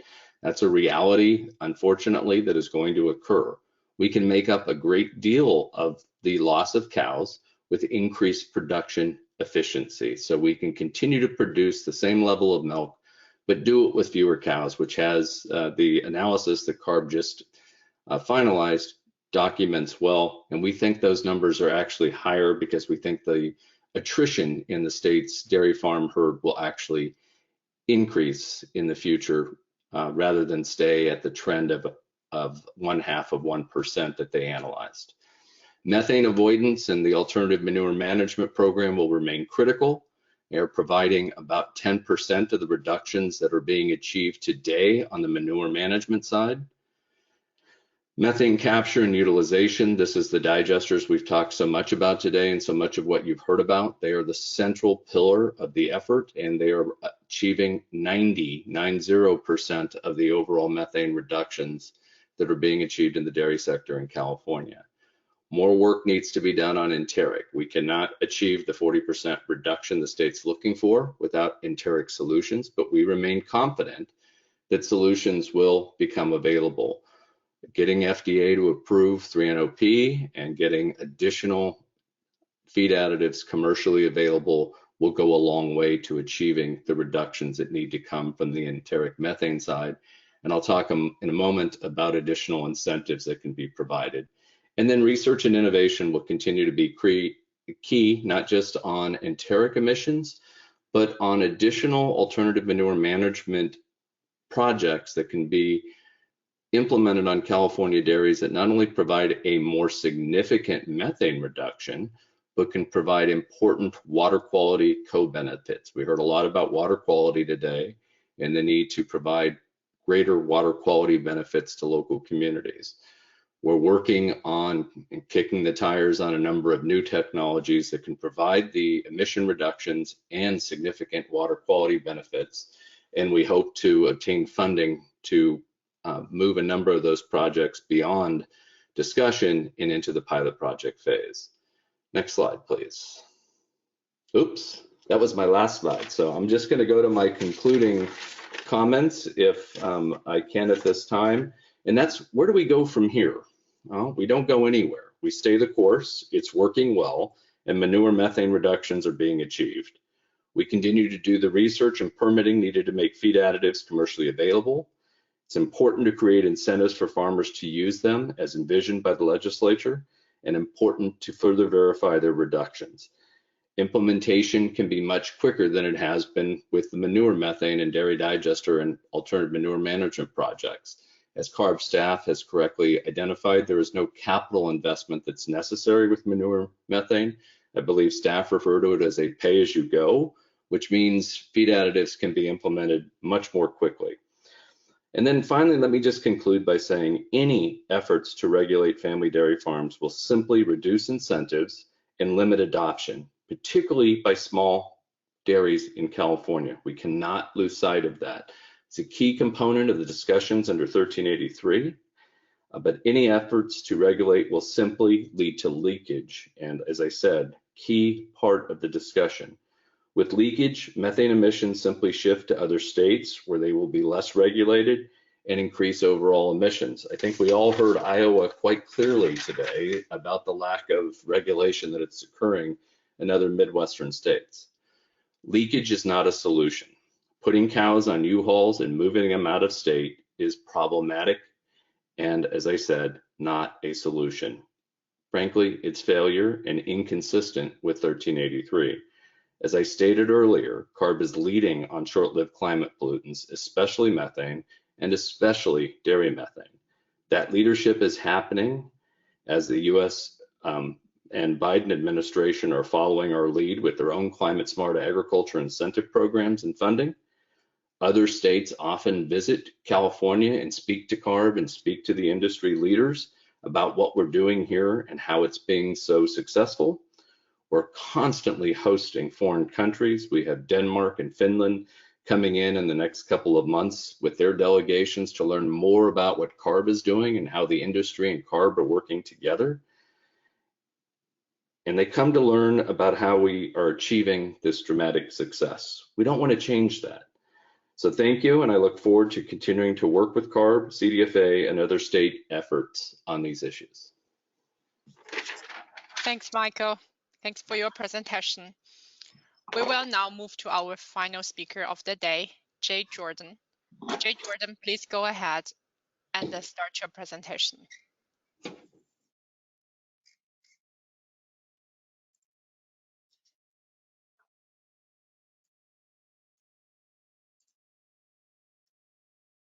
Hi, good afternoon. Can you hear me?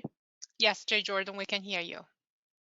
Okay, thank you. Hi, everyone. My name is Jay Jordan with Leadership Council for Justice and Accountability. And I want to just thank those who've held on to the end. It's been a long day, and especially thank the community members who have taken time out of their day to be here earlier on the panel and also to make public comments. So CARB staff mentioned this morning and recently that the state is not really on track to meet the methane reductions mandated by SB 1383 in the dairy industry. And as we've heard today, the approach so far has been entirely incentive-based, with CARB, CDFA, the CPUC, and CEC throwing hundreds of millions of taxpayer and ratepayer dollars into programs and credit schemes like the Dairy Digester Research and Development Program and the LCFS. And we know that regulations on dairy methane are not really allowed until 2024, but the state, as we've just heard, really only has an interest in doubling down on the very problematic incentive of dairy digesters. And for years, environmental justice, food system, and air quality organizations, many of us based in the San Joaquin Valley, have fought to make the point that dairy digesters are completely misguided. And it was touched on earlier by community members David and Patricia this morning, and my colleagues Brent and Phoebe, as well as many of the public comments earlier, that really all of the state's strategies to reduce greenhouse gases and combat climate change must also prioritize social equity, public health, air and water quality, and direct, not theoretical, benefits to lower income communities of color who most often bear the weight of localized industrial pollution and climate change impacts. Efforts to reduce methane that have focused on incentives for so-called biogas ignore the long-standing concerns from the very communities that it claims to support, those most impacted by the environmental degradation caused by heavily polluting large-scale factory farms, who are overwhelmingly, yes, the primary beneficiaries of dairy digester and gas infrastructure. We've heard about these serious concerns about water and air quality odors and public health, and quality of life directly from residents. And I can't emphasize enough that for environmental justice advocates, this is not about being anti-dairy, as the previous speaker suggested. We know that there are families who run dairies, who have been running them for a long time and care deeply about their dairy. The thing about systemic environmental injustice is just that. It is systemic, not personal. The fact that there may be some individual dairies that feel they are small, family-run, and doing the right thing does not negate the reality that most digesters go to massive, yes, factory farm dairies in the Central Valley where my organization works. The fact that not all dairies are the same is not lost on us, and many of the folks we represent and work with are involved directly in the dairy industry themselves. This is about being not anti-dairy, but about being pro-public health, pro-sustainable communities, and pro-people. So what I really want to drive home is that methane reduction strategies from livestock should not rely on the perpetuation of a harmful, unsustainable model of animal agriculture.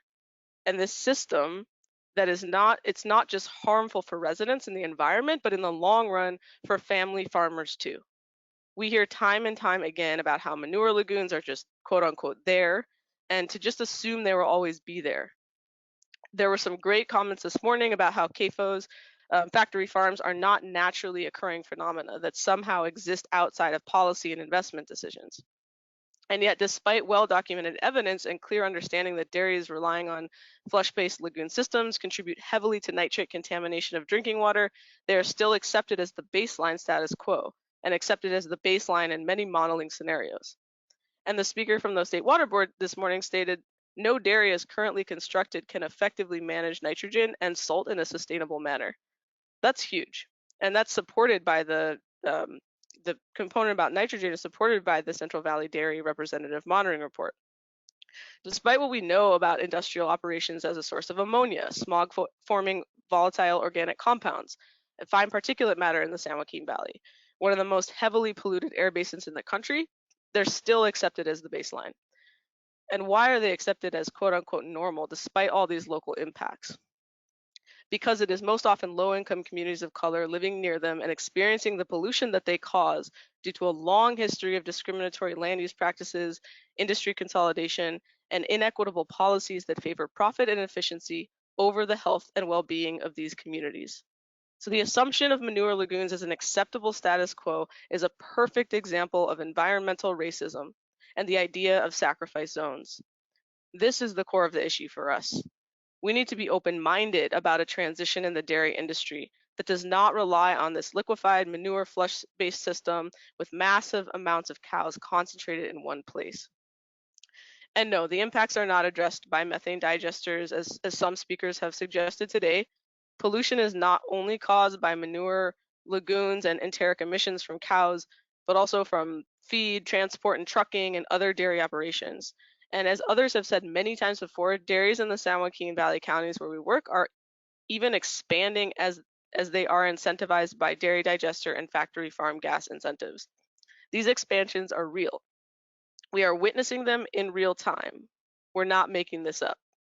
And local dairy expansions, as CARB said earlier, the higher herd sizes, increased herd sizes lead to increased pollution, local dairy pollution.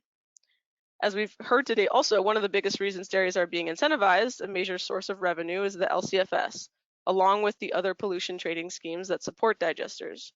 These schemes allow polluters to buy reductions attributed to digester projects and keep polluting, with those reductions credited towards that scheme. CARB improperly takes double credit for those same reductions when it analyzes the reductions achieved to date and required in the future. Oil and gas companies, entities generating high carbon fuels, are able to buy offset credits from the dairy's biomethane production, something we haven't really touched on today. And yet at the same time, these same reductions are being counted in the cap and trade programs, DDRDP.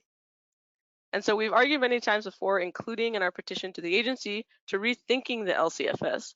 CARB's analysis of methane reductions and the effect of incentives on those reductions fails to exclude those from cap and trade, LCFS, the Aliso Canyon settlement, and these all have the effect of double counting emissions, as my colleague Brent also spoke to earlier. honestly, to date, CARB has also neglected to sufficiently address the true social and environmental costs of these energy sources of biogas, the multi-benefit potential of agroecological alternatives, or the potential for meaningful regulatory action. Regulatory questions about animal population and concentration have not really been thoroughly examined, despite being a likely necessary piece to the puzzle. Other types of agroecological practices have really been under-investigated, and dairy digesters sort of sit atop the pedestal as this, sort of shiny, exciting technology, despite all of the problems that have been raised. It's also important to clarify that even if animal populations are decreasing in aggregate numbers statewide, individual dairies are still expanding, intensifying, and clustering, in part in response to the incentives to generate more manure for gas production. CARB should really be analyzing and considering this as 2024 nears. The massive amounts of public funding in the form of taxpayer and ratepayer funds and incentives for dairy gas production only encourages larger herd sizes and perpetuates an unsustainable model of animal agriculture rather than addressing the root cause of the dairy and livestock industry's methane problem. The methane currently emitted from CAFO dairies, again, is not inevitable or normally occurring consequence of raising livestock. It is the result of very specific practices, decisions, policies, and investments, including unreasonably large herd sizes, concentrations, animal confinement consolidation, and these manure storage systems, as well as a regulatory environment that permits these practices to continue despite their significant impacts. So rather than prop up, this system of farming that has proven time and time again to be harmful to communities with endless subsidies and credit schemes, CARB should be thoroughly analyzing and implementing methods to regulate methane directly, stop relying on dairy digesters as the primary agricultural methane reduction strategy, and support equitable, sustainable, and just alternatives that will, in the end, not only benefit residents who live near those dairies, but will benefit farmers and the California public at large. Thank you. Thanks, J. Jordan, for your presentation. We will now move to our second and the last public comment period of the day. Next slide, please. In case we have participants who joined after the morning public comment period, I will quickly review the participation logistics. To make a comment, please click on the raise hand button located on the right-hand side of the toolbar. And when staff calls your name, please unmute yourself by clicking the red button and proceed to introduce yourself with your name and affiliation. Each commenter will have 2 minutes, and we are going to request that public commenters please observe the time limits in order to maximize participation. And I will start by calling on those folks who wanted to speak during the morning's public comment period. Then I will call on folks who have newly raised their hands. I will do my best to go through in the order that it appears hands were raised, but sometimes it does not readily apparent who is next. Again, I will do my best. We will conclude the public comment period at 4:55. It is possible that we will have more comments than we have time available. And when we welcome those folks for whom there wasn't time to submit written comments via the comment docket, we will provide during our closing slides. With that, we'll move to our first commenter of in the afternoon. And Madeline Harris, I have activated your microphone. Please go ahead and start your comment.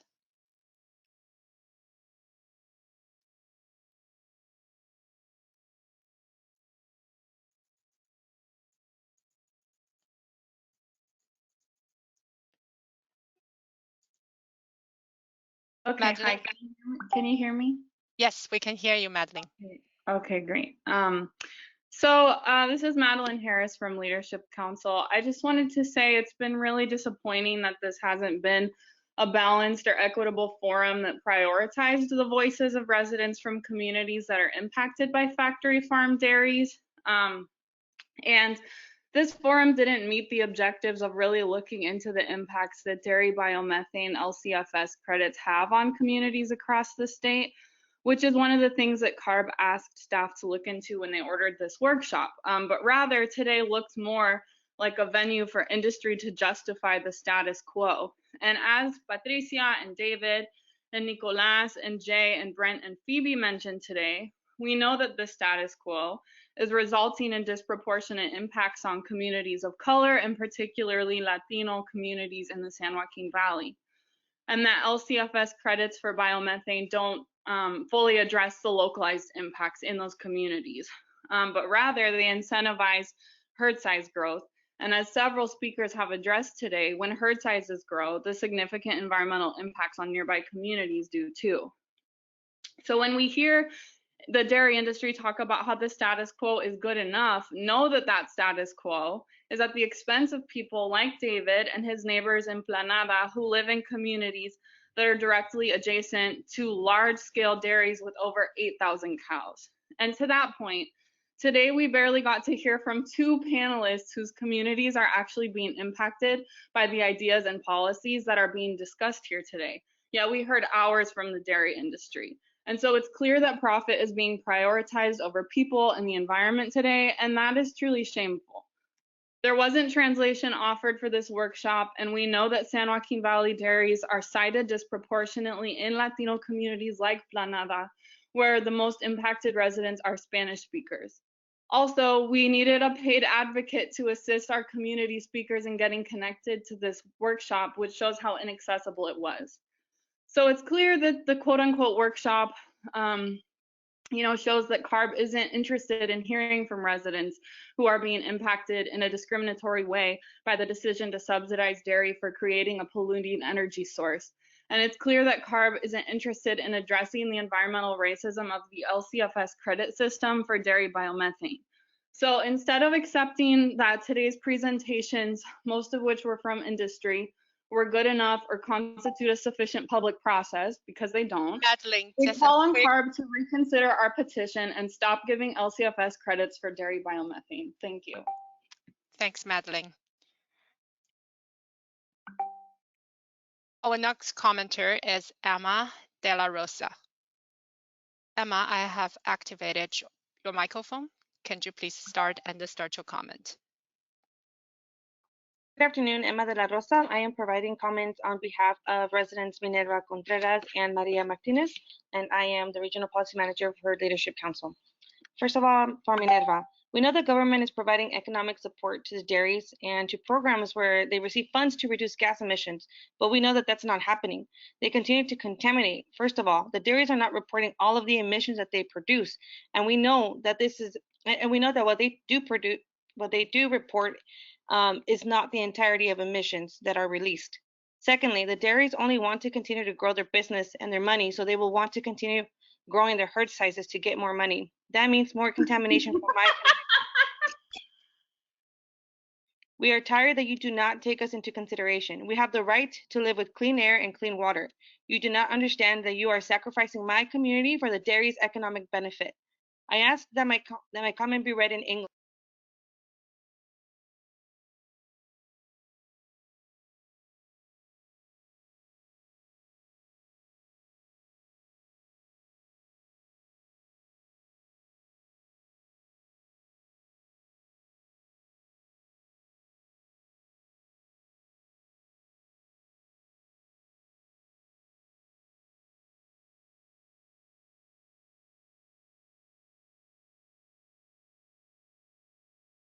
Emma, your microphone has been unmuted.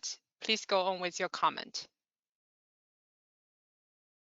You do not understand that you are sacrificing my community for the dairy's economic benefit. I ask that my comment be read in English because the last time that I joined this meeting, the Spanish channel was not interpreting correctly, and I feel like I'm not being listened to because I speak Spanish. My comment, now I will be reading a comment from Maria Martinez from Fuller Acres.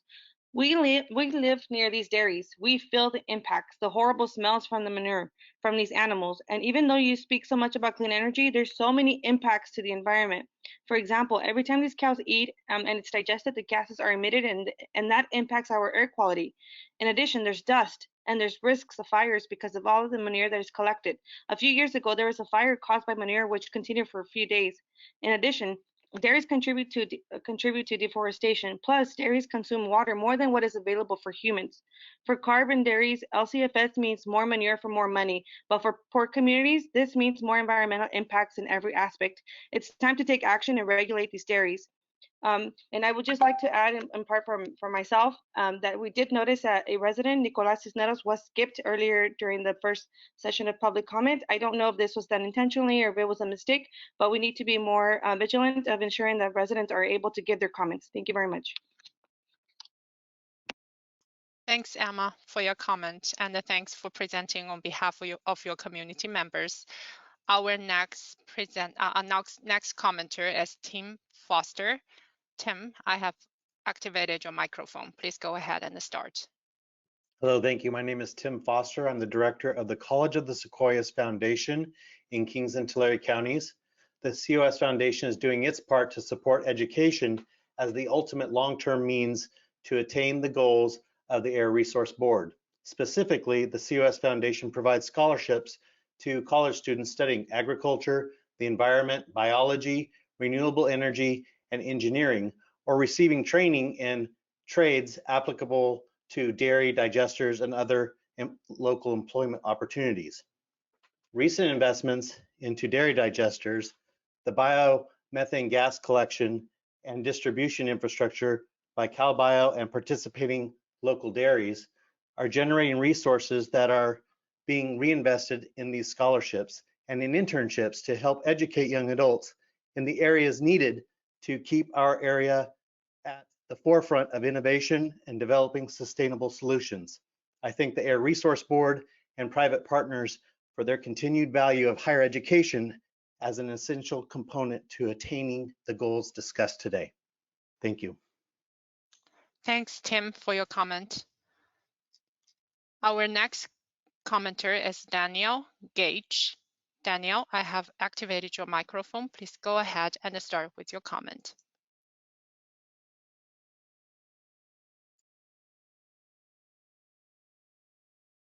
Hi, I'm Dan Gage, president of NGV America, a national trade association dedicated to the decarbonization of the transportation sector through the increased use of gaseous fuels, including renewable and conventional natural gas and eventually hydrogen. Our roughly 200 sustainability solutionist members produce, distribute, and market natural gas and biomethane across North America. They manufacture and service natural gas vehicles, engines, and equipment, and operate fleets powered by clean-burning gaseous fuels. The RNG component of the LCFS program, in conjunction with the initiatives and related strategies shared by other California agencies shared earlier today, it's important for four main reasons. First, it enhances food security. It supports the production and availability of affordable food, supports the agricultural community, and that's important because we're providing new revenue streams for family farms and assisting in efforts to be good land and water stewards. Second, it promotes domestic energy security and diversifies our energy supply.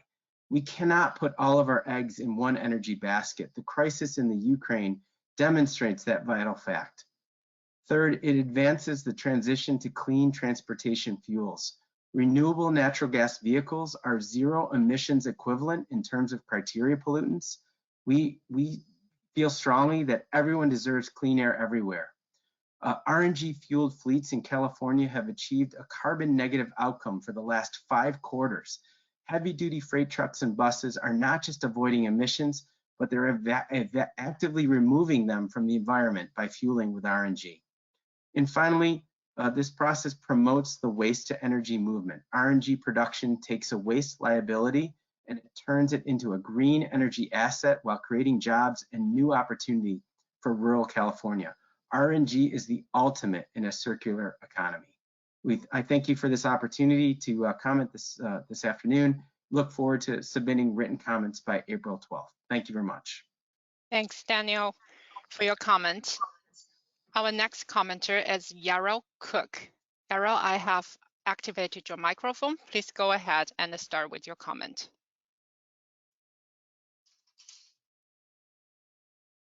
Hi, this is Jarrell Cook on behalf of the California Natural Gas Vehicle Coalition. We apologize, our president, Nicole Rice, had a conflict and couldn't be here today.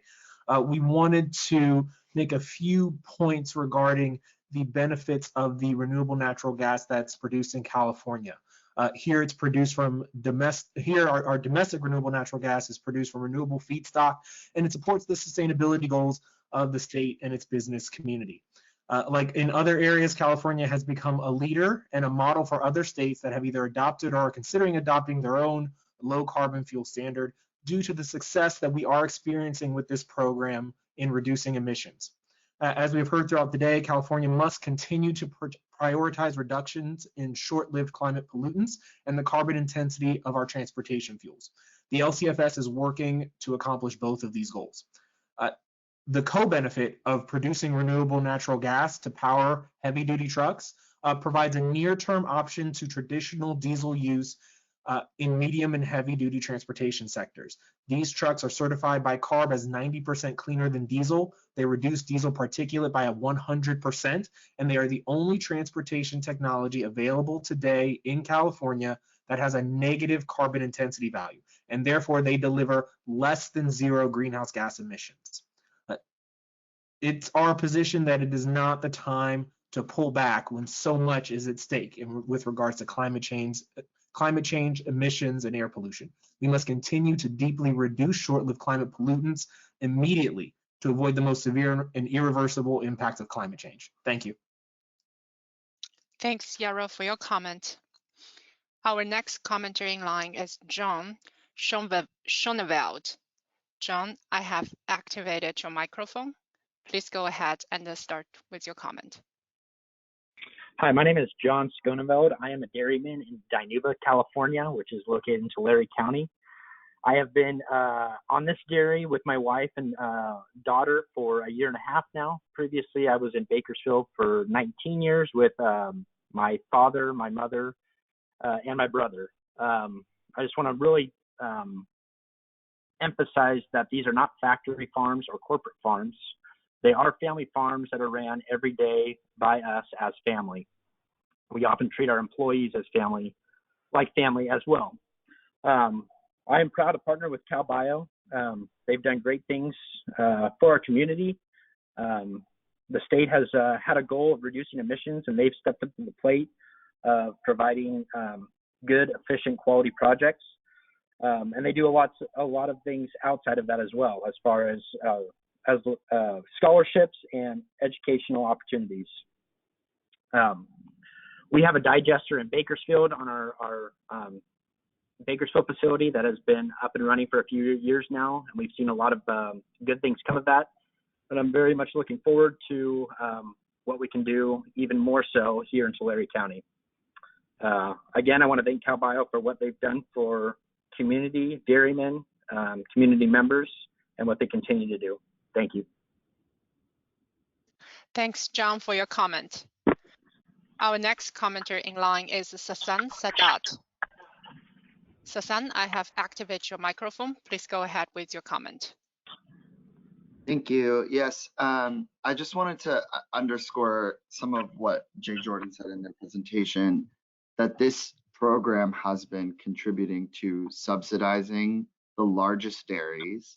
I mean, we completely agree there has been a long-standing trend of consolidation, but that trend has happened actually through the lobbying of some of the largest dairies who enjoy the greatest subsidies for feed and water, and now for the manure methane that their operations produce through the LCFS program.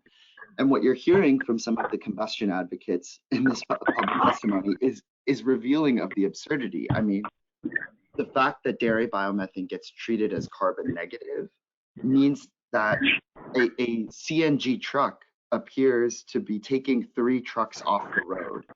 It gives a distorted impression that they are much more beneficial for the environment than truly zero emission vehicles running on zero emission electricity. That is completely at odds with basic climate sense. It's also at odds with the state's goals of achieving a zero emission transportation system and achieving beneficial air quality by reducing the amount of combustion vehicles on the road. And so we can see how this ill-designed LCFS program and the trick of negative carbon intensity, which assumes that there is no GHG conscious policy regime for dairies, is actually leading to distortions in the transportation market. And CARB, we really encourage CARB to look beyond its comfort zone of technology shift and understand that the way that they have designed the subsidy is actually reinforcing an environmental injustice, and consider the possibilities of actually transitioning away from such an inhumane form of dairy production. And we know that the US is continually stockpiling additional cold storage of cheese because we actually have an oversupply of dairy. What if we scaled down our dairy production in the state and avoided the fear mongering to recognize that we actually produce way too much of this product, and that a more sustainably sized dairy market could be beneficial for our climate goals, for our SB 1383 goals, and not rely on like seeding a market for this fuel in the transportation sector, which needs to move to zero emissions anyway. That's the bulk of my comments, and we'll be providing written comments to explain further how there are other viable alternatives for addressing methane emissions. Thanks, Sassam, for your comment. Our next commenter is Ryan Kenny. Ryan, I have activated your microphone. Please go ahead and start your comment.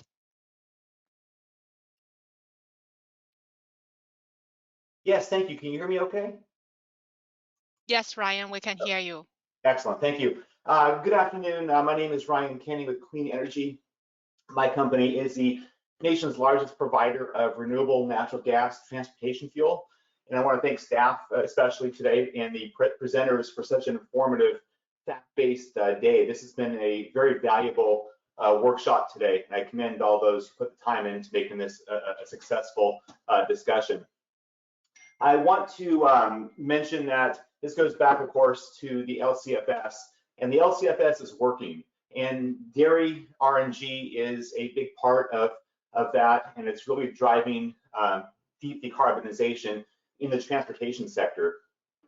Climate scientists have said that we only have 6 to 7 years left to slow global warming, or we will go beyond a 1.5 degrees Celsius increase that will trigger very dangerous feedback loops. And of course, the most significant dangers in the near term are short-lived climate pollutants, of which methane is a major part, as is black carbon. Dairies are able to capture that methane, and not only capture it, but also provide it to displace dirty diesel trucks, which are a major source of black carbon, as I mentioned, as well as NOx, which is a major pollutant. So dairies are part of the solution. RNG is part of the solution. And as was mentioned earlier this morning by a commenter, this issue really goes to the destruction of diesel and the dominant fuel in that transportation space. And RNG is really a solution to diminishing diesel fuel in California, because right now there really isn't a solution except for low NOx trucks operating on renewable natural gas. I also want to mention too that as of late last year, it was confirmed by CARB data that the average carbon intensity of all natural gas reported to the LCFS is carbon negative at negative 28.17. No other transportation fuel in California averaged 0 or below. Also, RNG is expected to have a net negative CI for all of 2021. That is the first time that this has ever happened in a calendar year for any transportation fuel. Also, other states have adopted California's LCFS, Oregon and Washington. Other states are very close, such as New Mexico and Minnesota, and then those in the Midwest. So we urge CARB to continue with what they're doing and driving deep decarbonization with dairy RNG, and the LCFS is a success. It is working. Other states want to copy and replicate these successes as well. Thank you. Thanks, Ryan, for your comment. Our next commenter is Trevor Natcher. Trevor, I have activated your microphone. Please go ahead and begin.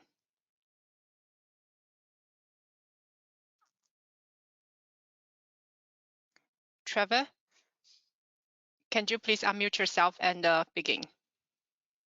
Hi, can you hear me now? Yes, we can hear you. Okay. Hi, my name is Trevor Nutcher. I have a dairy in California, Gustine, California. We're in Merced County, about an hour north of Fresno. Fourth generation dairy farmer. We work together with my wife and my parents as well. We're currently raising the fifth generation. We hear a lot out there that these are large factory farms, but the truth is that actually over 95% of the dairies in California are family owned and family operated. The remainder of the farms are typically college dairies, Chico State, Fresno State, Cal Poly, San Luis, and UC Davis, to name a few. We are a large farm. We milk about 2,000 cows. Total herd size is about 4,500 animals, but we do have 12 employees that help us out as well. A lot of these employees have been with us for over 8 years. Our longest is actually coming up on 28 years. And we hear a lot in the comment sections here as far as these factory farms that we're preying on these low-income minority towns, hurting their water supply, dirty air. But the fact is that dairy industry is California's #1 ag industry of the state. 2020 had $7.5 billion in receipts for sales and is responsible, California dairy is responsible for 180,000 jobs in California's economy. These jobs are very competitive pay, year-round, steady positions. They're available without the need of a college degree and typically a low amount of training. Dairies and ag in the state in general provide a huge economic benefit to the communities they're in. 100-mile radius around Fresno, for instance, produces more milk than any other state and actually produces over 50% of the fruits and vegetables consumed in the United States. So California is a big powerhouse in ag and ag jobs, and that does lift communities up. At our farm, we are in the early stages of adding a digester to our dairy. We'll be collecting, most of the methane off the lagoon to offset the diesel fuel trucks, and also to reduce the local emissions and smells. I'm proud to say, and some of these facts have been repeated earlier, but I think it's worth repeating again, that California has decreased its environmental impact per glass of milk to the tune of 45% less GHGs, 89% less land use, and 88% less water used per glass of milk produced. We're looking forward on our place to the use of a digester to help further be more efficient with what we have and being good stewards of the land. One example of how that's happened over the last years. Trevor, just a quick time check. Your 2 minutes is up, so can you please quickly wrap up your comment? Sure. In conclusion, we're very focused on being good stewards of our land. We live on the farm, we drink the milk, we eat the meat, breathe the air, and we drink the water. We want to ensure that the future generations can do the same if they so choose. Thank you. Thank you, Trevor, for your comment. Our next commenter in line is Kim Hageman. Kim, I have activated your microphone. Please go ahead and start.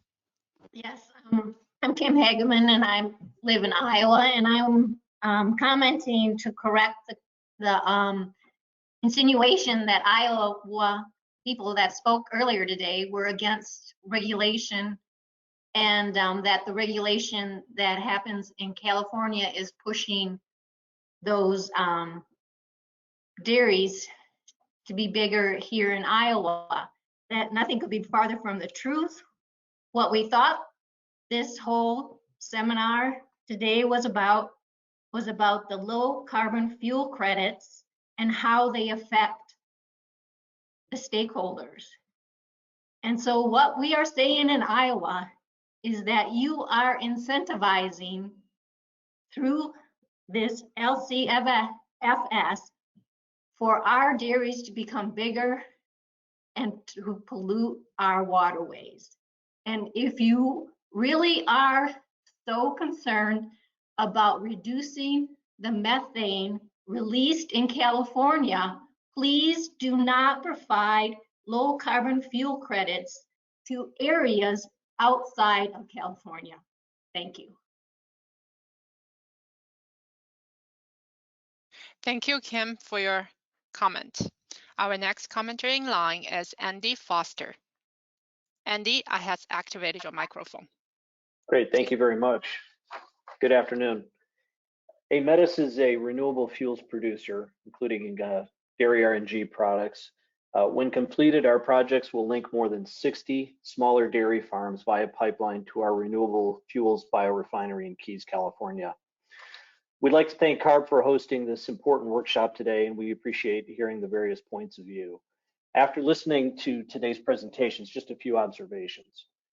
If you ask the scientific community, you will hear that biodigesters are the most efficient manner to capture and remove short-term climate pollutants such as methane, particulate matter, and CO2. If you ask our dairy partners, and you've heard many of them speak today, they are not changing behavior because of some false myth that there is a gold rush in RNG. In fact, access to biodigesters is helping them protect the local environment and improve their on-farm practices like manure and water management. If you ask communities where we operate, they're excited and supportive that biodigesters remove contaminants and foul odors from their communities while creating jobs. When you ask the counties that we operate in, they're happy that we're helping them reach their GHG mitigation goals without spending additional public funds. If you ask European countries that have also embraced sustainability in agriculture, the EU has over 18,000 digesters in operation. And if you ask us, as you've heard from Neil Black and other developers, based on policies put forward by the California legislature and governors, we are investing private funds to do exactly what the state of California has prescribed through law: reduce greenhouse gas emissions from carbon-based transportation fuels by providing sustainable, below zero carbon intensity renewable fuels. And if you ask CARB, the report published yesterday states that more action is needed, of course, to capture emissions from dairies. We believe that the dairy RNG projects underway or planned do exactly this by significantly reducing methane and CO2 emissions from dairies and replacing carbon-based transportation fuels. We've heard from a lot of— Andy, just a quick time check. Your 2 minutes is up, so please wrap up your comments. Thanks. Okay, thank you very much. We have an excellent chance to build on this great project, and we hope that California, through CARB, continues to support the legislation that's been passed and the support from the current governor and the former governor to further enhance this policy and keep and strengthen the LCFS with dairy RNG projects. Thank you. Thanks, Andy, for your comments. Our next commenter in line is Christine Ball-Blakely. Christine, I have activated your microphone. Please go ahead, unmute and start. Good afternoon. I have 2 points. First, one of the presenters early this morning, representing a California agency, said that dairy products are a need and not a want. I would like to apply this frame differently and remind CARB and all California agencies that clean air and drinkable water are needs, not wants. Being able to enjoy the outdoors without being plagued by flies and odors is a need, not a want. Ensuring that negative externalities from this industry do not continue to disproportionately harm communities, especially low-income and Latino communities in the San Joaquin Valley and other rural communities across the country, that is a need, not a want. The low carbon fuel standard is rewarding and entrenching the very manure mismanagement practices that are harming communities in the San Joaquin Valley and across the country. It's also intensifying the negative externalities of the dairy industry by perversely incentivizing expansion and consolidation in the San Joaquin Valley, and these impacts are real. We've listed several examples of expansions, 13 to be exact, in our petition for reconsideration, and a dairy digester developer has even admitted in writing that consolidation is happening and said that this is a good thing. Well, I think we've heard today that impacted community members sure don't think so. Ending environmental racism from the dairy industry is a need, not a want, and the low carbon fuel standard is doing the opposite. It's making it worse. CARB has a duty to address this and should do so by granting our coalition's petition for reconsideration. Second, you've heard time and time again today that methane digesters reduce overall greenhouse gas emissions. This is untrue. I want to reiterate and underscore a critical fact, which my colleague Brent Newell also noted in his presentation, and which our coalition has noted in the recent petition for rulemaking and petition for reconsideration. That fact is this: recent research compared the difference in nitrous oxide emissions between a dairy with a methane digester and one without a methane digester. That research found that just the composting of manure after anaerobic digestion emits enough nitrous oxide to cancel out the benefit of the digester's methane capture. That's just that alone. But the carbon intensities for factory farm gas disregard this fact, which is one of the reasons why carbon intensities are absurdly low and corresponding credit values are absurdly high.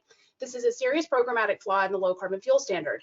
And again, methane digesters do nothing to address water pollution and other negative externalities that are disproportionately harming low-income communities of color in the San Joaquin Valley. Christine, that's a quick time check. It's been 2 minutes, so please wrap up.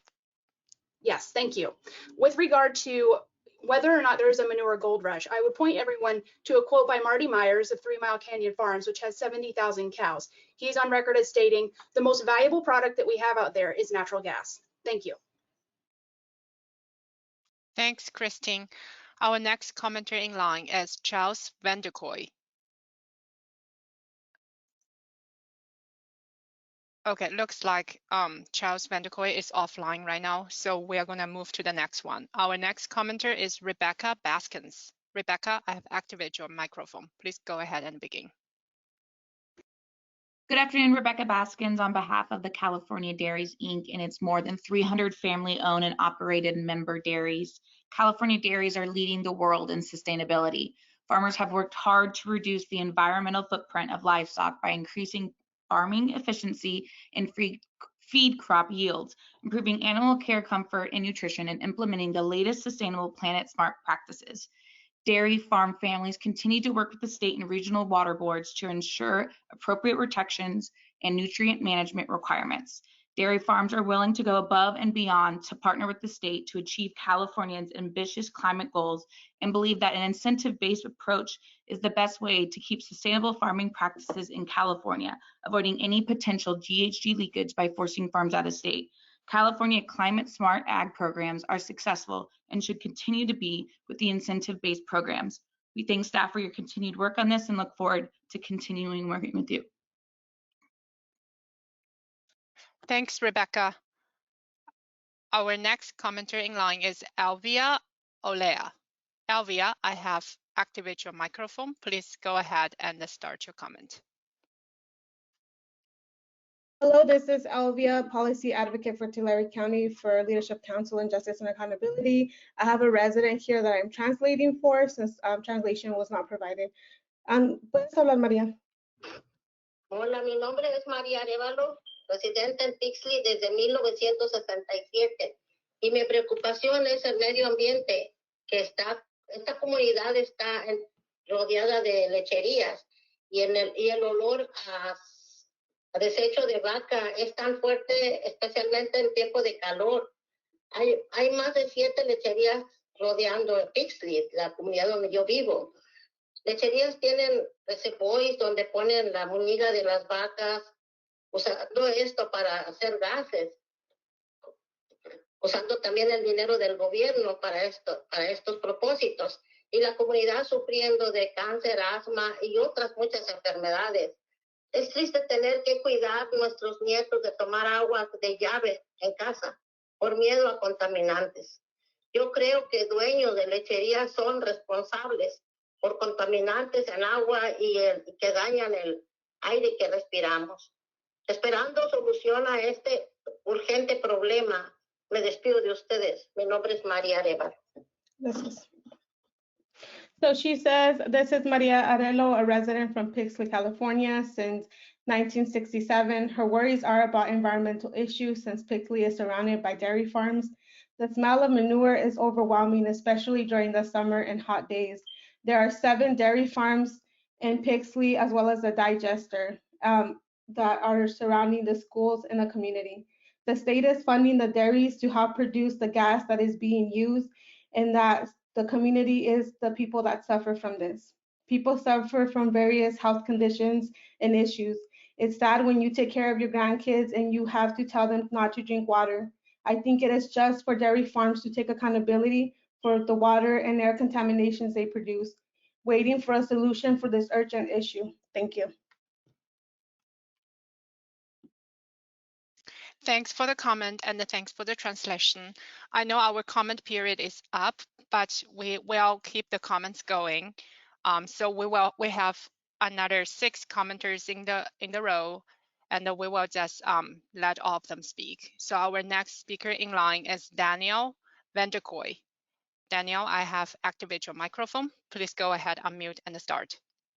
Hi, can you hear me? Yes, we can hear you. Yeah, my name is Daniel Vanderkoy.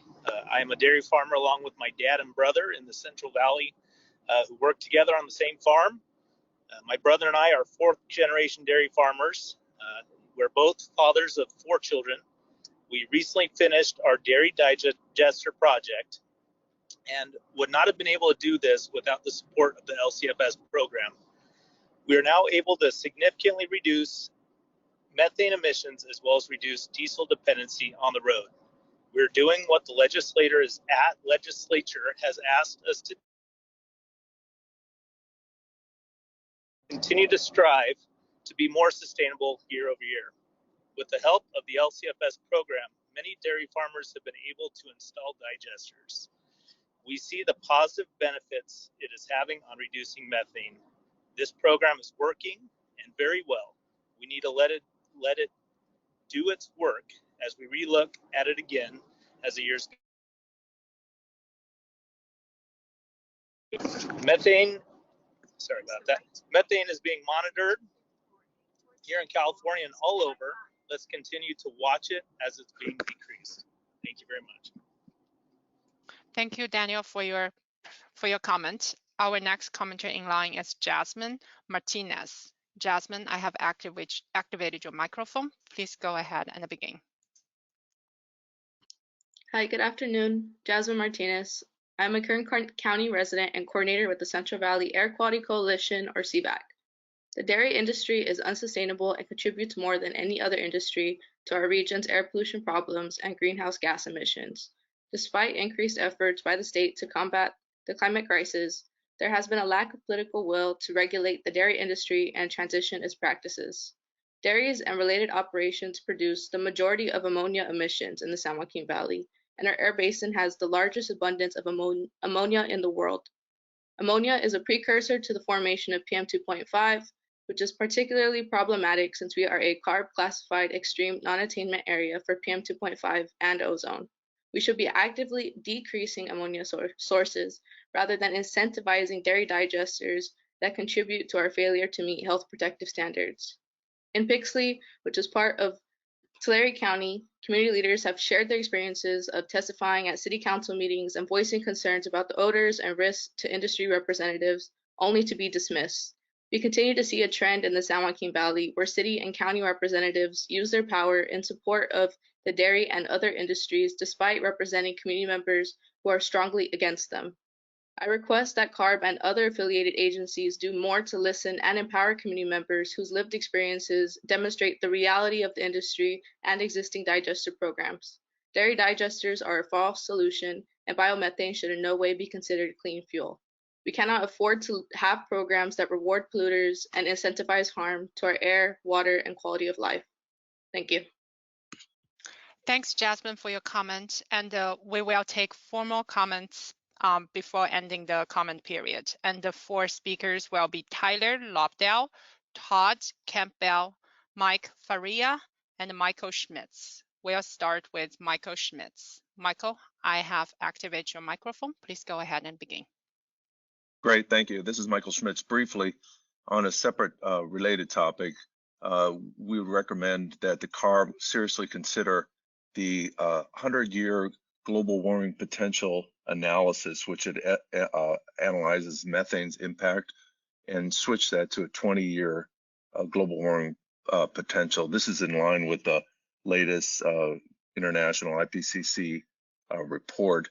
The reason for doing so is that whether it's in the policy design of the low carbon fuel standards or any sort of mandatory reduction of methane, methane needs to be valued appropriately and for its dramatic impact. So we'll send formal comments, but updating from the 100-year GWP to the 20-year GWP would properly assess the impacts of methane. Thank you. Thanks, Michael, for the comment. Our next commenter in line is Mike Faria. Mike, I have activated your microphone. Please go ahead and begin.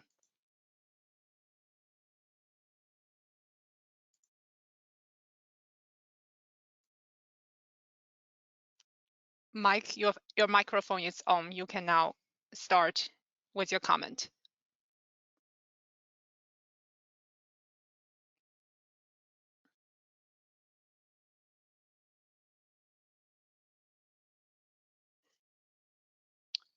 looks like we are having some technical difficulties with hearing Mike.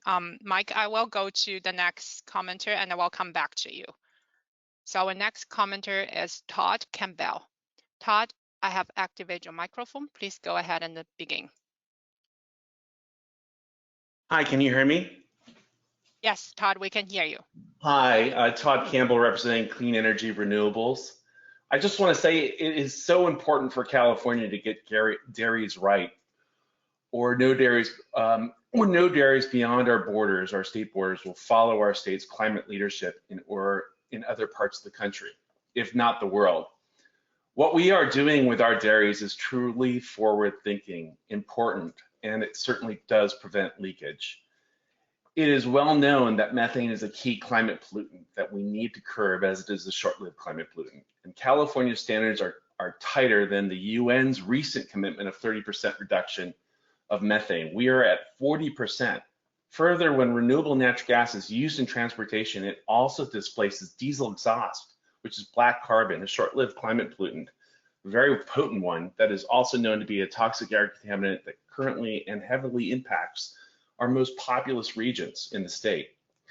There has been a lot of criticism of the LCFS today, that somehow not all the inputs that go into RNG production are accounted for, but that's simply not true.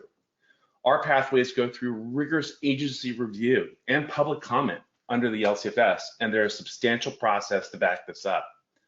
On emissions training, let's be honest, we are not at a point where every molecule or electron that powers California's vehicles is 100% renewable. Far from it, but we are at a state, we as a state are collectively creating and building the renewable energy infrastructure that California needs to better protect all of our communities today and into the future. Further, we are proud that on average, renewable natural gas provides a -28 intensity to every vehicle that uses the fuel, whether it be a low NOx truck or a hydrogen bus. And yes, RNG can lead to a zero emission transportation future. While it's disappointing not to hear any potential solutions from those who are opposed to dairies other than moving to a plant-based society, I am very encouraged by the dairy industry, who is at the table and willing to work hard to meet the toughest air quality, water quality, and climate standards in the world. I want to thank everyone who has participated today in this important workshop, and I think it has demonstrated how hard the dairy industry is working to bring us a cleaner tomorrow. Thank you. Thank you, Todd, for your comment. I will go back to Mike Faria. Mike, I have unmuted you. Please unmute yourself and start.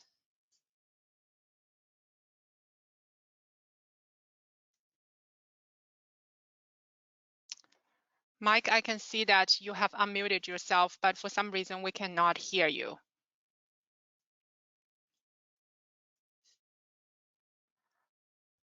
Okay, Mike, I will first go to the next commenter and then I will come back to you. Our next commenter is Tyler Lobdell. Tyler, I have unmuted you. Please go ahead and unmute yourself and start. Hello, thank you. Tyler Lobdell commenting on behalf of Food and Water Watch and its over 3 million members and supporters. So for the past several years, Food and Water Watch has been tracking the rise of factory farm gas across the country, and the LCFS alarming impact has been a central feature of that research. What we're finding is that the LCFS is providing a windfall reward to some of the largest and most polluting factory farms, and in that process, incentivizing expansion and the entrenchment of the very production model that causes high methane manure emissions in the first place. The LCFS has certainly created a new gold rush, where the largest polluters are getting the largest reward.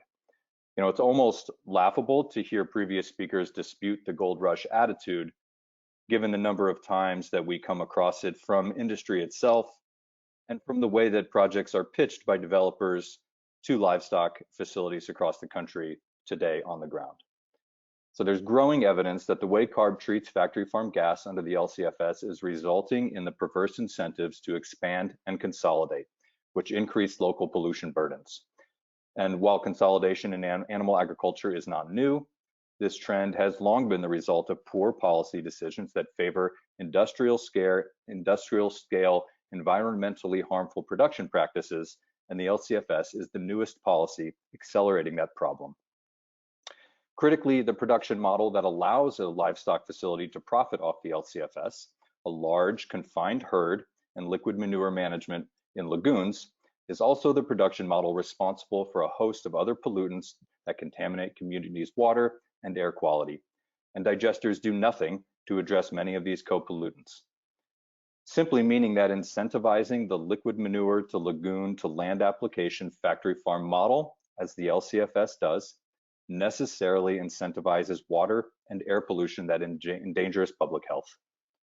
To fix the LCFS, Food and Water Watch urges CARB to grant the recently filed petition to reconsider CARB's previous denial of our coalition's petition for rulemaking.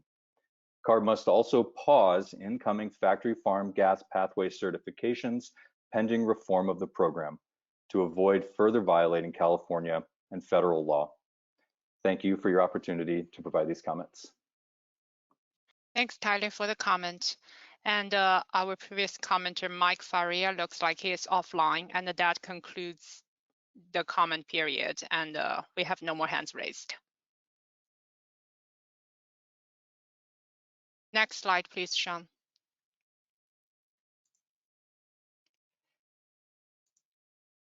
So that concludes our public comment period, and I will briefly go over the next steps. As I mentioned, we will open a comment docket after the workshop, and the written comments can be submitted until April 12th. We also plan to have future workshops on potential future amendments to low carbon fuel standard regulation and a potential dairy methane regulation. Next slide, please. If you need more information on methane emissions reductions from the dairy and livestock sector or the LCFS program, you can access the program's webpage using the links provided on the slide or email CARB staff at the email address provided here. Next slide, please. With that, I will conclude the workshop, and thank you very much for your time and attention.